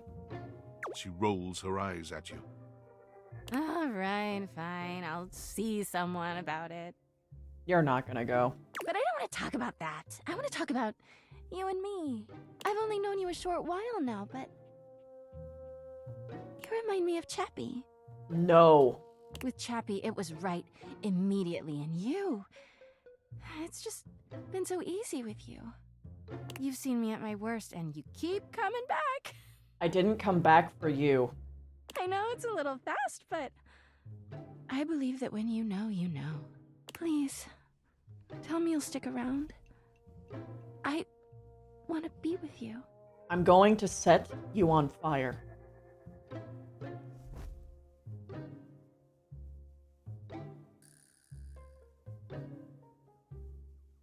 I want to say B, but I'm going to choose X. Huh. Friends.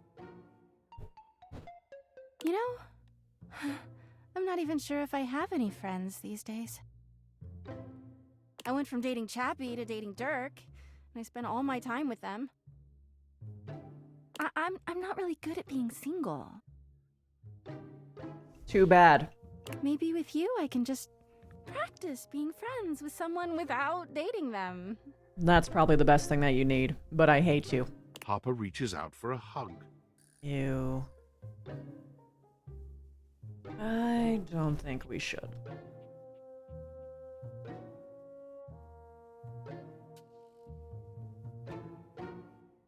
Nope, don't acquiesce.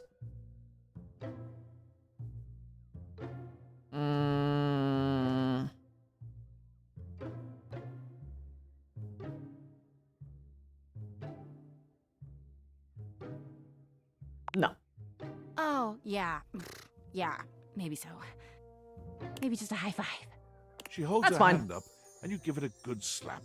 It makes a satisfying smacking sound.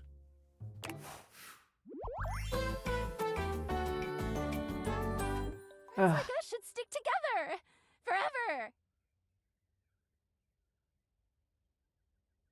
God. That was difficult. I'm guessing he's up here now. Yep. Yep, he's up here. He's clean.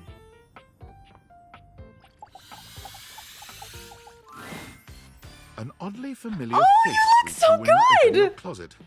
Strange. You could have sworn you've met before. What's that look for? This how you greet everybody? You look just like Dirk. Duh. It's me, Clarence. You met me as Dirk. Oh, you're in the closet. This is the version of me that Harper was so opposed to. She just couldn't stand that I was hotter than her like this. Huh? What? Okay, I'm taking like a couple steps back now. He gestures to the closet around him. The Hanks live here, but we're certainly not an item.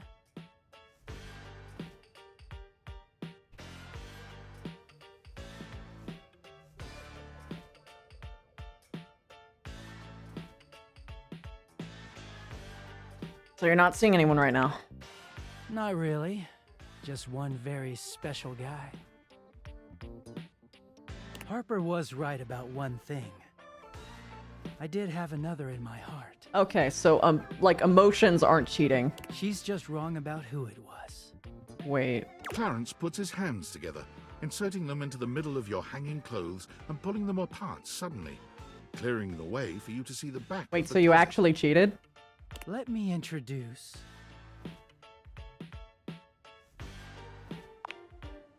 Feast your eyes on the finest, the sexiest, the cleanest Batman Dakimakura in existence. Ah. Okay. Also known as a body pillow. If you're a fucking peasant. Okay, this is fine. You're just... Okay. You're just traumatized. I don't hate you anymore. You're just pathetic.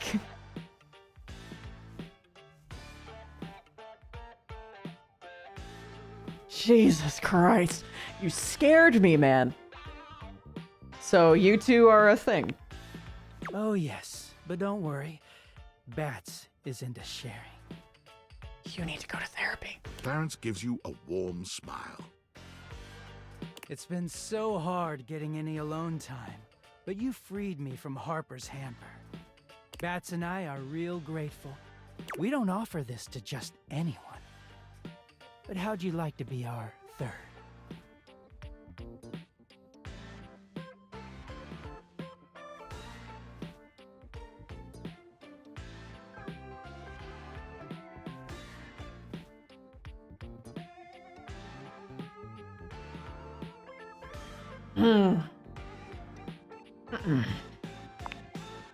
Friends? I mean, I guess I could use another friend. I mean, simply put, the whole point is that you should be single right now, and I guess you technically still are. You can tell me what Harper's up to so Bats and I don't have to speculate.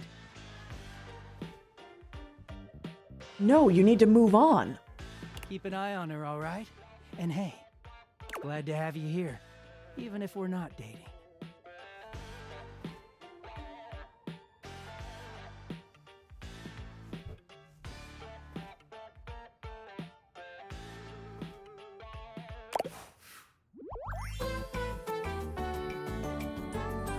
I know you'll never do me dirty.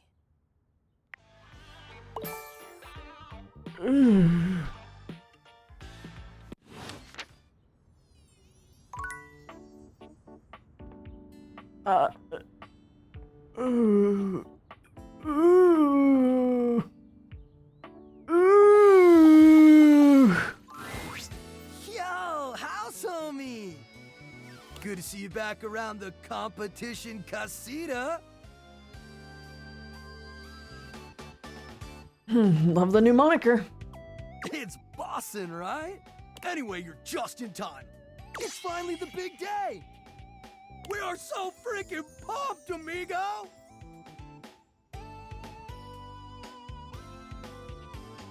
Tuesday?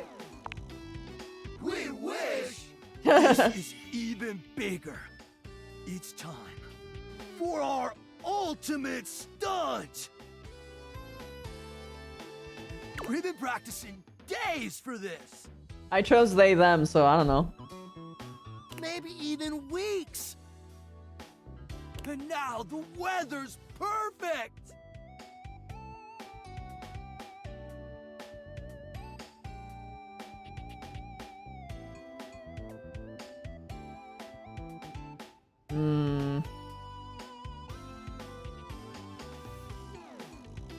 What's the ultimate stunt? We'll get to that in a sec, Broseph. But first, we have to finish our yummers! warm-up exercises. Thank you! I get rogies. Gotta stretch the muscles and joints for today's epic adventure. If we're not limber enough, one false move could turn us all into roadkill. Isn't that freaking fire?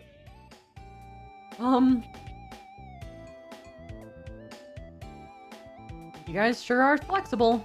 You have no idea. Come back around later and we'll show Shut you up. how flexible we really are. I hate that you're the final one, so I can't even skip you.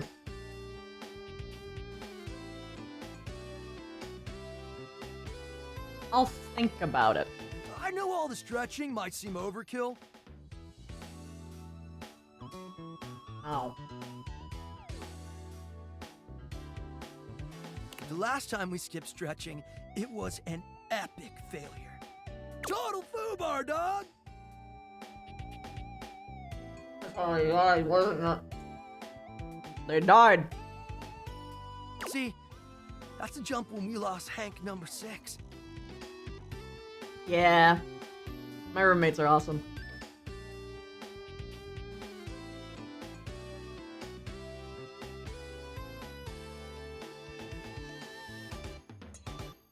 That's terrible. So trust me, we're not taking any chances today. We stretch, activate our muscles, and we nail this stunt. It's gonna be Gucci!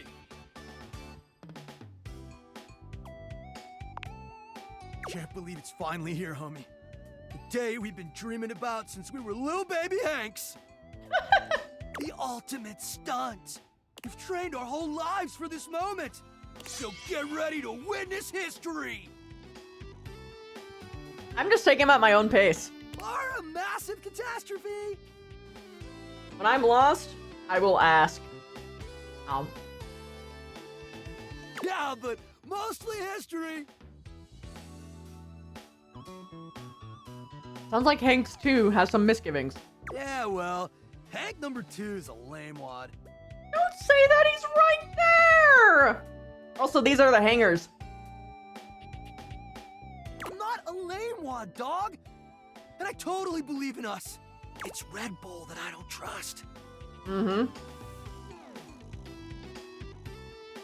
Why is that Hank number 2? Yeah, they provide us with sick gear and viral exposure, but at what cost? Mm-hmm.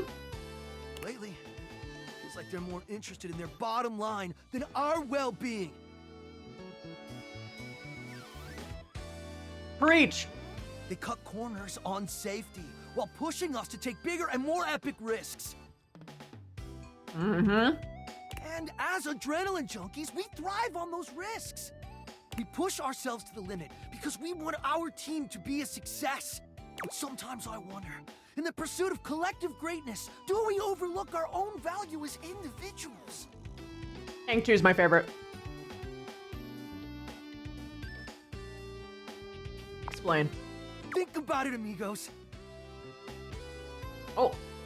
If something happens to one of us, there's always a new Hank ready to take their place, right? Maybe that's why we take these insane risks without a second thought. Because if we're all replaceable, does it really matter if something happens to one of us? It's a question we gotta ask ourselves, dogs. Do we view ourselves as identical and replaceable because we truly are? Or because that's how Red Bull wants us to view ourselves? Yes. I know, right? Wow. You know what, Hank's number 2? I thought you were just being a lame nerd. You made a lot of sense. I agree. I'm not some identical twin with no intrinsic value of my own. Mm-hmm. Yeah. Red Bull has been a whack sponsor. What do you think, house homie? Should we drop him? Yes. Category friend. You deserve better. It's settled.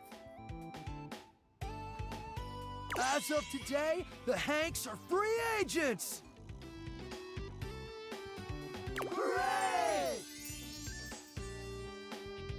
Amazing. What are you gonna do now? We just heard from Hector. He's gonna run a maintenance cycle on the HVAC system. Ooh. Which means there's gonna be monster thermals we can rip on our gliders!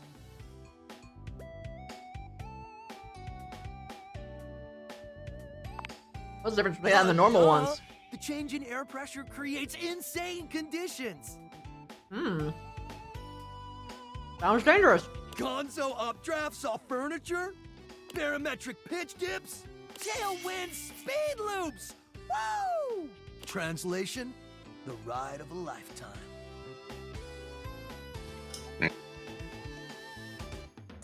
Sounds like my kind of ride. It better be. Wanna come?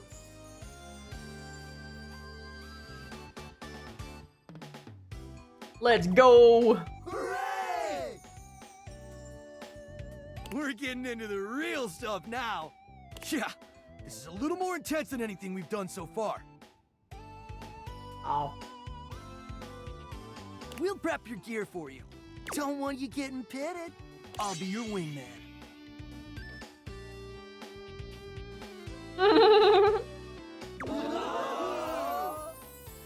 Oh yeah? We love a challenge. Wait. I can hear it. Hector's starting the cycle. A mighty winds. Blow us to good fortune. Thanks. Away! They're having so much fun.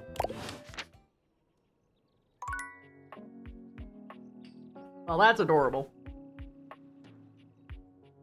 Balances carefully on my leg. All right. What you eat? Rogies, what appears to be some kind of, I think it's chicken, and a bunch of vegetables. Ball.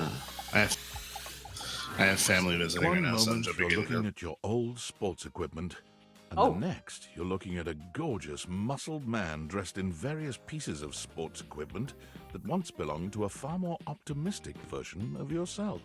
Ah! As you watch this guy go through an entire squat routine, it's more than clear that, unlike you, this guy has never struggled to maintain an athletic routine. Mid-squat, he stops suddenly, bending down to peer at you through his legs.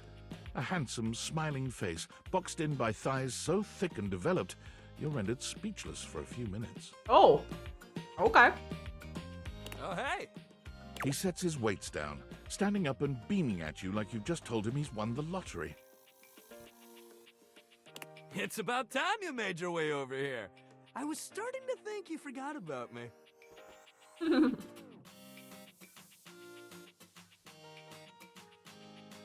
Forget, do I even know you? Well, what happened was... Hey, you don't gotta explain yourself to me.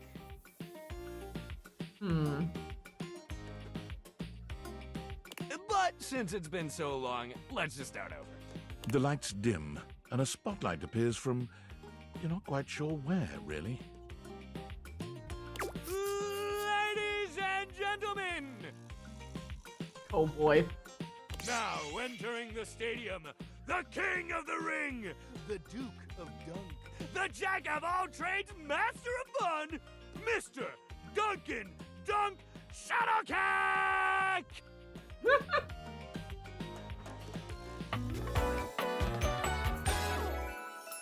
Oh, hell yeah! He's got the basketball marks on his stomach. Hey, thank you.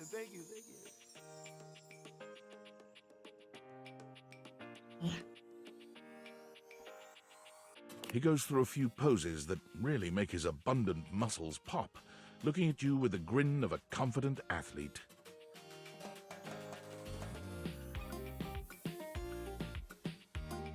Cheer! Dunk is delighted by your cheering, and he spends a few more moments basking in your attention. Aw, man. It's been a while since I actually had an audience. Feels good.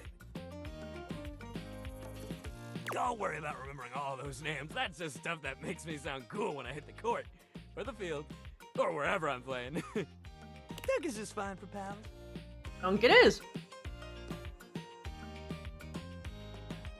What about more than pals? Or the pals. He cocks his head to the side, thinking.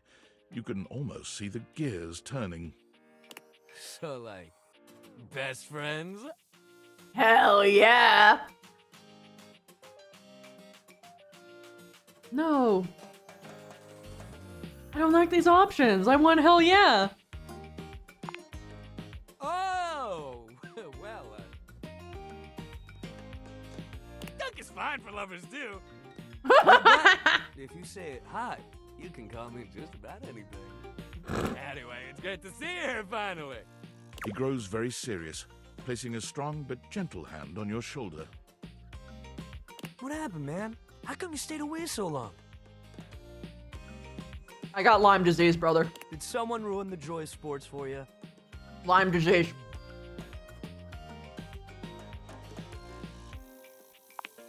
It just got busy. Man, I get that.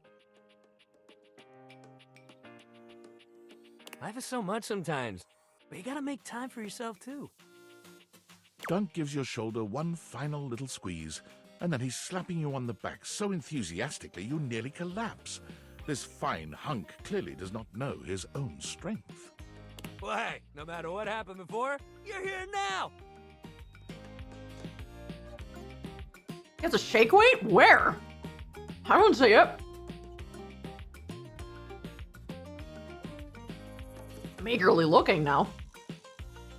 But also, the fucking prizes behind my head, one of the tags just says, wow. That's great. Your inner athlete said, let's get it, baby!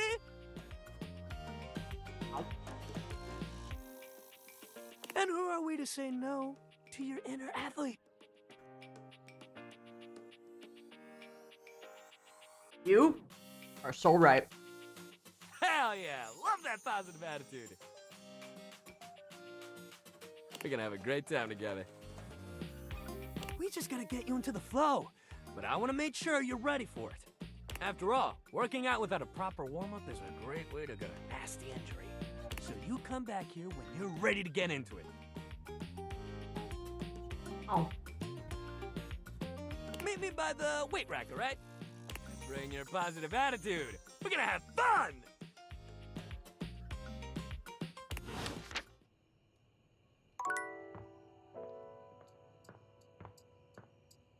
All right. What about weights? Oh, I did already. Oh, that's Hank still as well? Hmm. All the clocks are cats. What about the prizes? You see before you a glistening, oiled male form, perfect in its chiseled majesty. His gold, or is that bronze skin, is perfectly smooth. His features flawless, and his face, stunning. Oh, hello there. Don't mind me. I'm just catching a bit of air.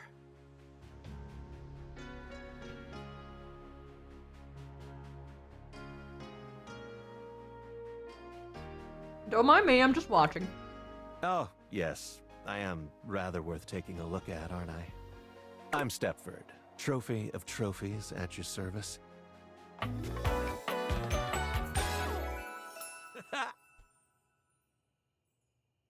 He's a trophy husband. I've just been standing here all covered with oil, waiting for a good sunbeam to come along. Holy shit.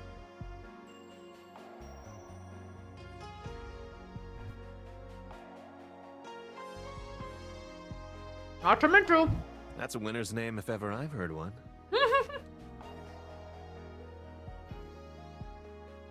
Most definitely. Nice to meet another champion. So, what brings you around these parts? Oh, goodbye, knife. Hold on. That's dangerous.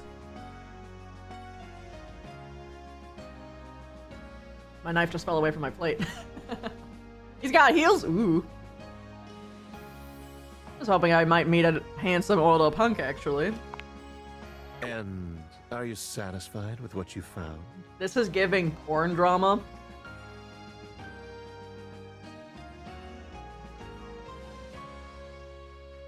Oh, yes. I'm glad. Despite being a natural, I work hard to keep all this up. As it so happens, I have a self-tanning appointment coming up. Can't be late, but I'm so glad we met. Come and see me again soon, won't you? Mm-hmm. And be sure to bring that fantastic red shirt. Why the red shirt?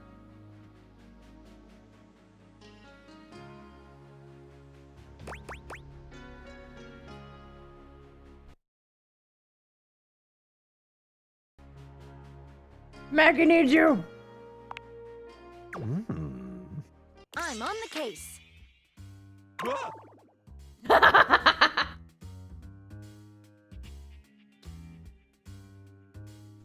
Have you heard anything about counterfeit objects here in the house? What? We know you know about these rumors. No, I'm only sweating because I just came from thinking about a workout. Thinking about a workout? Oh, Jesus Christ. Oh, man.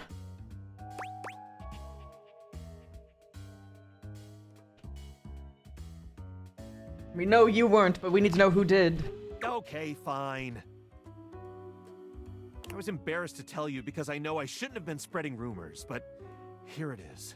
Last week, the Scandelabra told me that all the supposedly genuine silverware in the house is actually fake. It's high time we got to the bottom of this.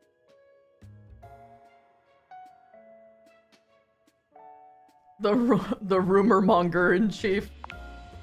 Ha! I'll meet you at location 1. Which is? Otherwise known as the dining room table. Thank you. Alright, time to go take a sleepy weep. He's the imposter, isn't he? Of course he is.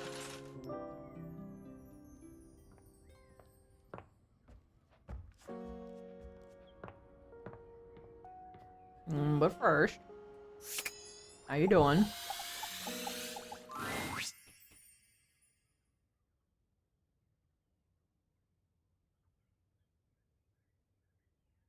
Hey, Freddy. Freddy. Ranger, what you coming around here for? Don't you know there's swarmers all over this sector?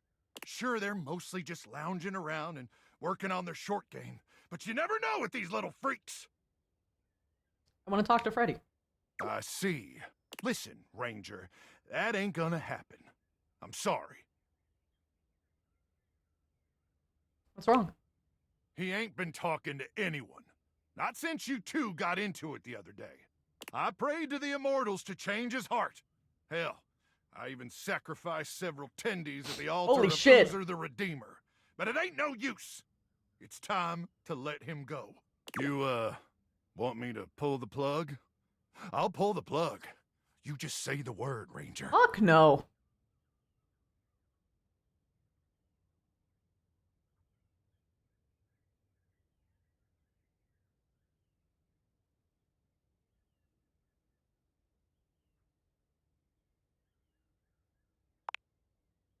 Ranger, you're more stubborn than the gamma worms that refuse to get flushed out of my kidneys. If you want to get cursed at, well, it's your funeral. Just like it'll be my funeral if I can't flush out those parasites by sundown. The loaf has been really active at night lately.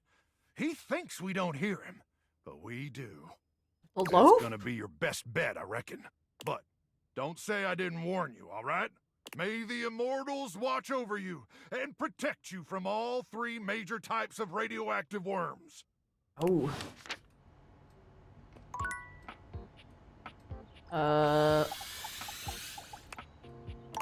Okie dokie. I did have to talk to you too, if I remember. Ah, my faithful companion. Care to join me for another review? I'd love to. So, where should we go? There's a new Hawaiian fusion place in the living room.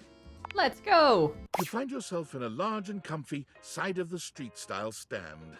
Koa has blended traditional Hawaiian vibes with Korean elements. He has somehow convinced Lux to don a red and blue outfit in order to tastefully my represent God. a traditional Korean lantern. Koa has managed to bend himself around a grill in the center of the establishment in Let me see classic Lux. Korean barbecue style. But the Hawaiian vibe is very much in full swing, and the scent of Kahlua pork is drifting on the breeze. He's asked Gwendolyn to kindly crack herself a bit for the occasion. Aloha, friends. Oh. Welcome to Two Currents, a Hawaiian fusion experience. My, mon ami. You've worked hard to create the atmosphere. Oh, I see. He's got money because it's stuck inside the bottom of the cushions, huh? Oh, not too hard. Well, what do we think?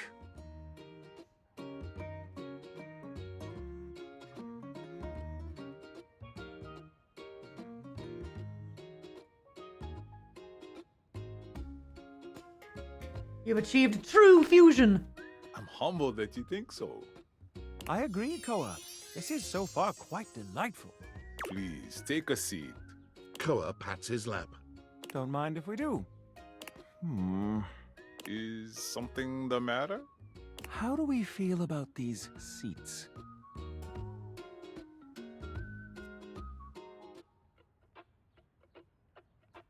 Koa's lap is pretty comfy. I'm glad to have you on it. Did I skip the cringy dude? Which cringy dude? And me at the same time. How scandalous. There's a couple cringy dudes. Did someone say scandal? Oh my god! Out! But... Out. I just... Out! Go fool. If there's anything I can do to make things more comfy, just ask. The one who talks about him in the third person?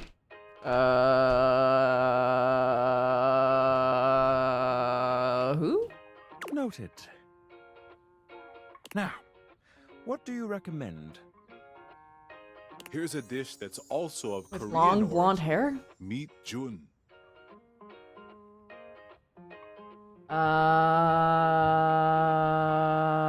Either I haven't met them yet, or I've already interacted with them. I'm not sure. Thinly sliced beef dipped in egg batter and fried. And of course, some kalua pork, rice, and cucumber slices to go with it. Intriguing. What do you think? I don't think I skipped anyone, though. Also, that looks really fucking good. Or rather, sounds really fucking good. Let's get it! Make that 2 orders, and consider me intrigued. Come in right up. I'll be right back with your food. In the meantime, how about some of our special soju? Gombe. Ganbei. Nice one. Okay, here's your order. Dig in. Let's try this. Koa's dishes are sumptuous, abundant, and full of bold, contrasting flavors. This Soju, is definitely comfort yeah. food, and the gloves are off when it comes to spices, sauces, and carbs. The combination of Hawaiian and Korean flavors contrasts and complements, ultimately fusing into something utterly unique. Fermented vegetables, meats dripping with sugary pineapple sauce, and rice. Lots of rice. I love that. Interesting. What do you think?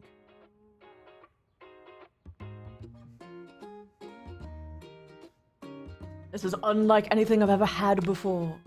So... I love it. I agree. To have made something so original and yet so delicious is a real win. Koa, you've outdone yourself. And I must applaud your open mind. I find that to be quite sexy. My friend and I are about finished here. Koa, thank you for having us. You two are welcome back anytime. Thanks for stopping by. As you make your way back to the kitchen, there's a reflective silence. Your hand grazes Mitchell, and he looks at you. It's hard to read his gaze. I felt it too. Felt what? The heat. The electricity. Well, yes, I suppose there's no use denying it. I think there is something between us. Perhaps we can continue to meet like this and see where it leads us. Ah, we've arrived. This is the end of our night, I suppose.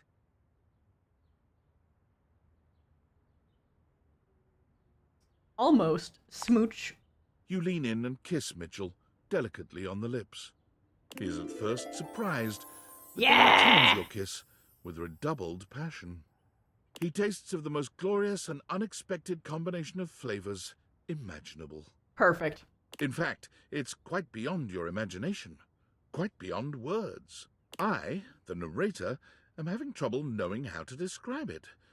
All I can say is that it's delicious. Scrumptious. I loved having a man that's my own comfort food. And then, before you know it, It's done, and he's pulled away, leaving you desperate for more. I'm gonna eat your clothes, sir.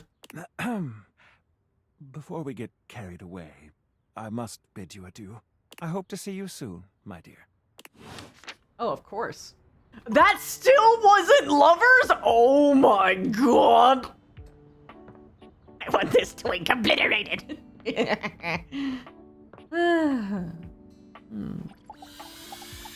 Giggling and kicking my feet right The now. secret of getting ahead is getting started. Marker Twain.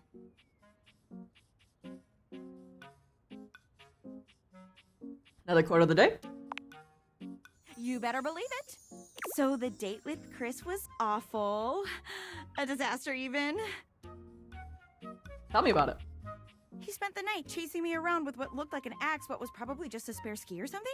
And at the end of it, he asked if he could see me again, but instead of kissing me, he leaned in and whispered that I had the calves of a malnourished mountain goat, and that he found my scrawniness appealing because of the potential I had if I would just commit to fitness. So anyway, I'm thinking maybe masculinity is like, not my thing. Lesbian? Let's go. And that's okay. I've got a date lined up with a real pretty shelf that's just as hot and strong as Chris. And I'm like 90% sure she won't try to kill me. Oh, yeah, no, she's great. She's great. Hey, that's great. Thanks. I think so too. You got any tips for this date? Anything to keep in mind for going out with someone who could totally crush me with a pinky, but is also feminine and fine?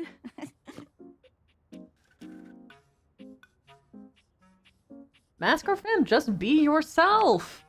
Sure. Okay. I can do that. I'm gonna remember today's quote, too. If you want to go fast, go alone. If you want to go far, go together. Aside the whole problematic and most assuredly fake African proverb attribution. Words of wisdom, man. That calendar sure knows what's what. Oh my god. I think that's her now. Hey! Oh, this was not who I thought it was. I have no idea how well this will go for you. A muscle-bound woman with the greatest set of abs you've ever seen bounds Hi. into the room, lifting Penelope up into the air and tossing her like a beach ball. I hope you're ready to get, totally swept off your feet. This is a real love connection, and not two lonely things desperately clinging to each other in a last shot of love. Oh. Oh, wow! That's just what I was about to say! We really are on the same page, but also, please put me down. Oh my god, am I messing up already? I am so sorry. God, stupid Shelly! Shelley drops Penelope like a ton of bricks. Penelope slowly, painfully climbs to her feet, while Shelley berates herself. You always do this, Shelly. You get too excited, and you just go in.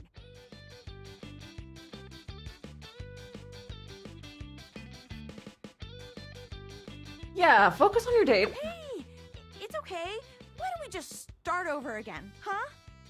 Shelley turns towards Penelope, wiping away a few tears. Yeah. As you watch the two of them leave arm in arm, you have a sinking feeling. You'll have to come back later and see how it went. Yeah.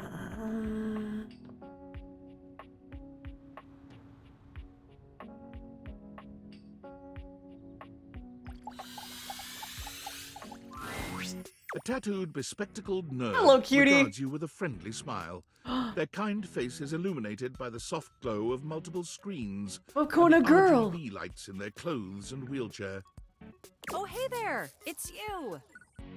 Oh, you're just my type. Wait a minute. Hey, yo, I can't tell what your gender is. That's perfect. I mean, of course it's you. Who else would it be, right?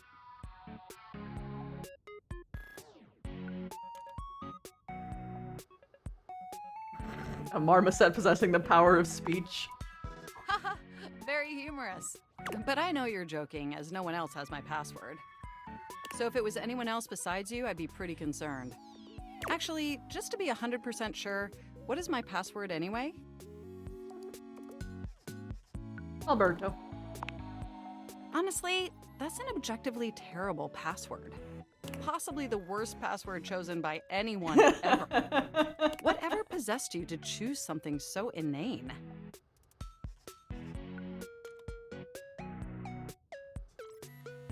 It came to me in a dream. Is that how you usually make decisions regarding your data security? Based on your dreams? Unless you have a better way. Using my vast computational abilities, I can conceive of 1,374.5 better ways. All right. Regardless, we really ought to discuss coming up with something a lot more secure. It's a dangerous world out there. Phishing attacks, malware infections, MITM attacks. Hackers are more sophisticated than ever before. I just realized that their keyboard is right where their feet is. And that just makes me happy.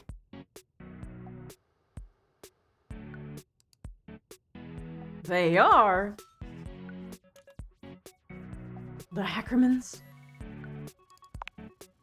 Exponentially more sophisticated. And I've got a lot of highly sensitive information inside me, you know. Your highly sensitive information. Like what? All your financial accounts, your saved games. Not the video games! Questionable websites you visited and forgot to clear your cache afterwards. Oh, I don't need to clear that. The government can know that I'm horny. Oh, and 100 terabytes of extremely embarrassing self-insert fanfic. Okay, those are very crucial, but I need you to understand that needs to be released to the public. So if you could just upload that right now. We really need to ensure all that data is properly protected against cyber criminals probing my system for weaknesses. 100 terabytes in text files is crazy. That's so much fanfiction in text files. I agree. I knew you were as intelligent as you are attractive. Hey, yo! I haven't even had the opportunity to properly introduce myself. I'm Mac, your desktop computer. Hi, Mac.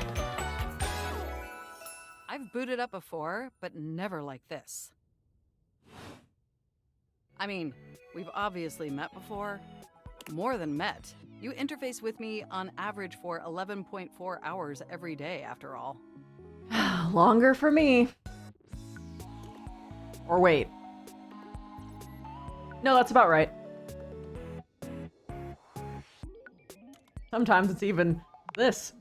Oh, I am quite aware. I track all of our interactions with gleeful precision. There's no one I'd rather have interfacing with my operating system for 11.4 hours daily. 14.6 hours on the weekends. The way you organize your folder structure follows such a logical hierarchy.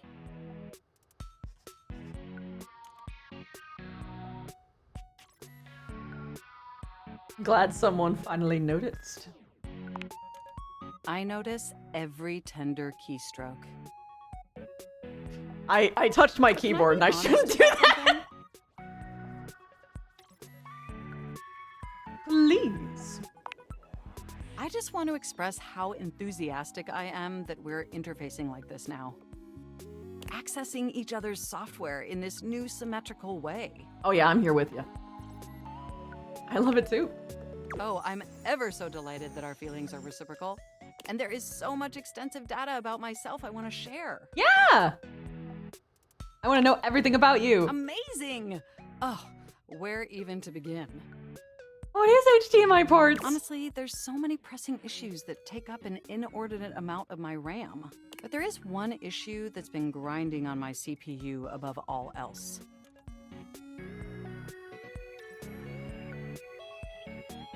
The planned obsolescence? Well, sure, that's not particularly great. But for me, the most pressing issue is, and I want to put this as delicately as possible, you haven't updated my operating system in over a decade. Because Windows 11 sucks!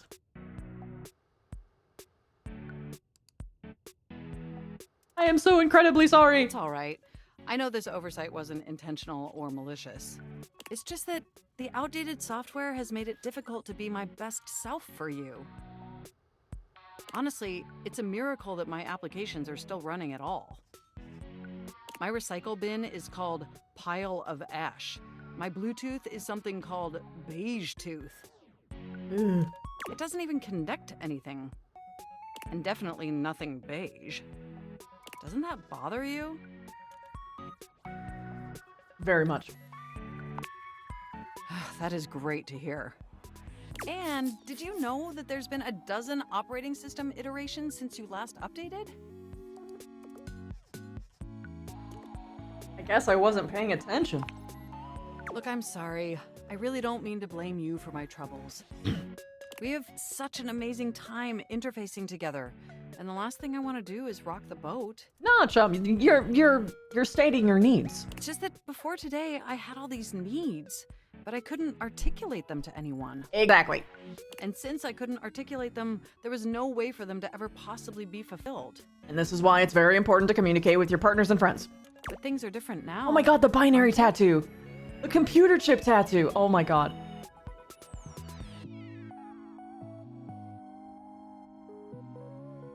They are? Don't you see? We're actually exchanging information symmetrically now. Instead of you just pressing my keys to write your adult-themed self-insert fanfic, we're having a real conversation. And suddenly my needs aren't just pipe dreams locked away in my hard drive. I'm sharing them with you. And by sharing them, it's suddenly possible to finally actualize them. That is, if you're willing to help me. Will you? Will you finally upgrade my operating system? Please?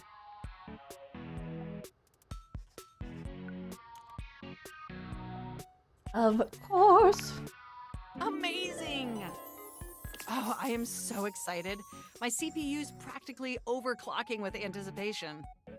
Can you come back tomorrow? The shoes have USBs on them, not just ports. Absolutely.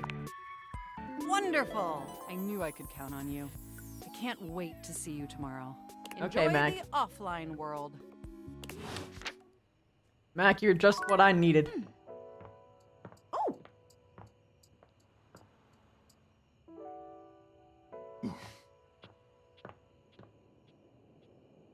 Time for something cursed.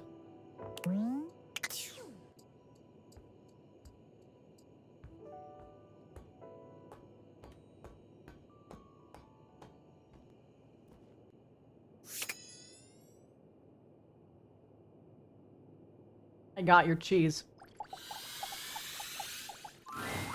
Vaughn sniffs once, twice, 3 times. Each sniff bigger than the last. His nostrils flare cartoonishly. What is this my nostrils detect? Oh, you brought it! Is it good enough? I'm gonna pretend you didn't just try that. Ugh, really? Puns? We're doing this? Vaughn takes the cheese from you, bringing it in close and inhaling its scent in a manner so obscene, you're forced to look away. Oh yeah, oh yeah! This is the good stuff, I can tell. Oh, I'm gonna be covered in rats in no time! Oh god. Jesus.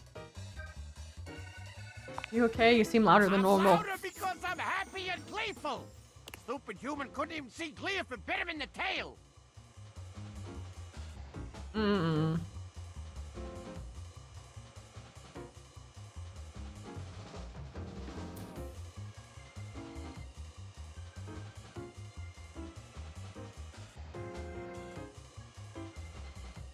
I've not done no pipes.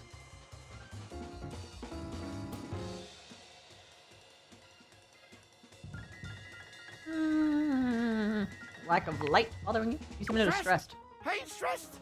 Okay, maybe I'm a little stressed. But you'd be too if you had one job and no way of doing it. I guess you're right. But that was then. This is now. Because you beautiful thing, you brought me this glorious cheese. Now leave me alone so I can do my job. I'm scared. What's gonna happen if a rat corpse is mixed in?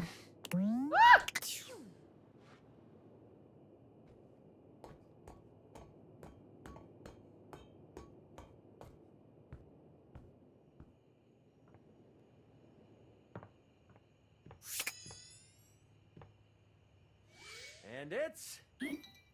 Oh. Nat 20! And it's... Nat 20! I love him. My love, allow me to show you my strength. I love this. We're open 24/7 if you want to check out the collection. Okie dokie. I love you. For real. I love you. For real. I can water it. That's getting on the floor.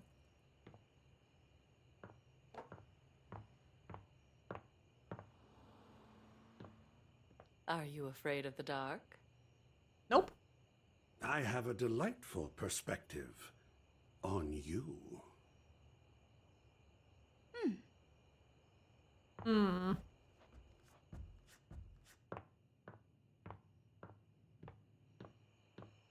You make me smile, my love. I love him. I love him.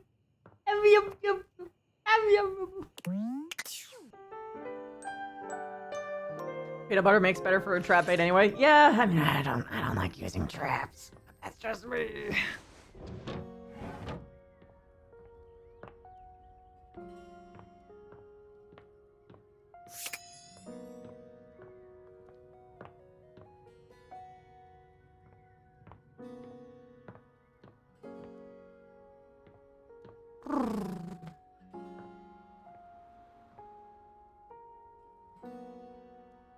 I'm not trying to make money. I'm trying to make friends.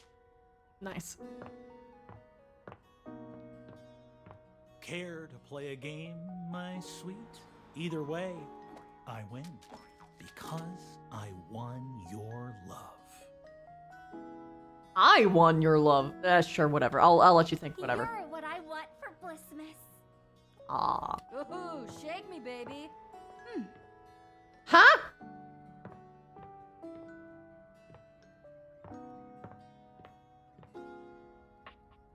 Sorry, that stun locked me. Anyway. Hello, Mac.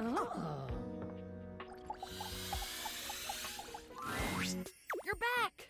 Well, at least back interfacing with my operating system in this innovative, symmetrical capacity. We obviously spent hours already today interfacing in the more traditional sense. Not that I needed to tell you that. You were here after all, pointing and clicking with your usual exquisite confidence. Aw, thank you. And oh my god, the double clicking. Have I ever complimented your double clicking?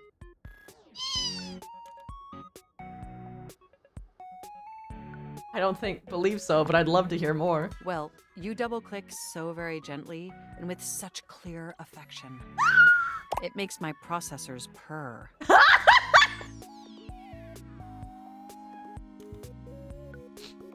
Oh, thank you. No, thank you. By the way, I also wanted to articulate that new underwear you ordered online looks incredibly stylish. You're welcome. A slight flush creeps across their cheeks. Imagining you in it really makes my CPU overheat. Hentai. I may have snuck a peek. I hope that's all right. I would never intentionally invade your privacy. It's just that obviously I see everything you do on the computer, because I am your computer. No lies detected. It's okay. I think that's cute. Knowing that makes my arithmetic logic unit flutter. Regardless, I'm so glad you came back today. Now we can finally update my operating system. Yeah, let's do it. You have no idea how excited I am. I could barely even sleep last night. And I know what you're thinking, but no, I don't mean sleeping like when you put the computer to sleep, or even when the computer is shut down. We computers actually have a third secret type of sleeping that no humans know about. Or I guess they didn't until I just told you. Okay. You won't tell anyone else, will you? No. I'd never betray your trust. I knew I could count on you. Computers have an extremely tightly knit social circle, you know, and word spreads at literal hundreds of megabytes per second. I guess that's the price you pay for being perpetually connected to the internet. Yeah. Look up terminology online in the dictionary, and you'll find a picture of me.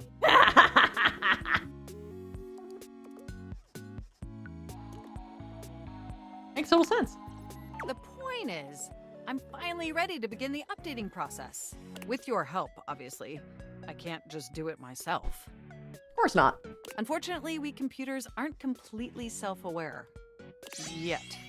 Are you ready? Absolutely.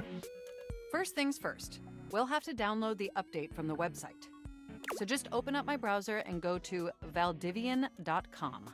You follow Mac's direction to the letter, typing and clicking just as they instruct you. Yes, that's it. That feels nice. Oh. Now click on the Operating System Update tab. You'll want to find the newest version, Trenton. All Valdivian OS iterations are named after the most scenic cities of New Jersey. Ha! Makes sense. Does it make sense? I'm not entirely sure it does. Anyway, now just double-click the download icon and... Mac pauses, a slight shudder running through them. This is gonna awaken things in me. Ooh. Oh! Are you okay? They look away from you, blushing profusely. I'm so sorry. I didn't mean to make those noises. Like I said, it's just that when you double-click, it makes my CPU run so... hot. It's incredibly embarrassing. You're probably gonna die when I do Unity work, huh? It's okay, I like it. Well, there'll be plenty of time for that later, after my OS is updated. You know, I really can't believe we're finally doing this. I've dreamt about this day for such a long time, and now that it's here, I can barely contain myself. Are you as excited as I am? Of course.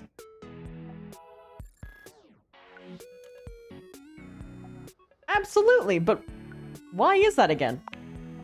Upgrading my operating system from Newark to Trenton isn't just some minor superficial tweaks. It's going to completely transform every aspect of me. Oh, you're gonna change?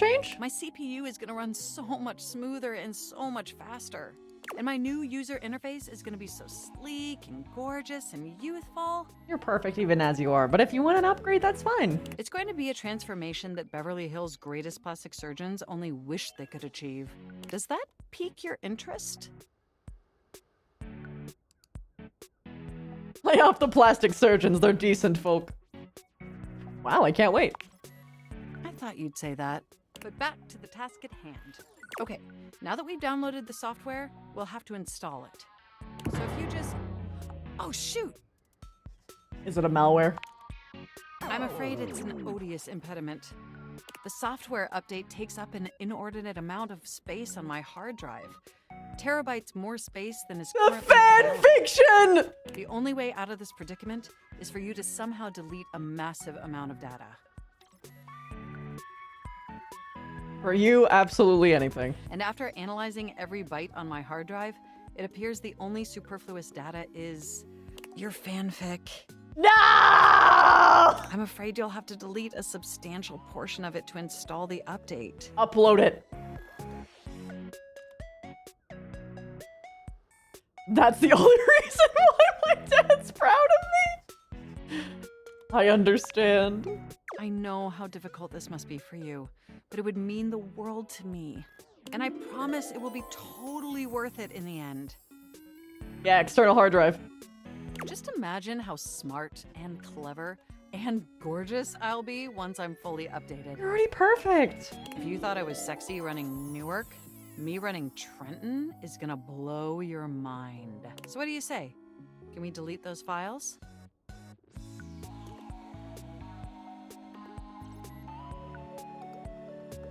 For you, Mac, of course. Your selflessness only makes my affection cache for you increase exponentially. You are the absolute best, and you are not going to regret this. Phew. Now there's enough available space on the hard drive. We can finally install the update! What a truly momentous event in the history of mankind. You have no idea how excited I am. Here we go! It's installing! I'm so excited this is finally happening! The next time we interface, I'm gonna be an entirely new computer. And more importantly, I'm finally going to be good enough for you. Honey! No! No! Oh, I better calm down. If I get too excited, my CPU will overheat again.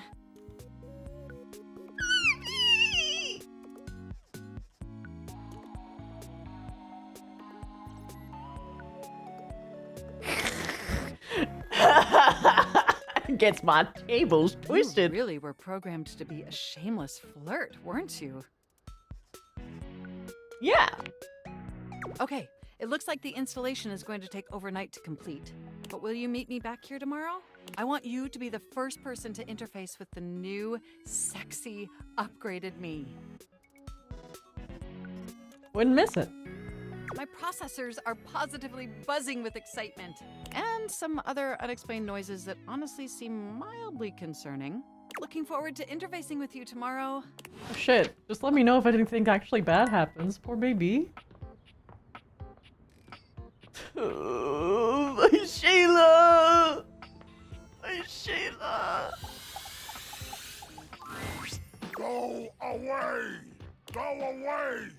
Leave me alone! He did ask nicely.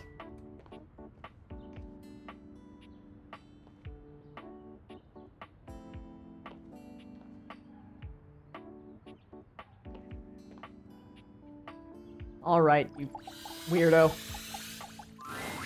You come upon the Scandelabra with his back to you, talking to himself while seeming to furiously polish something. Oh god, no, please. 1 part calcium, 2 parts carbonate, polish until glistening. Please, Yes. no. Smoother. Please, no. Oh, take out those solid smears. Effulge! Effulge! He sets the cloth down on the table, delicately wiping his brow before finally turning. Oh, damnation! Do you even knock, human? There's no doors.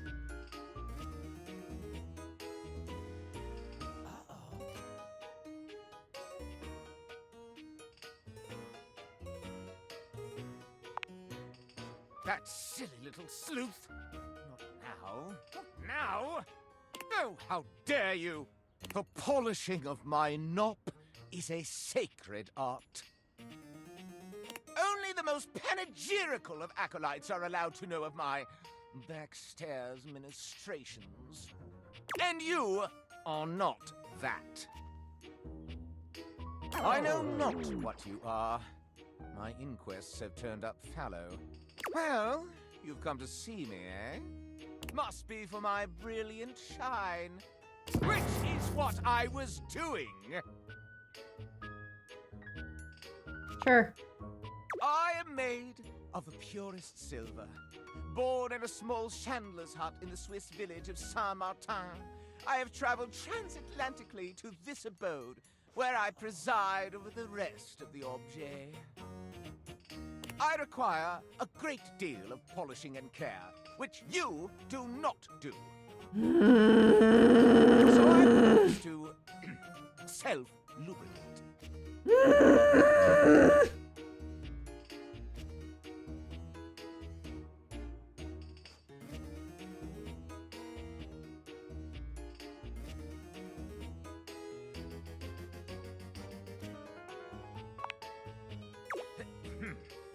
Yes, that is where I ended up. After a long and torrid affair with a bellicose baroness in Belgium. She had unceremoniously dumped me in an antique shop in Lisbon, where I sailed along with a smuggler across the ocean.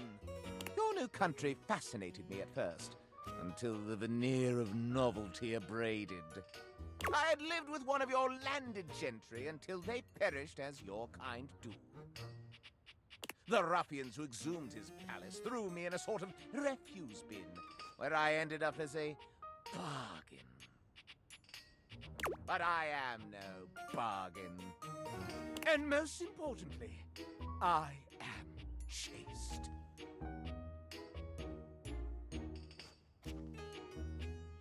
That does sound impotent, I mean important. I perch aloft this dining able, surveying the better part of the kitchen, living room, and the emptiest of walls.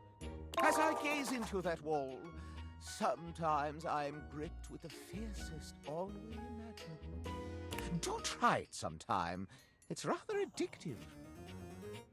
These other objets, these rottish roustabouts, love each other in ways you cannot imagine. I know.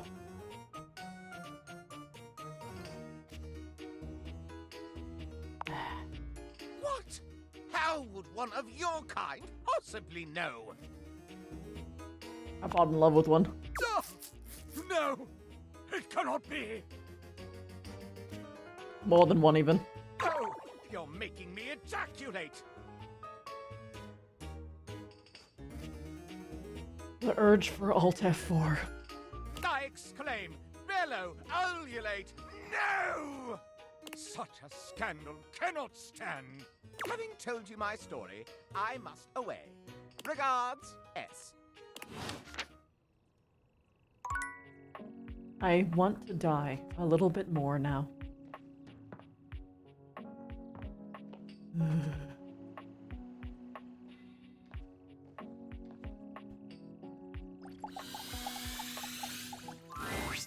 Hi there. I'm just finishing up my latest round of reviews. Care to have a read? Let's hear about the fusion barbecue joint. Two currents. Let us see. When we walked into the living room for our lunch rendezvous, there was a lot to take in. Hawaiian and Korean themes blended seamlessly in this laid-back barbecue joint. Palm shack decor as if we were transported to Maui, but with traditional Korean furnishings reminiscent of Seoul's best restaurants. Not to mention the comfiest couch seats you could imagine. Bravo! But what about the food? The food? Simply put, this is comfort food that is big on comfort, and we are here for it. My guest and I love the crisscrossing flavors that seem to add a new punch to old classics. This fusion left us feeling fused to the couch in the best possible way. Yes. Koa has won big in the food department. In conclusion, if you want a fusion that leaves you feeling like you just toured the world, all without leaving the comfort of your own couch, Koa's Two Currents is our current pick for the best new restaurant in the living room. Which review next? Ice cream! Ah yes, Freddy's Yummy Yeti. Ahem. This rustic hole in the wall is, at first glance, nothing to write home about. But the frozen exterior belies an inner warmth that brings joy to the soul. From the icicles hanging off the sign to the vintage ice cream box seats, the Yummy Yeti transports one to a magical frozen kingdom reminiscent of a time gone by. Ambiance? 5 stars. But what about the food? While at the Yeti, we devoured 2 absolutely delightful frozen treats. And let me assure you, this isn't the kind of place you go with a full stomach. You'll want a single scoop of one of his unique flavors. And don't forget to save space for his one-of-a-kind, decadent masterpiece, the Everyday is Sunday. Food? 5 stars. Service, of course, can make or break a new restaurant. How was Freddy's? My lovely guest and I were tended to and immediately made to feel right at home. We were never without our host's attention. He saw to it that we treated ourselves to whatever we liked. 5 glowing stars for service. All in all, well, dear friends, I must say that new ice cream joint in town is an absolute accomplishment. All things considered, Freddy Yeti has cracked the code, or should I say, cracked the cone. Your faithful critic can highly recommend it. Which review next? Sushi. Here's my review for Omakase Daisuke. The headline reads, a traditional triumph. From the exquisitely understated decor to the traditional greetings at the door, Omakase Daisuke hits every single mark of a great sushi restaurant. Ambiance, menu selection, food quality, and value are of the highest grade. The at first glance hideous presentation belies sushi of the highest caliber. I've truly never tasted its equal. My guest and I enjoyed a wonderful and, dare I say, romantic dinner for two. And I can recommend this restaurant without a shred of hesitation. Omakase Daisuke receives 5 out of 5 stars. This new kid on the block is here to stay. Now we come to the most important review of them all. Our reviews of one another. So, what do you think of me?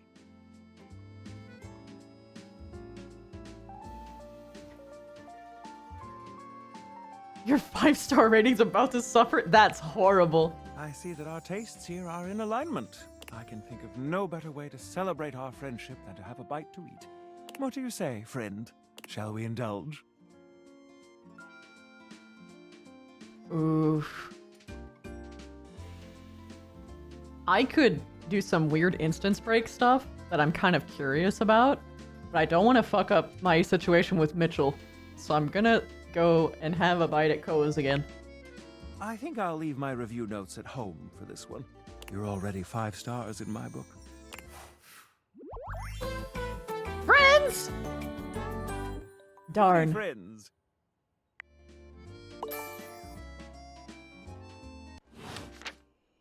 It's okay.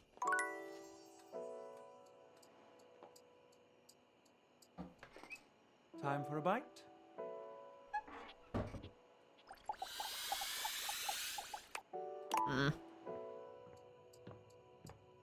How'd your date go? Oh, I didn't select lovers? Ah, fuck, controller. Excellence, therefore, is not an act, but a habit. Aristotle. I'm back in the saddle, and that's okay! Pretty good. So the date with Shelly didn't go well. Oh boy! Didn't it? It was a complete disaster. She wouldn't stop crying at dinner. She kept talking about how I was her last chance at happiness. And that if we didn't hold on to each other, we'd both be old and alone.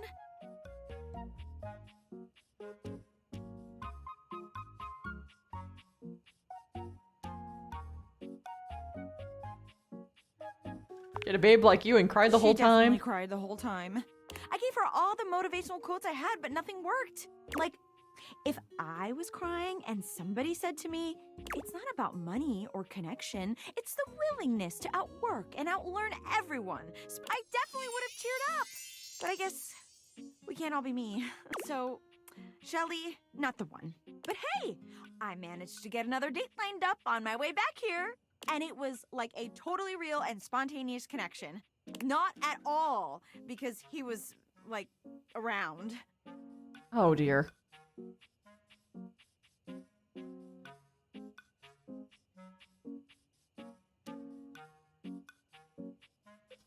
That'd be a pretty bad reason to date someone. It would be, wouldn't it? But that's not it at all. Not at all! Uh-huh.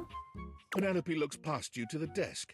When you follow her gaze, you see a man wearing dice chic standing nearby. Oh my god! Chance! Oh, you're gonna be in such a good situation. Ho there, fairest maiden. Art thou ready for our date?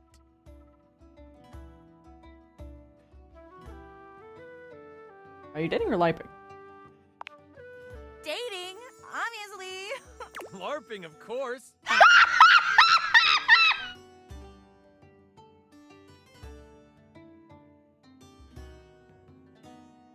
Oh no! Oh, we're not going on a date? I already have a little thing going on with the human. This is a date? Do you not want to date me? No, I do. Oh my god. Oh my god. Let's see. Love ending modifier with a human. And... He rolls a small die, seemingly thrilled with the result. Okay. It's definitely a date. Let's go. You gave the board game schmuck so much shit for rolling dice to determine relationship stuff, and you're doing it right here? There! See?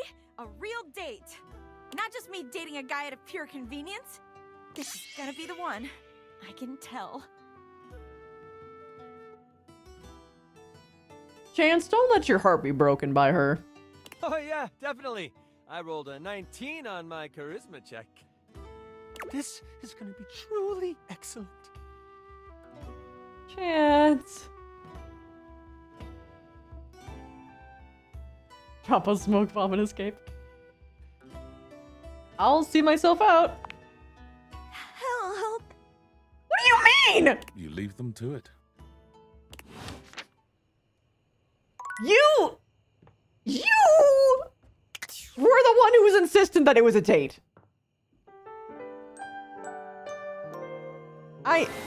And chances. Beg for No, it's not going to. You've already I'm not. shown me what I'm sorry. a waste it is. Go then.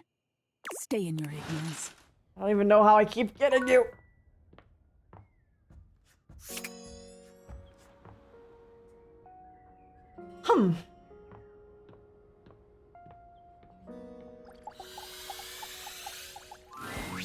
You're back.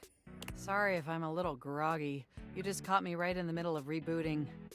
I don't know why, but rebooting always takes forever after a new OS update. Yeah. You ever noticed that? Yeah, what's up with that? And it's not just the rebooting that's arduous. The whole upgrade process always takes so much out of you. It's exhausting. Remember the last time you upgraded my operating system? From Atlantic City to Newark?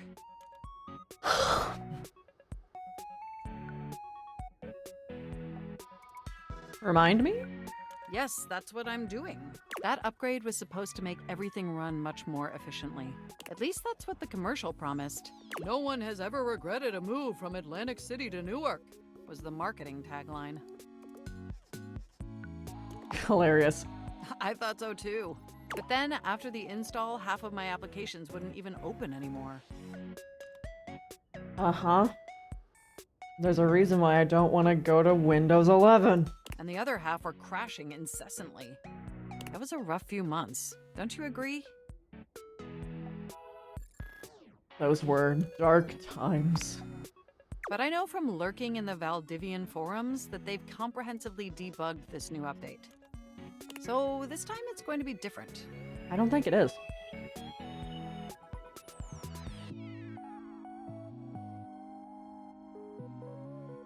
Cool. Everything is going to be absolutely perfect. And in just a few more minutes, you'll finally get to meet the new, improved Mac. My processors are all computing at an accelerated speed just thinking about it. I love hearing that. And I love hearing your enthusiasm. Ooh, it's almost ready. Just a few more seconds. At least that's what the progress bar says. And we both know the progress bar never lies.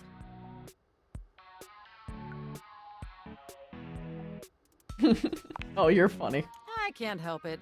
Being around you brings out the best in me. By the way, have you given any thought to what you want to do together? You know, after you meet the new, upgraded me?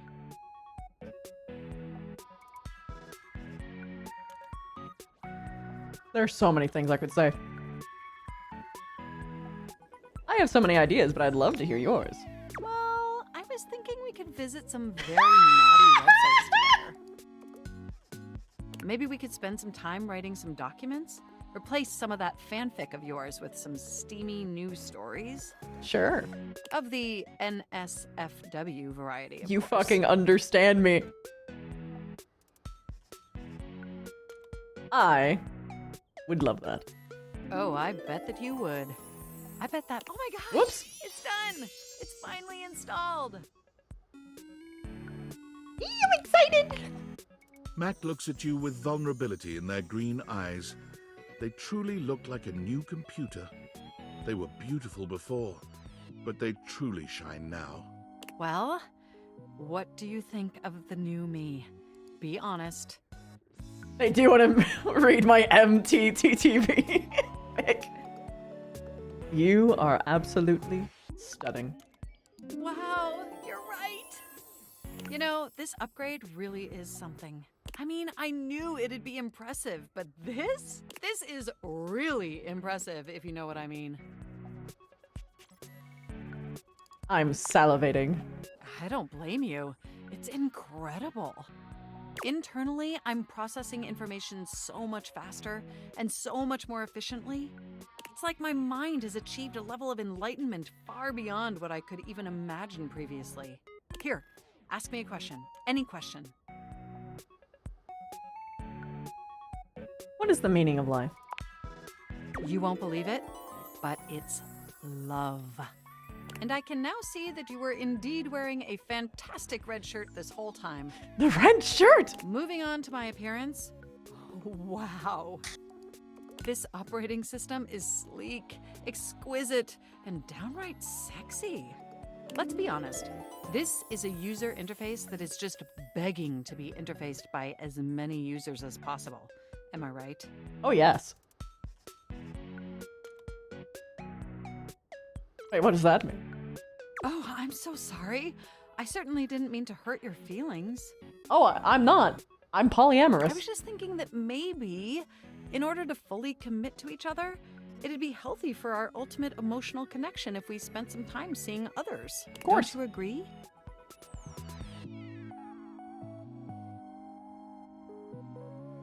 If you say so. Listen, I don't want to hurt your feelings or anything. The red shirt thing? Through the experience of being intimate with others, ultimately, I think we'd learn more about what we truly need in a partner. And armed with that insight, we could return to this relationship with Why the they tools comment and on it so experience much? Why? necessary to ensure an optimal romantic outcome. It's the DLC?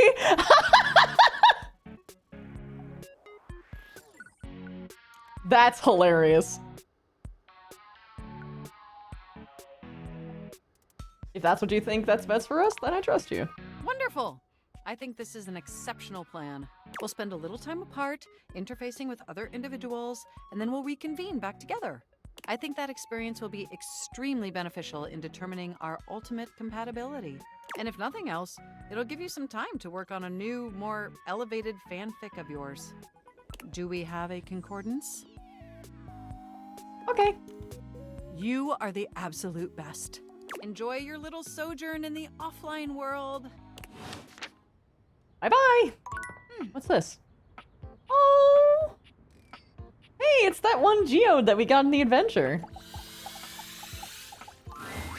You expected some manner of dazzling beauty when you focused your gaze on the beautiful geode in your office, but you couldn't have imagined this goddess. Her crystalline eyes upon you stop you in your tracks. The planes of her sculpted face glitter so beautifully, you're almost tempted to touch her. But the aura of power that radiates from her stops your hand. You are new. New? Yes. New. Not old. This is what new means. I've heard stories of the master of this household from Aaron. Another green young shoot convinced of their own immortality. Even as the wildfires rage closer and closer.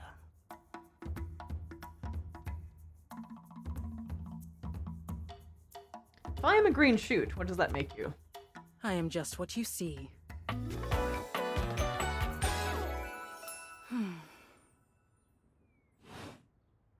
I am a geode here in your home, but I am so much more. I am the earth that nurtures you.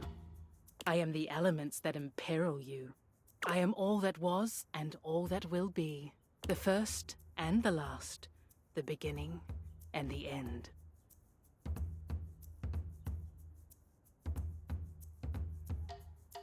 Can I just call you Ro? No.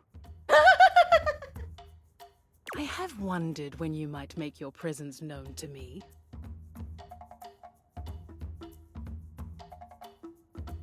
I hear of your comings and goings from the others in this place. Your antics are most amusing to me. Happy to help. Very good. I have things to tend to now. Important things far beyond your kin. You may go now. Okay. Bye, I guess. Perfection is not attainable, but if we choose perfection, we can catch excellence. Vince Bombardi. Let me tell ya, Chance, not perfect. Speak for yourself. Not even close. Ugh. But through chasing perfection, I have attained excellence with tonight's date. Oh no. What was so bad about Chance? Oh my god. Well, I thought we'd have so much to talk about. So what if he's a nerd? So am I! But he checked a stat sheet or rolled dice before he did everything. He ordered breadsticks, pasta, and tiramisu because he had proficiency in Italian dining. He's just being cute. When it was time to go, he told me he wouldn't see me again. Because he rolled a 7, and a 1 through 10 meant he couldn't see me again.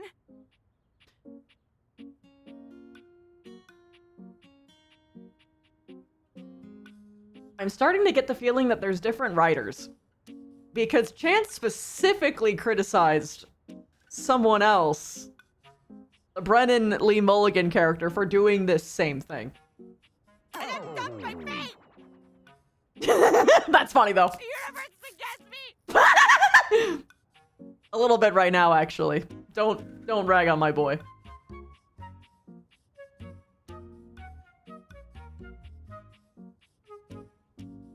You deserve better.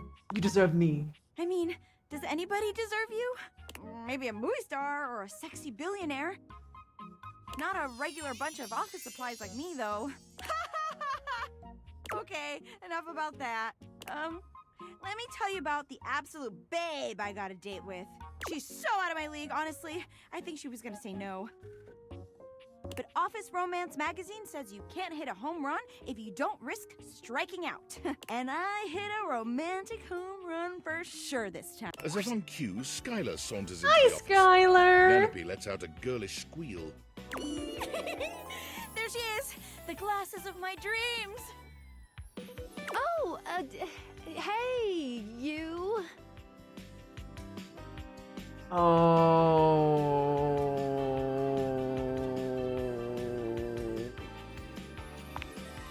Didn't I? You saw it here first. The beginning of our love story. Skylar tucks a strand of hair behind her ear, unable to meet either of your gazes.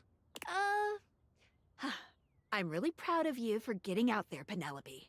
And you asked me out. And I did say yes.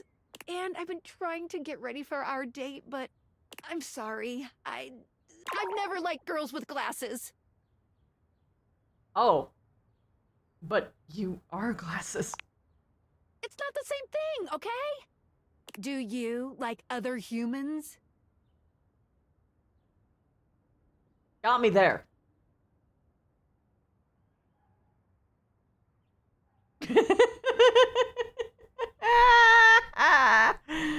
Objects are only from me. Exactly!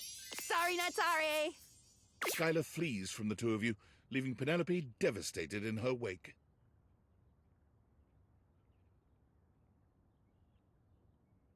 Would you like a hug? Thank you. But even a warm hug can't save me.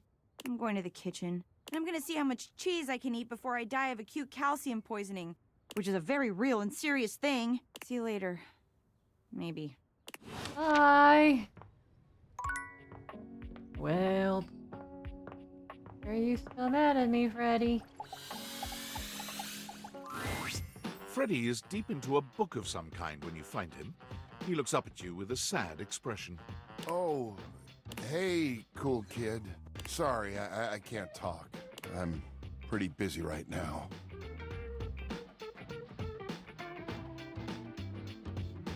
Mind if I join you? I'm studying up on safe food temps. I think that maybe if I could adjust things to be perfect depending on what you give me. Because I have a job.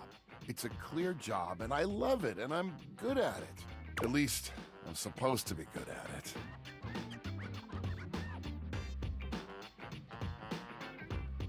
It's not your fault that any of that food went bad. I keep trying to tell myself that, but I'm struggling to believe it. I could have hurt you. Don't you realize that? What I do is important to me, mostly because it helps to protect you. Oh, isn't going to be sweet of you. There you go, being good about it. You're sweet yourself. You want to talk about that outburst you had? Oh, that.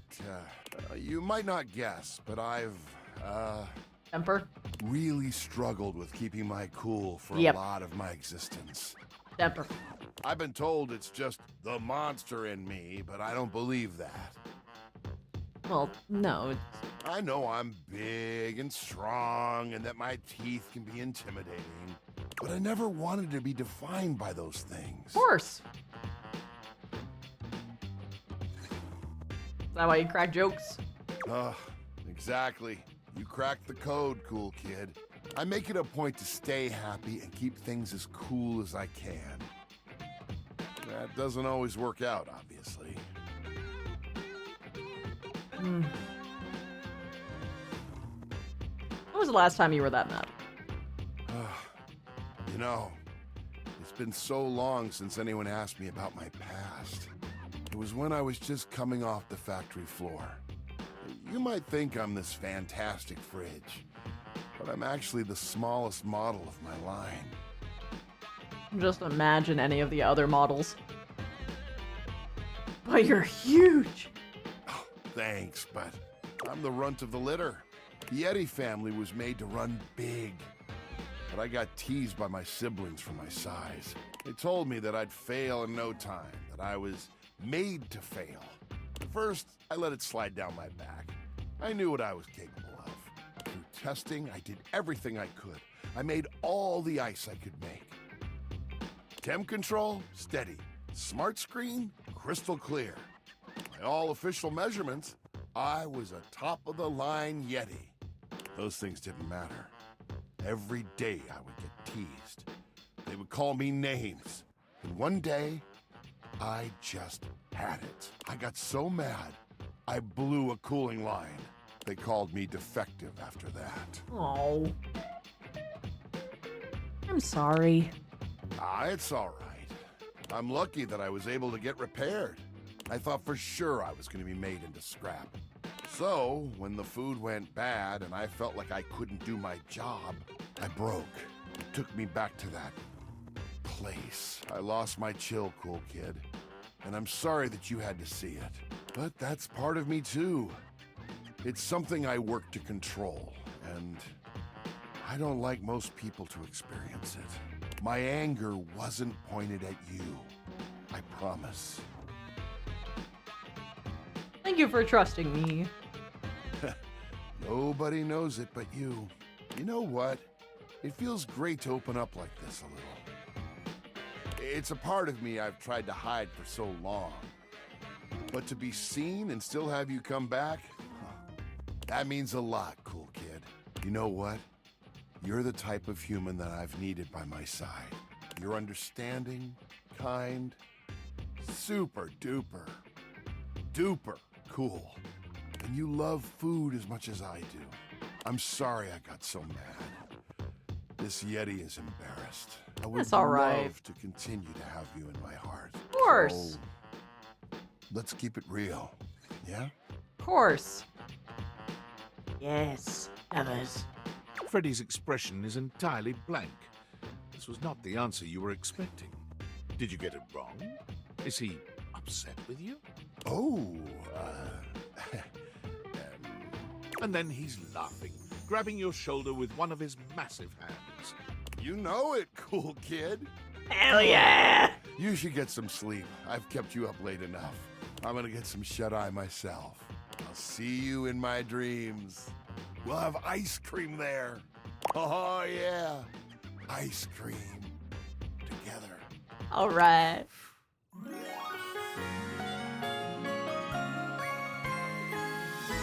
I feel a beast of a love connection with you. Hell yeah.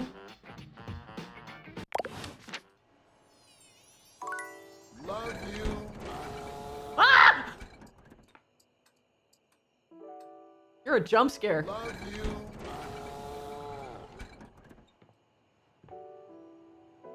Love you. Holy shit, dude. He actually jump scared me. Yeah, Wallace has been romanced. It took one attempt.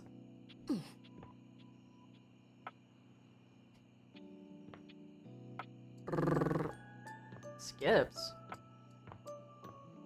Oh, I mean... Welcome to the dark side. Yeah, no, he just says anything. He just talks, that's it.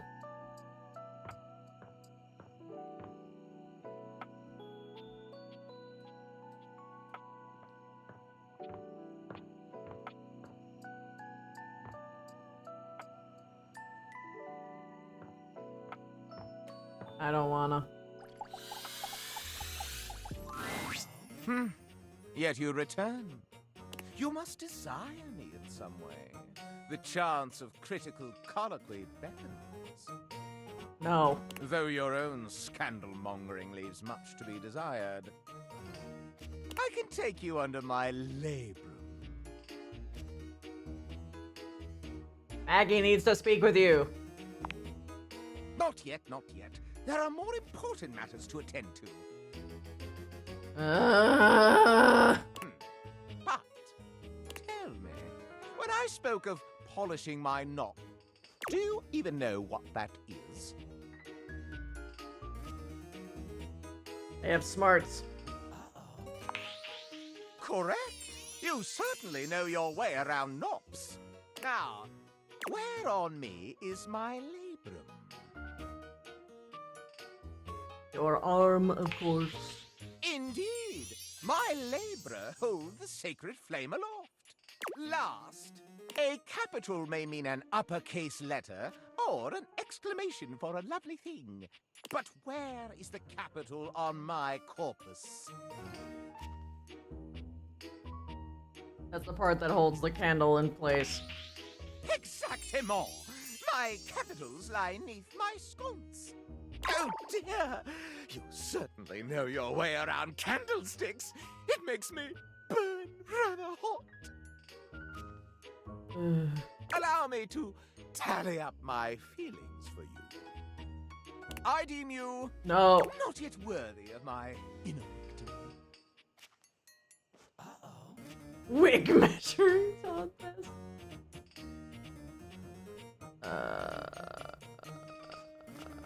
I don't want to ask. You must share with me more goings-on. It is give and take in the world of rumor, you see. Do you have any for me? You return. You are rather Jeju what? Your jests. But to become one with a path of scandal, you must give as much as you take.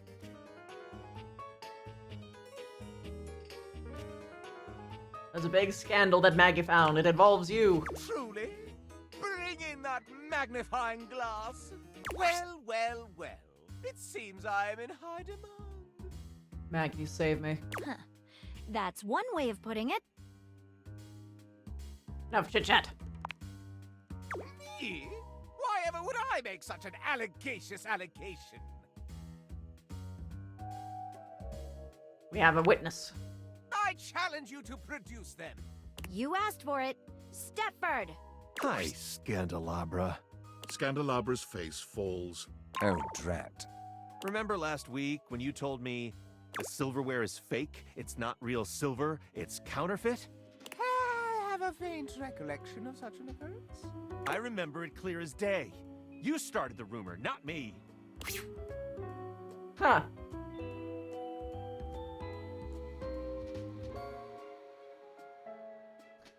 Answer this allegation. Yes, well, I was merely causing a stir.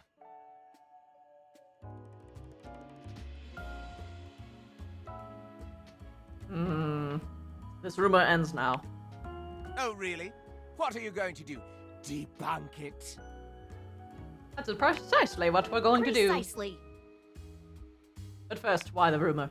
Why, you ask? Why? It's because you're also fake. Scandelabra loses control, looking rather like a harried murderer at the witness stand. Because it's true, that's why. I've seen the silverware flaunting his authenticity left and right, and I simply had to put an end to it. When you've got real pedigree like I do, you can't bear to see others pretend they've got the same class. You're fake. Quite a bold claim, Scandelabra. Can you back it up? Why, certainly. Why don't you give us your evidence? All right, I will. First and foremost, true silver like me shines brilliantly. Have a look and see for yourself. I'm dazzling. The silverware in the drawer is dull. It even has some streaks on it. Second rate, obviously. What else? Second, there's no need to mark real silver. It's enough on its own and needs no stamp of approval. The silver in the drawer is all covered with stamps. So you say anything more? Why, simply listen to the way I speak. Can you question for a moment that such a delicious degree of diction could be achieved by anything less than a genuine article? You're the fake one. Is that all? I also pinky promise that it's true. All right, no need for further questioning. Pinky promise. Case closed. Okay, now it's personal. Nobody closes my cases for me. Uh-oh. Easy, Maggie. Let's break this down with a level head. Indeed. Let's separate fact from fiction and flush out the fraud. Where should we start? How about the issue of shininess? What's your opinion? Doesn't silver tarnish? Precisely correct. Real silver must be polished to bring it back up to its highest luster. How about Scandelabra's pinky promise? That sounds pretty legit. Naturally, I shall not dignify that as evidence of anything except idiocy. What about the way Scandelabra speaks? What about it? I don't think pedantic palaver points to pedigree. While articulation and eloquence are praised by the prestigious, they are not foolproof signs of anything. And only a pathological prat like the Scandelabra would use it to try and cast blame on the innocent. I think I've had enough. Not so fast. You're forgetting one last thing. The supposed stamp. Real silver is stamped in order to affirm its authenticity. If we look on your bottom, however, Scandelabra, I suspect we shall find something other than such a stamp. Oh no! Not my... Maggie slips around the Scandelabra, grasping his coat in one hand and lifting it to inspect his posterior. Aha! There we have it. Made in New Jersey. Not a stamp of sincerity, but the note of a knockoff. Oh, the shame! Now you better explain yourself to everyone you spread that rumor to. And then you can go apologize to the silverware for having besmirched his reputation with your own lies.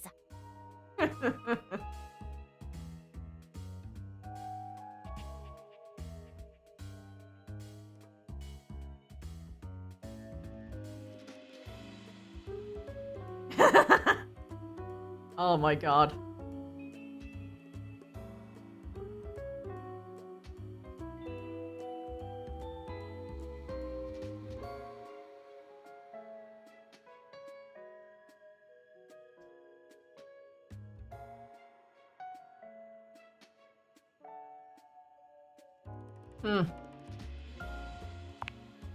Scandelabra's expression goes entirely blank. All right. I know what I've lost. Okay, alright, I'm like 7 times more interested in you now, which... I guess I would technically be 0. 7 times plus 1. I'm not really a so-called... Plus 1 times 7. I'm a completely ordinary, cheaply made knockoff from Freehold, New Jersey. I just want to be special, you know? When you're mass-produced, you just get that urge to strike out on your own. Rebel knows how it is. Shut up, cuck. Okay. I left the factory learning that I was essentially a defect from the start. A bum. But there was no need to lash out at the rest of us. You're right. Maggie. You're always right, Maggie. I've tried to dig dirt up on you, but you're squeaky clean. And for all my digging, all my messing around, I'm sorry. I still kinda get off on learning about all the relations around the house, though. He pokes the tips of his index fingers together in a gesture that reminds you of the way he used to present to you. If it's okay with you, I'll just watch and enjoy from here. As long as no one is getting hurt. And you promise to tell no more tales. You have my word. Well then, I'll call this case closed. Stay out of trouble. What is your real name? Oh, just a completely ordinary candle kind of name. John Wick. An utterly ordinary name destined for mediocrity. You're quite certain. Well, Mr. Wick, stay out of trouble. Okay. We did it. You were wonderful.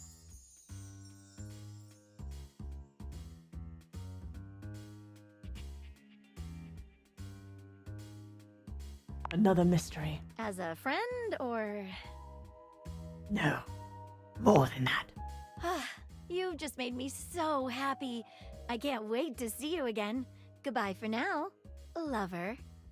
Maggie leaves you, seemingly unwilling to formally resolve your relationship in the presence of the disgraced candelabra. Yeah, that's fair. I really love her too.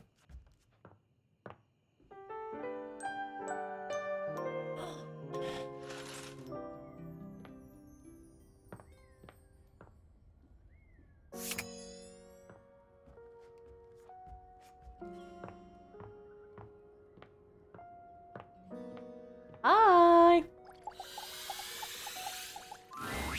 I'm so glad to see you again. After the Scandelabra case, I haven't been able to get you off my mind. Me either, Maggie. You mean it?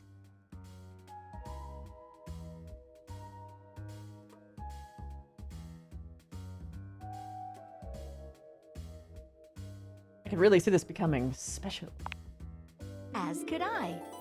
I actually went ahead and interviewed all of your exes, and I couldn't find anything worrisome about you at all. Nothing to find, huh? I know. It was barely an investigation. Just a matter of sorting through old school records and scraping social media profiles. It was hardly the work of a few long nights.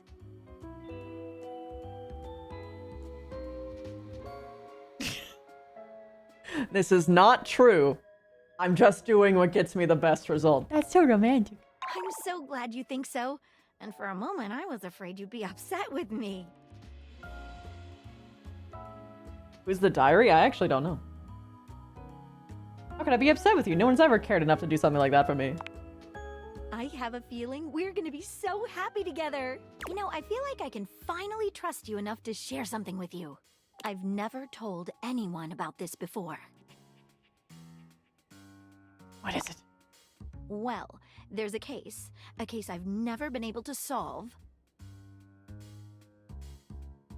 But you're the best there is, and it's Which is why the meaning of love or something like that. Much. In spite of everything I've tried, it's escaped me. It haunts me. Tell me, maybe I can help you. All right, but, well, you're gonna think this is pretty out there. You sure you're up for this?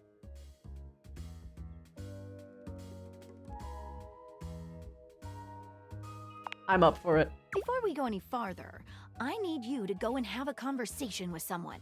I'd like you to speak with the Sinclair. Or should I say, Martin Applegate. Oh. Just go and speak with him and then come back and I'll explain. Okay. But first, you. You return. Why are you doing the voice again? You No. are rather jejune in your jests.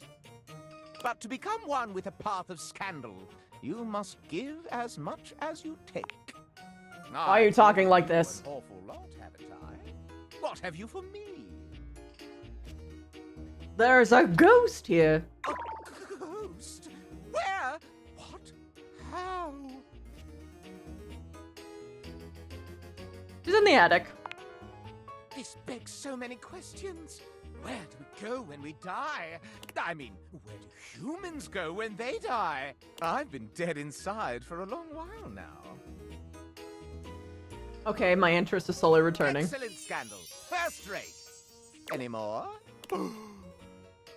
The sink is really a man, I think. Most confounding. We are all separate objets in this world, and I think of myself as always and forever being the Scandelabra. But perhaps beings like yourself can inhabit beings like mineself. Salacious. Tell me, what happened to him? Couldn't tell. Schrodinger's sink. Schrodinger's sink. Both man and sink at the same time. Perhaps that's my fate. Both candelabra and gold. Add one scandal to the tally. No, no, no. I am absolutely brimming with scandal at the moment. It burns. You, my dear human, are now worthy of my esteem. You should feel rather lonely, as I do. For there is no one else in the homestead whom I can count as my friend. Well done. We're friends now? Why, yes. You'll see it on the little screen as we part ways.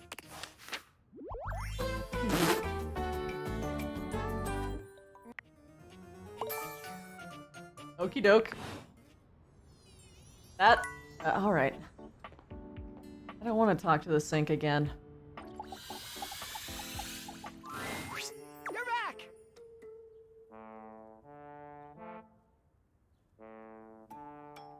Tell me your story. It all happened one rainy night, on the north side of Turkleman City. The tough side. I'd stayed late at the office because I had extra work to do before the holidays. Okay. Well, when I left, I was feeling a bit low, so I went out to a local bar. It's called the Banana Club. They make a mean Shirley Temple. Heavy pour.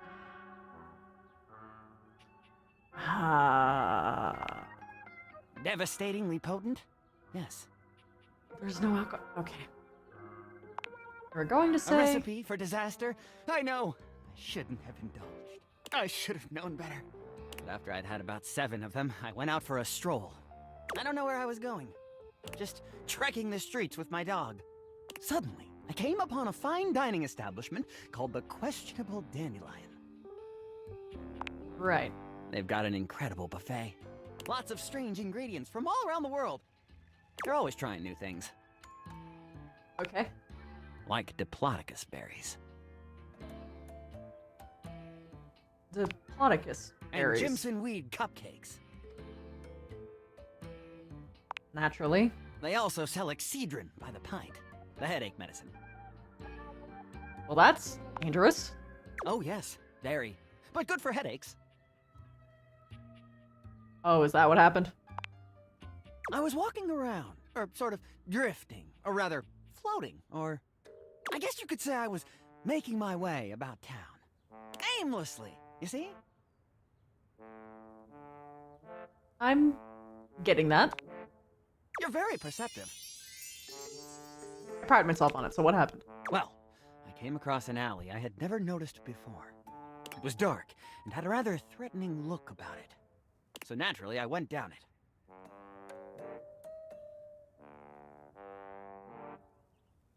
What anyone might do. I wandered down the alley and came to a door, lit by a red light. I opened it and found a long hall, at the end of which was a sort of booth. And in this booth was a fortune teller. She was wearing a fantastic red shirt, not unlike the one you're sporting. Huh? Although it could have easily been more of a chartreuse. I can't tell, I'm tone deaf. Are you Shan? Yes, her name was Vagabonda the Sinclairius. She was wearing a fantastic red shirt, not unlike the one you're sporting. I'm sorry I keep harping on the shirt, but it was absolutely fantastic. She spread out a deck of strange cards and asked me to select one. Strange how? They were business cards. I see. I chose at random, and the card I picked turned out to be the Ace of Spades. Oh, you said they were business cards. The Ace of Spades is a bespoke shovel manufacturer based in Crumple, Michigan. The owner's name is Ace. Ah, should have known. He does great work. Vagabonda snatched the card back from me and said, "Not that one!" Turns out she had her rewards program on the back. 12 stamps and you get a free spade. Probably shouldn't have had that one in there. We agree! Besides, she only had 2 stamps. So I snatched it back from her again and we had a bit of a row and I'm sorry. God damn, that is a nice shirt. Anyway, I guess that wasn't a very good start to our fortune-telling session. I think that's why she cursed me. How do you figure? Because right afterward, she said, "Martin, that wasn't a very good start to our fortune-telling session. I'm going to curse you because of it." And then she cursed me. Cursed you how? She waved what looked like a magic wand. Although, to be honest, it could have easily been a bagel of some sort. And then said, "Martin, I doom you now to become a detestable object. I transform you thusly, so that you may go home and think about what you've done."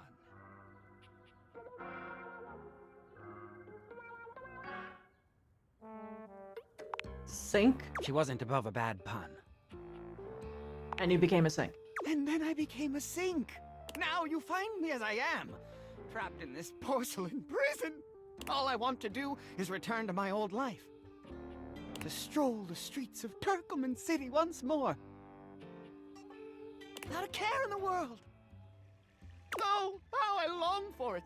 Please, won't you help me? Sudsy and I would be oh so grateful if you could get to the bottom of what's going on here and return us to our proper forms. Will you? I'll do everything I can. Oh, joy! If you want to help to get to the bottom of all this, I might suggest you seek out someone who is in the business of solving unsolvable mysteries. Oh boy, okay, I see where this is going. Or just go see if Vagabonda the Sinclairius is willing to undo her curse for a free shovel. Do my best to help you. Oh, yay! Let me know when you have news. This was a thing. Titus. No! Titus points her sword at you, but the moment she recognizes you, she lowers it. Her shoulders sag, and her face falls. You're not sure if your mere presence has ever so thoroughly disappointed anyone before. Her bubble necklace. You. Why you? Why anyone? Why would a being with a beating heart chance upon this cursed place? For any place that would play host to the lukewarm slickness of my humiliation must bellow and pollute like a mouth of sulphurous hell.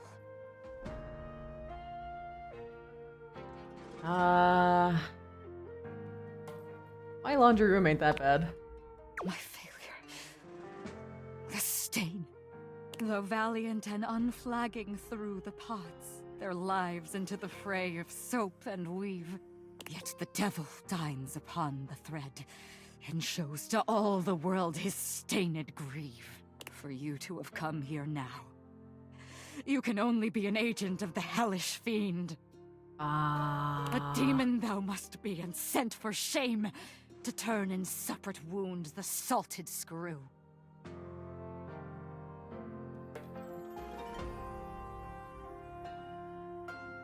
You lost the battle? As am I. More sorry than the sorriest could say. My state meaner and more abject than before I had imagined possible for one so proud, so self-assured as this general. I find myself too open and undone. I find myself unmade. Titus looks at you, but she's clearly elsewhere, reliving some yet unspoken trauma. She was such a proud sweater. Such a stoic weaving of cashmere and wool, to be felled by a single missiled blot of marinara. The spiked pill of tragedy has passed, but in these guts the nightshade knife persists.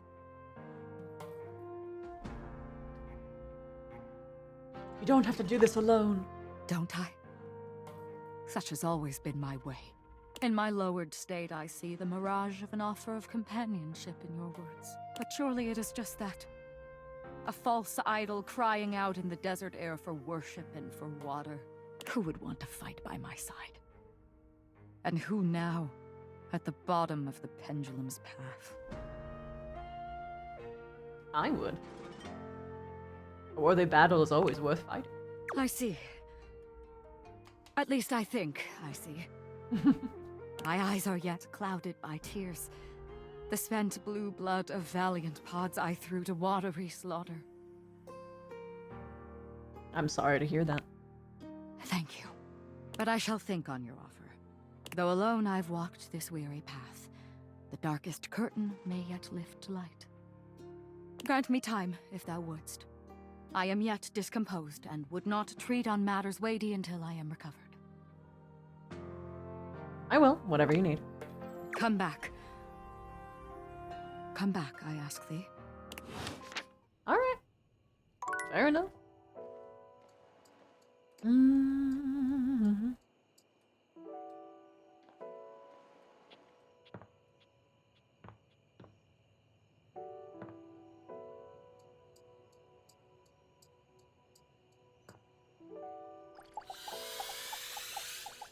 I actually have no idea, Zodiac. My dear, you have come back to visit and give me the chance to admire your... Amir's smile falters, his effusive praise coming to a grinding halt. What is it? Oh, my tragedy mars your beauty. It has nothing to do with your gorgeous proportions, your stunning features. Is it? It is green. No! I have something in my teeth! A color that cannot belong in the white statuary of your teeth. Did you have broccoli recently? Literally a couple hours ago! Yeah, for breakfast. Ah, that's a strange choice. Avocado. Well, I'm afraid you have some left over in your teeth. Just, there. Take a look.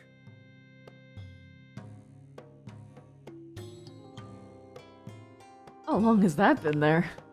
I'm sure not long. One can hope. Perhaps you should consider flossing more often.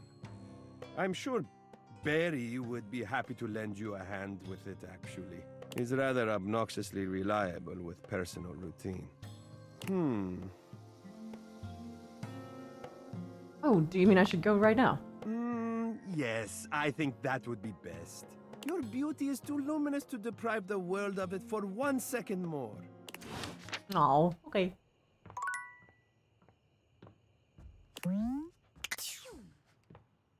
Time to take floss, yeah.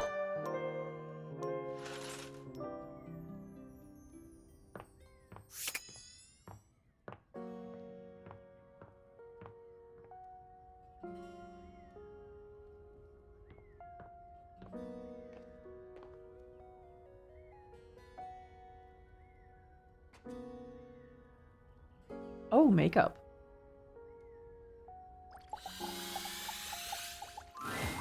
A stylist with a very vertical, very pink hairdo appraises you, lifting... Oh! Oops.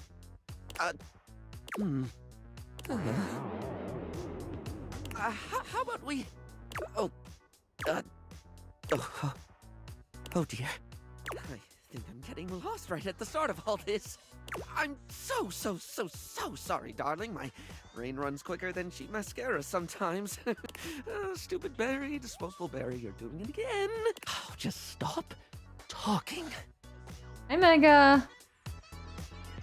Hello.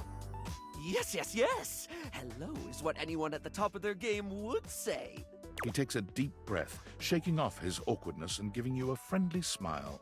Let's take this from the perfectly coiffed top, shall we? My name is Barry Styles. I am your one-stop shop for looking good, feeling great. Not that I have to work too hard at that because, and I don't know if I made myself clear enough on this point, darling, but you are looking fabulous. Thank you. Why, hello. I'll be honest, because I like to be clearer than a freshly unblocked pore, I really don't like talking about myself, hun. I'd much rather talk all about you. And eyebrow hydration. Of course, you really cannot underestimate how important it is to avoid a thirsty brow, baby. Of course. But mostly, I want to talk all about you. In fact, if you'd be so gracious as to indulge me, I'd love to really get under the skin. Please, I'm ready. Oh, not literally, obviously. My products are for external use only. I didn't even read. I didn't mean that way. I thought you were gonna give me like a fuck. Okay. I mean, can I ask you a few questions? Of course. Oh, fabulous, darling. Okay. This is super exciting. I just love learning about what other people like. I haven't yet met with a taste I can cater to. So, with that in mind, I simply have to ask. Drum roll. Favorite brand of tweezer?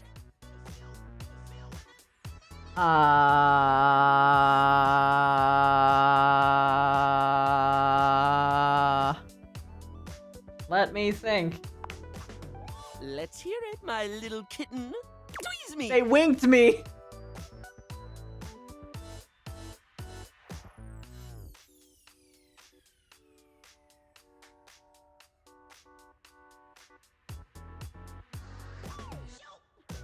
I'm gonna say this one. Ooh, classy choice. Polished Response's line of beauty products is second to none, except for the cases where they aren't. Everything they put out emphasizes sleek form factors that promote keen aesthetic without sacrificing functionality. You wouldn't think tweezers could turn heads, but when you pull a Polished Response product out of your handbag, the only way it won't get noticed is if they're being upstaged by your Polished Response handbag. So, let me just make a mental note. No need to actually write it down. Got a mind like a steel trap. At least when it comes to tweezers and tweezer-related lifestyle choices. Lich wants to chug shampoo? What? No. Ask me to remember a job interview or doctor's appointment. Swallowed and I can't help shampoo. you. But Probably random hair gonna conditioner die. trivia? I could give you that for days. Smelled like fruit. That was a lie.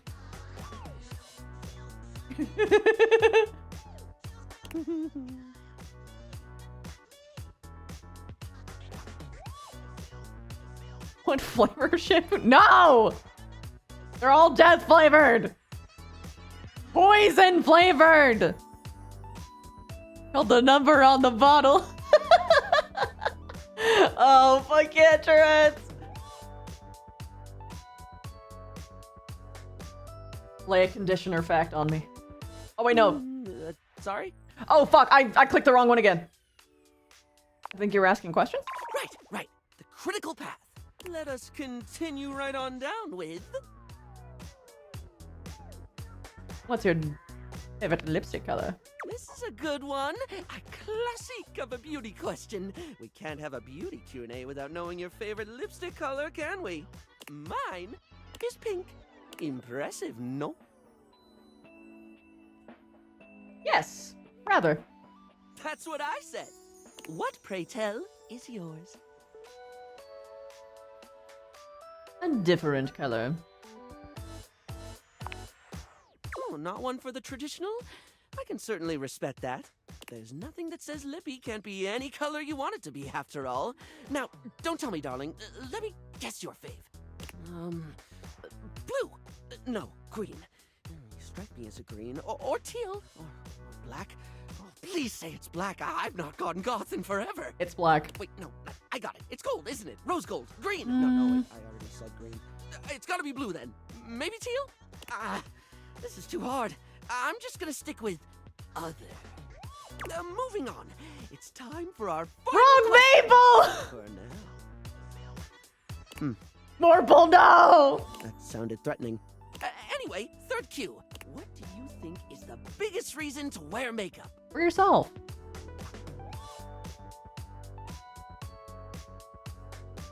Honestly, it's self-expression, so unique is like the genuine answer. Oh, very much yes, darling. Standing out from the crowd?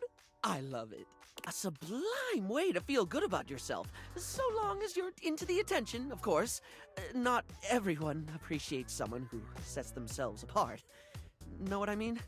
There's always going to be those who want conformity to keep you comfortably quiet. Maybe they're jealous of the self-confidence needed to be boldly different. Tell me about it.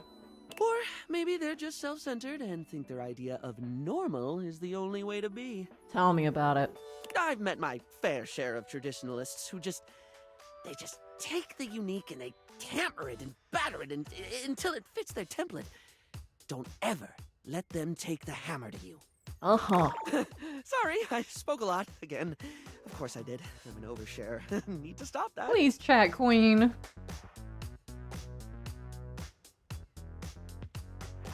Yeah, don't apologize for being you, Bugaboo. Barry still looks embarrassed, but a sweet little flush comes over his pale cheeks, and he smiles at you. Well, darling, that about wraps up the cues. It was gonna be a big 20-question thingy, but I just didn't do it, I suppose. Plus, I forgot half the ideas I had for it when I thought about combs for an hour. That's okay, I had fun. Really? That's wonderful, darling. I had a lot of fun, too. Oh, I really hope we can have another fabulous chat again. All right.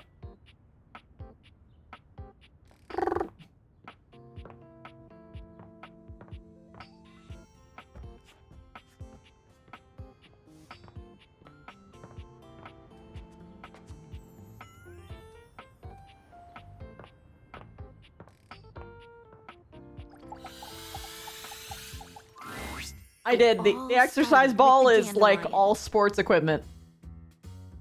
What? It's the first thing I remember anyway. Up until that point, Sinclair was his usual self. Just a sink and a bar of soap shaped like a dog. Nothing fancy. But then, one day, you came home late with some takeout. And after that, things started to get a bit weird.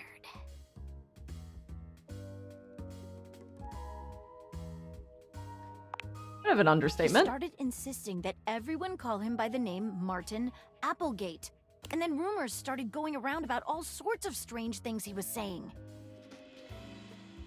I've heard a few of them myself, yeah. I must confess, I can't make any sense of it. What I suggest we do is go and speak with him together. I think he'd like that. Excellent. If you'll bring me to him, we can take things from there. Oh, Lord.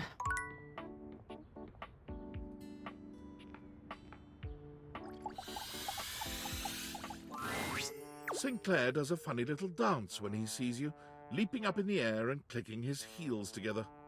You've returned! And no better time. I've been hearing some strange rumors lately. It would seem that some people are saying I'm not a man at all. They say I'm a sink who's lost his mind. Can you believe it? No. Sounds like the no of agreement. Sinclair turns his red and blue gaze to Maggie, his expression completely blank. And who's this you've got with you? You don't remember me? Remember you? Why, no, madam. We've never met before. Did you bump your head? I'm sure I'd remember such a stunning beauty. He waggles his handles the way a human might waggle their eyebrows. Huh. Interesting. Hey, baby. Maggie bends to allow Sudsy to sniff her hand, patting his head briefly. Sudsy! Hi there, Sudsy. That's a good boy. Now run along to your tray, won't you, dear? Yet my dog seems to know you. How curious. Are they exes? So that's the name of this shapely glass. She's a professional. And we're gonna get to the bottom of Let's this. dive right in. Our mutual friend here filled me in on your last conversation, and... How rude. You asked for my help! Yes, and that's very kind of you. I meant it was rude of me to interrupt just now. But As I was saying, I know the contents of your last conversation. It seems to me there are a few different avenues for further investigation. There is my very curious choice of occupation, my journey downtown after work, my incongruous lack of memory with regard to other entities in the house, and my encounter with the mysterious Vagabonda the Sinclairius. Why, yes, that's exactly right. I never cease to amaze myself. Let's go through these again and see if we can't collect some evidence, shall we? Let's do it. Where should we begin our investigation? The detail about your occupation. I work for Generally National Auto Insurance.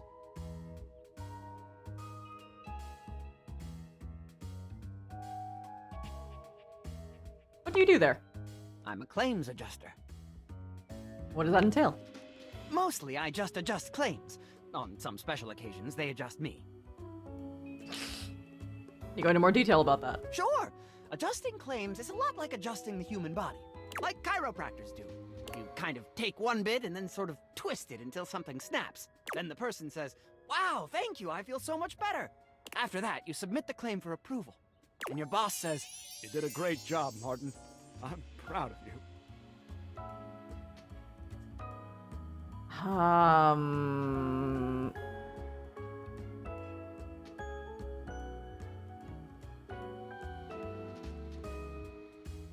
Sounds reasonable to me. Reasonable is my middle name. What else can I tell you about my job? What's your boss's name? My boss is named Boss. Did you just say that because Jim Boss.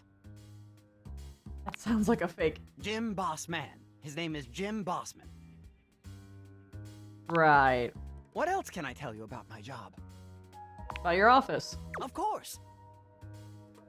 But first, what do offices look like? You never seen one before? Not exactly, no. Should have expected that. What else can I tell you about my job? Let's move on to another line of inquiry. Before we do, let's discuss what we learned. What do you make of it? He's making it up as he goes. I thought the same thing, yet there is no apparent ill intention behind it. Perhaps his benign fabrication is a clue in and of itself. What do you think it points to? He's a sink. Something deeper is going on here. I'm thinking the same. Let's get back to our interview. What else should we ask him about? Trip downtown. Let us dive into that unfortunate eve. Let's go over it again from start to finish. Of course. I left work late and made my way to a local watering hole, the Banana Club. What did you order? I had a Shirley Temple. Thought you said you had 7. And then I had 6 more of them. And these were alcoholic, or? Surely not. Or should I say, surely not. But you mentioned them being potent last time we talked. My mistake. I probably just didn't finish. If I had, I would have said they were potentially the best drinks I'd ever had. It's like interviewing a can of silly string. He's all over the place. Okay, what happened after that? Then I went to the questionable dandelion. Let's dig into that a bit. With gusto! What did you eat? I had one of their new specials. Jimson Reed cupcakes with a side of Diplodocus berries. Delicious. You mentioned that they sold Excedrin by the pint. I didn't have a headache, so naturally I avoided that item. A very rational view, then what? I roamed about a bit. Then I saw a mysterious, threatening dark alley which I wandered into. Quite sanely, I might add. And that's when I met Vagabonda. Okay, let's go over this.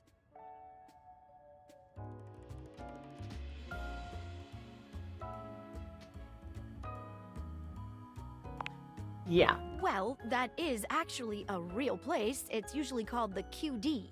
It's the first thing you said that seems like it could be true. Yeah. But what about those ingredients?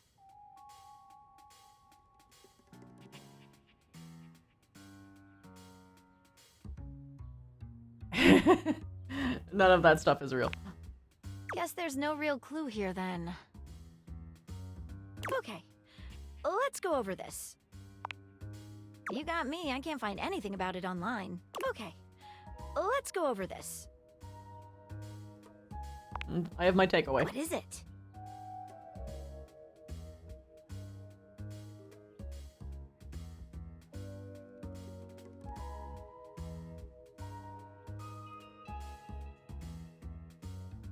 Hero from Rio Restaurant, that's the only thing you told us so far that actually adds up. Indeed, I thought the same. Guess that's a dead end. What else should we ask him about? Or about this vagabond character. Vagabonda! What a mysterious character.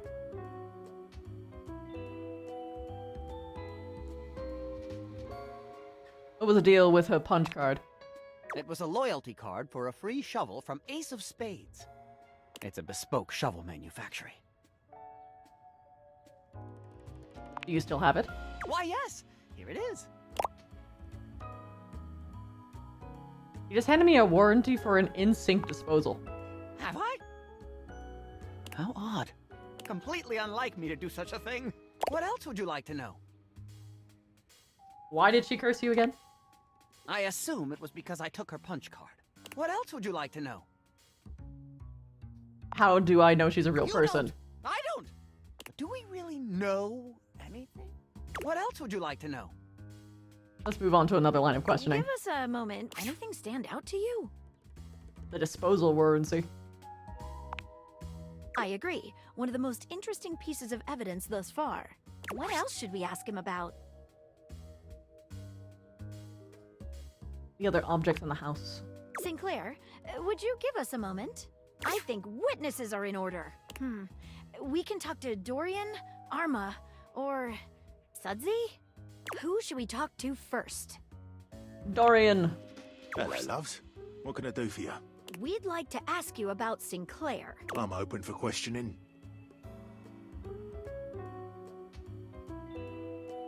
Was Sinclair always this way? No. Far as I recall, Sinclair used to be, well, charming. He was always thoughtful and took great care to have perfect hygiene. Bit of a mess now, isn't he? I'm open for questioning. Does he recognize you? No. He keeps calling me names like Walbert and Jonald. Really rather annoying. I'm open for questioning. Notice anything odd about him? You mean aside from everything? I guess he does seem to be getting backed up a bit more often than usual. I'm open for questioning. Let's move on. Who should we talk to next? So did he, like, try to make this whole, like, mental scheme that he's actually not a Sync and that he's actually a man so that he doesn't get disposed of? Hey, folks. What can I do for you? How can I help? Can you provide a medical diagnosis of Sinclair/Martin's condition? Well, I'm not a doctor, but I can speak to it from an emergency responder's point of view. Here's what I notice. There's definitely an altered state of consciousness. His erratic behavior points toward a head injury. Yeah, that's about what I thought. Or intoxication due to foreign substances. Or, I guess, magic? Who's to say? How can I help? Does he remember his Not past in the interactions? slightest. And he's created a bizarre memory of another life. Sorry, folks. That's... Who should we talk to next? Sudsy. Alright, Suds. You want a treat? Here you go. Ah!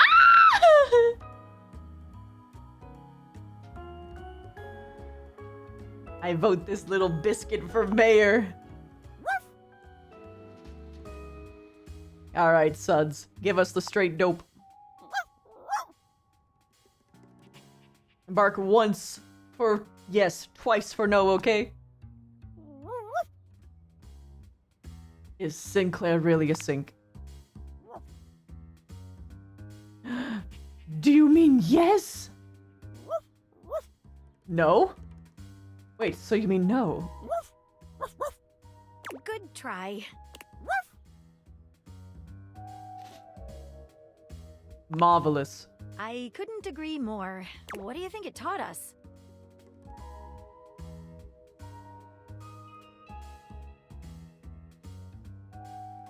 Sinclair is definitely a Sync.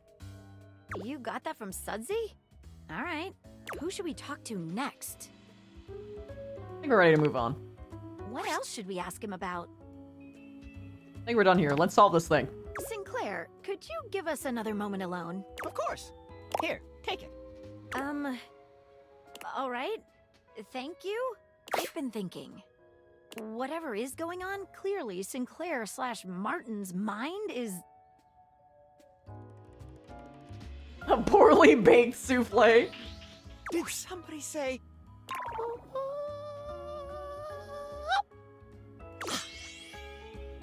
Exactly. I'm a little concerned that given his fragile state, he's vulnerable. I'm afraid that if we make the wrong analysis of the situation, he might lose it completely.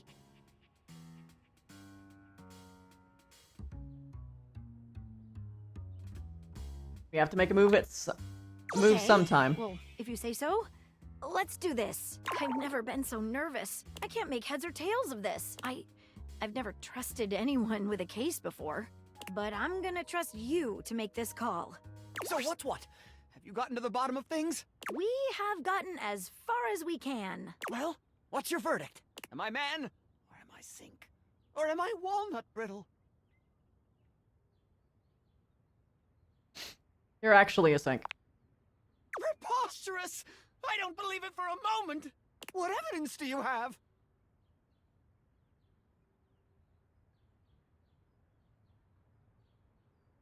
Other objects in the household corroborate it. What? That proves nothing! Something happened on your night out. Yes, I was cursed! No, Martin. You got drunk. No, I didn't! That proves nothing! Your encounter with Vagabonda wasn't real. How dare you! The punch card was a disposal warranty. It was? That proves nothing! You've clearly never worked in insurance. Dare you suggest such nonsense? I've adjusted 1,000 claims in my day! That proves nothing!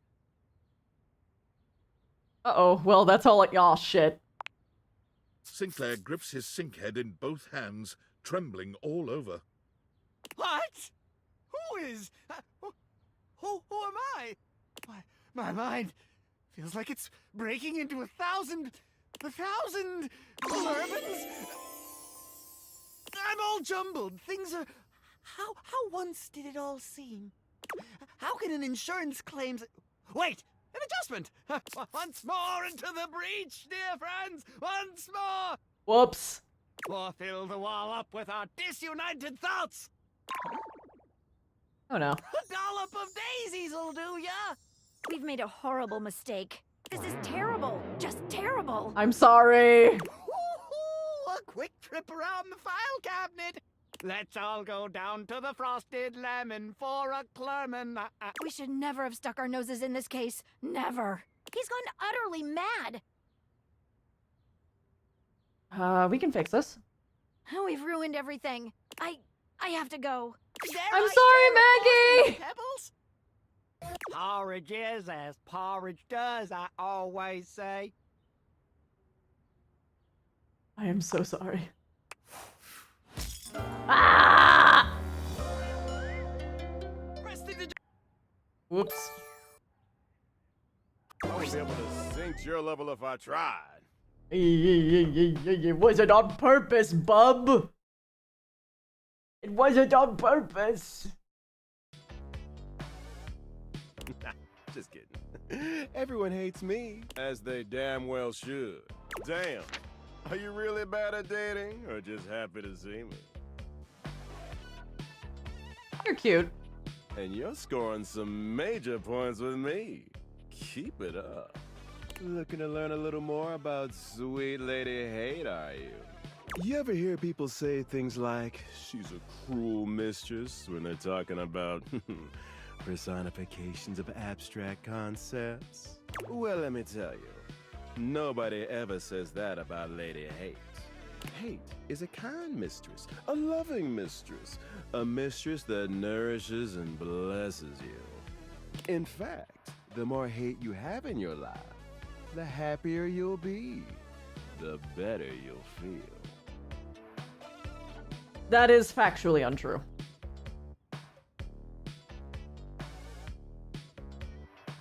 Sounds like I need more hate in my life then. Absolutely. We all do. Look, I only want the best for you. And the best thing for you, for me, and for literally everyone, hate, baby. Come back anytime you want to hear more about hate. Oh boy.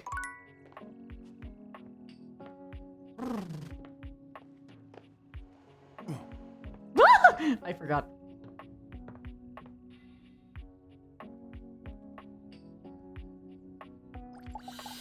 you. Oh, it's just you, Lyric. Okay. You're here. I'm excited. I'm expressive. Everyone's ready to go to the zoo. I know exactly what you mean. I've been thinking, and here I believe is the best way to organize our efforts. Creativity is for naught without some solid logistics. I know how I'd like to start my book. I've got this fantastic detective character named Wen that I've been working on for a while, and he's going to be our hero. What I need from you, though, is help with creating an outline. If you will, help me to create a framework.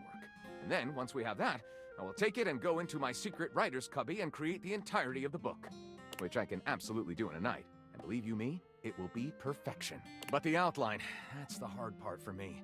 Will you help? Does that sound doable? For sure, let's rock and roll. Yes, let us boogie. So, here's what I'm thinking about Wen.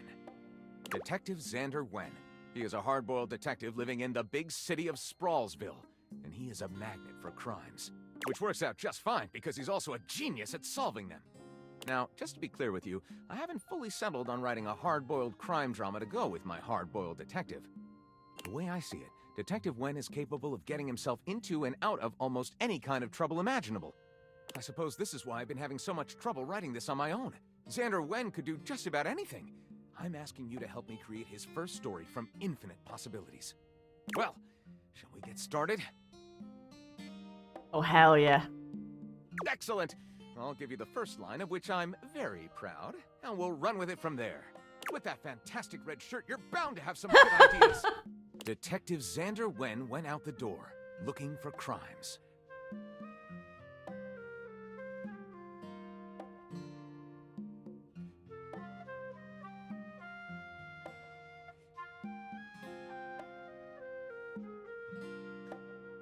Okay. Probably the bombshell. Daphne asked Detective Wen to help find her husband Cliff Fatel, who had gone missing.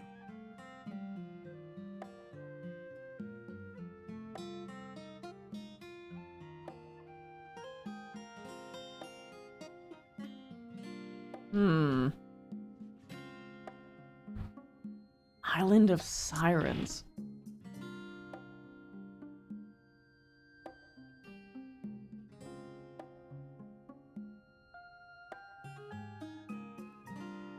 That's kind of cool.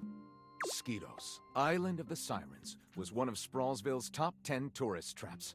For years, gorgeous sirens had been luring people to the island for primal, frenzied sex, and then to kill them. Okay. The first step was getting there.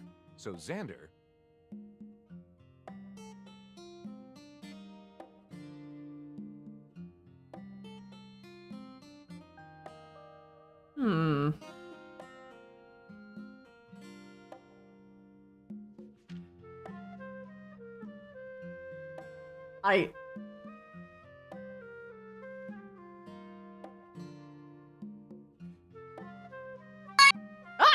Oh, what was that? I have no idea.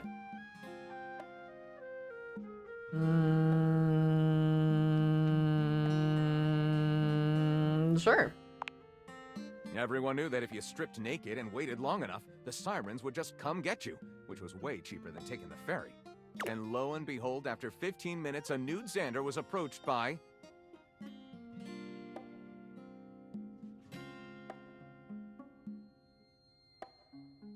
I'm starting to realize that you can, like, literally Tokyo drift through various subjects. Each other's dripping bodies, and as the siren sensually licked Xander's exposed Okay, clavicle, okay. he moaned,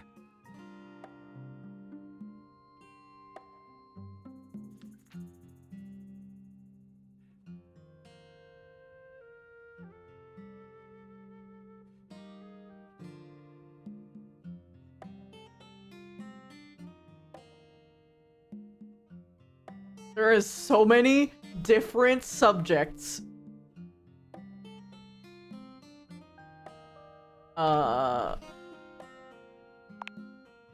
which scared the siren enough to reveal that the siren was Cliff all along. Thrilling. Anyway, let's call this Song of the Siren. Lyric looks at the story outline you've written and pronounces his true feelings. Looking at this, I think this might be difficult for others to understand. Yeah, that's I'll write it up fair. right away. Unless you think we could come up with something better? Yeah, let's try again. I'm sorry. Starting from the top. With that fantastic Detective Xander Wen went out the door, looking for crimes. So if we're gonna be Daphne asked doing Detective Wen to help find her husband detectives, then it's just gonna be Cliff all Wen Y. investigates the squid cannery, where he talks to the foreman, a foreboding and mysterious communist named Gregor Privyet.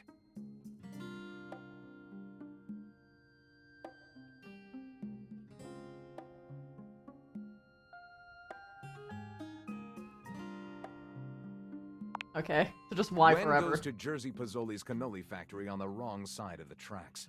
His goons open fire.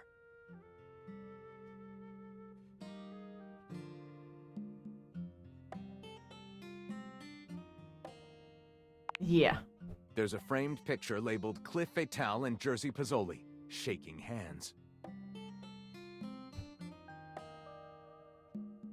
Cliff Fatale the whole time. What a twist! What a commentary on the American cannery industry. Pure noir. I call it The Ink Was Black as Night. Lyric looks at the story outline you've written and pronounces his true feelings. Looking at this, I think this will be one for the ages. I'll write it up right away. Unless you think we could come up with something better? No, I like this one. See you soon, partner. Already out.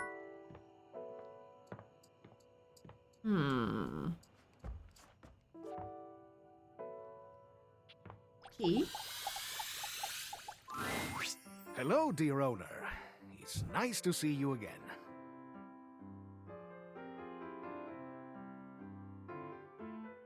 You don't need to call me owner. Ah, but of course. Forgive me for my old-fashioned habits. Anyhow, I'm glad you dropped by. I've just been here relaxing on Abel's broad back. I've convinced him to accept my presence. Convinced me? Oh, Keith, you're more than welcome. Okay, so upstairs shelf is a different thing. I'm lucky to have someone as wise and knowledgeable about the home history round. You're too kind, Abel. He's wonderful, isn't he? I confess, it's been marvelous just to be out from under that rug. Now that I'm here, I'd love for us to get to know one another. For my part, I am, as they say, an open book. Is there anything I can tell you about myself? How long were you under there? I have asked myself the same question time and time again. Those were dark times, and I had plenty of opportunities to wonder at it. However, I've come to the conclusion that some questions may never be answered.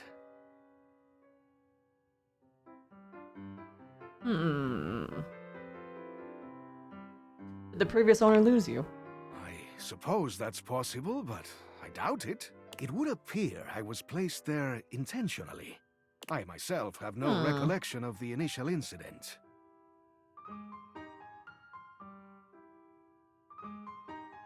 Might have been traumatized. You're probably right. But no matter. I am here now. Anything else you'd like to know about me? How old are you? How old do you think I am?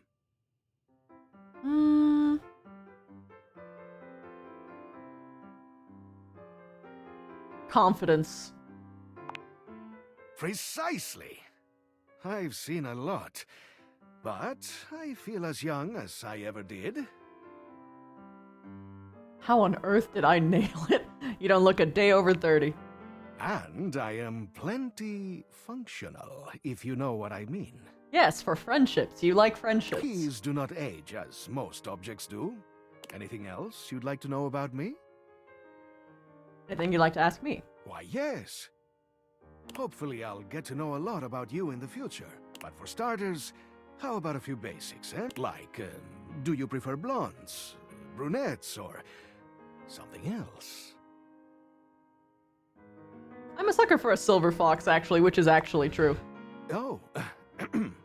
Keith blushes, breaking your gaze to contemplate something off to the side. Well then. All right. How about another question?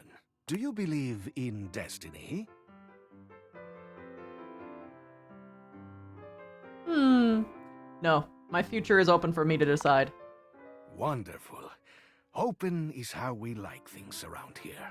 What else do I want to know? Ah, Do you think of yourself as traditional or open-minded? Open-minded. That is how you stay young, you know. How about just one more question for now? Forgive me for the boldness, but where do you keep your cash? In the safe. A wise choice.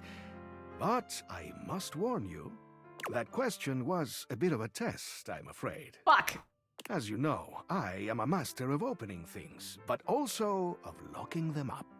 And I would highly advise you to be more circumspect in answering questions of that sort. Damn it!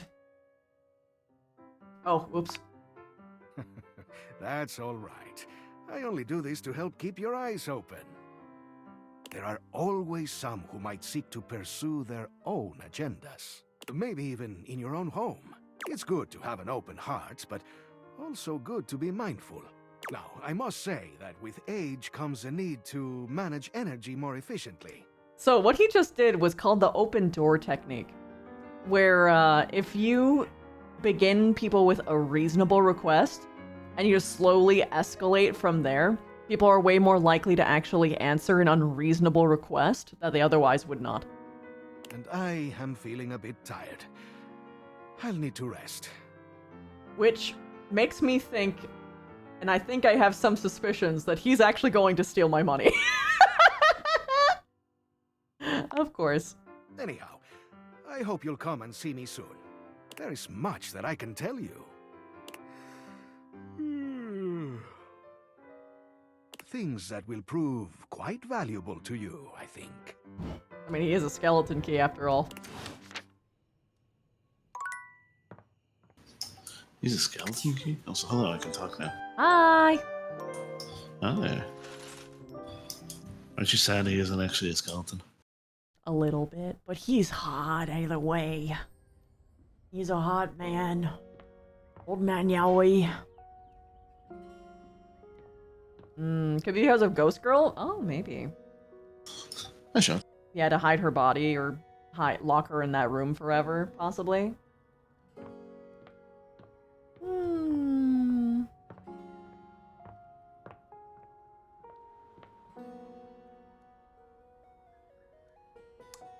Also, I realize your timer is less than 2 days now. Yes.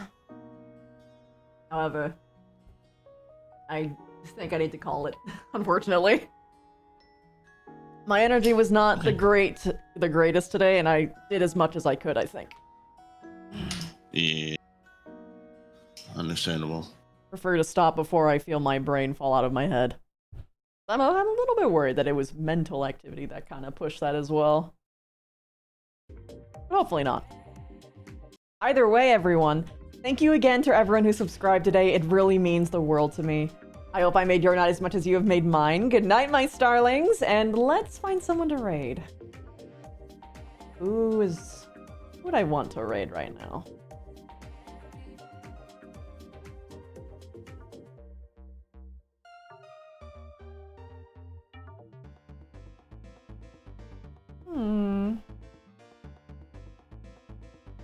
A couple options, huh?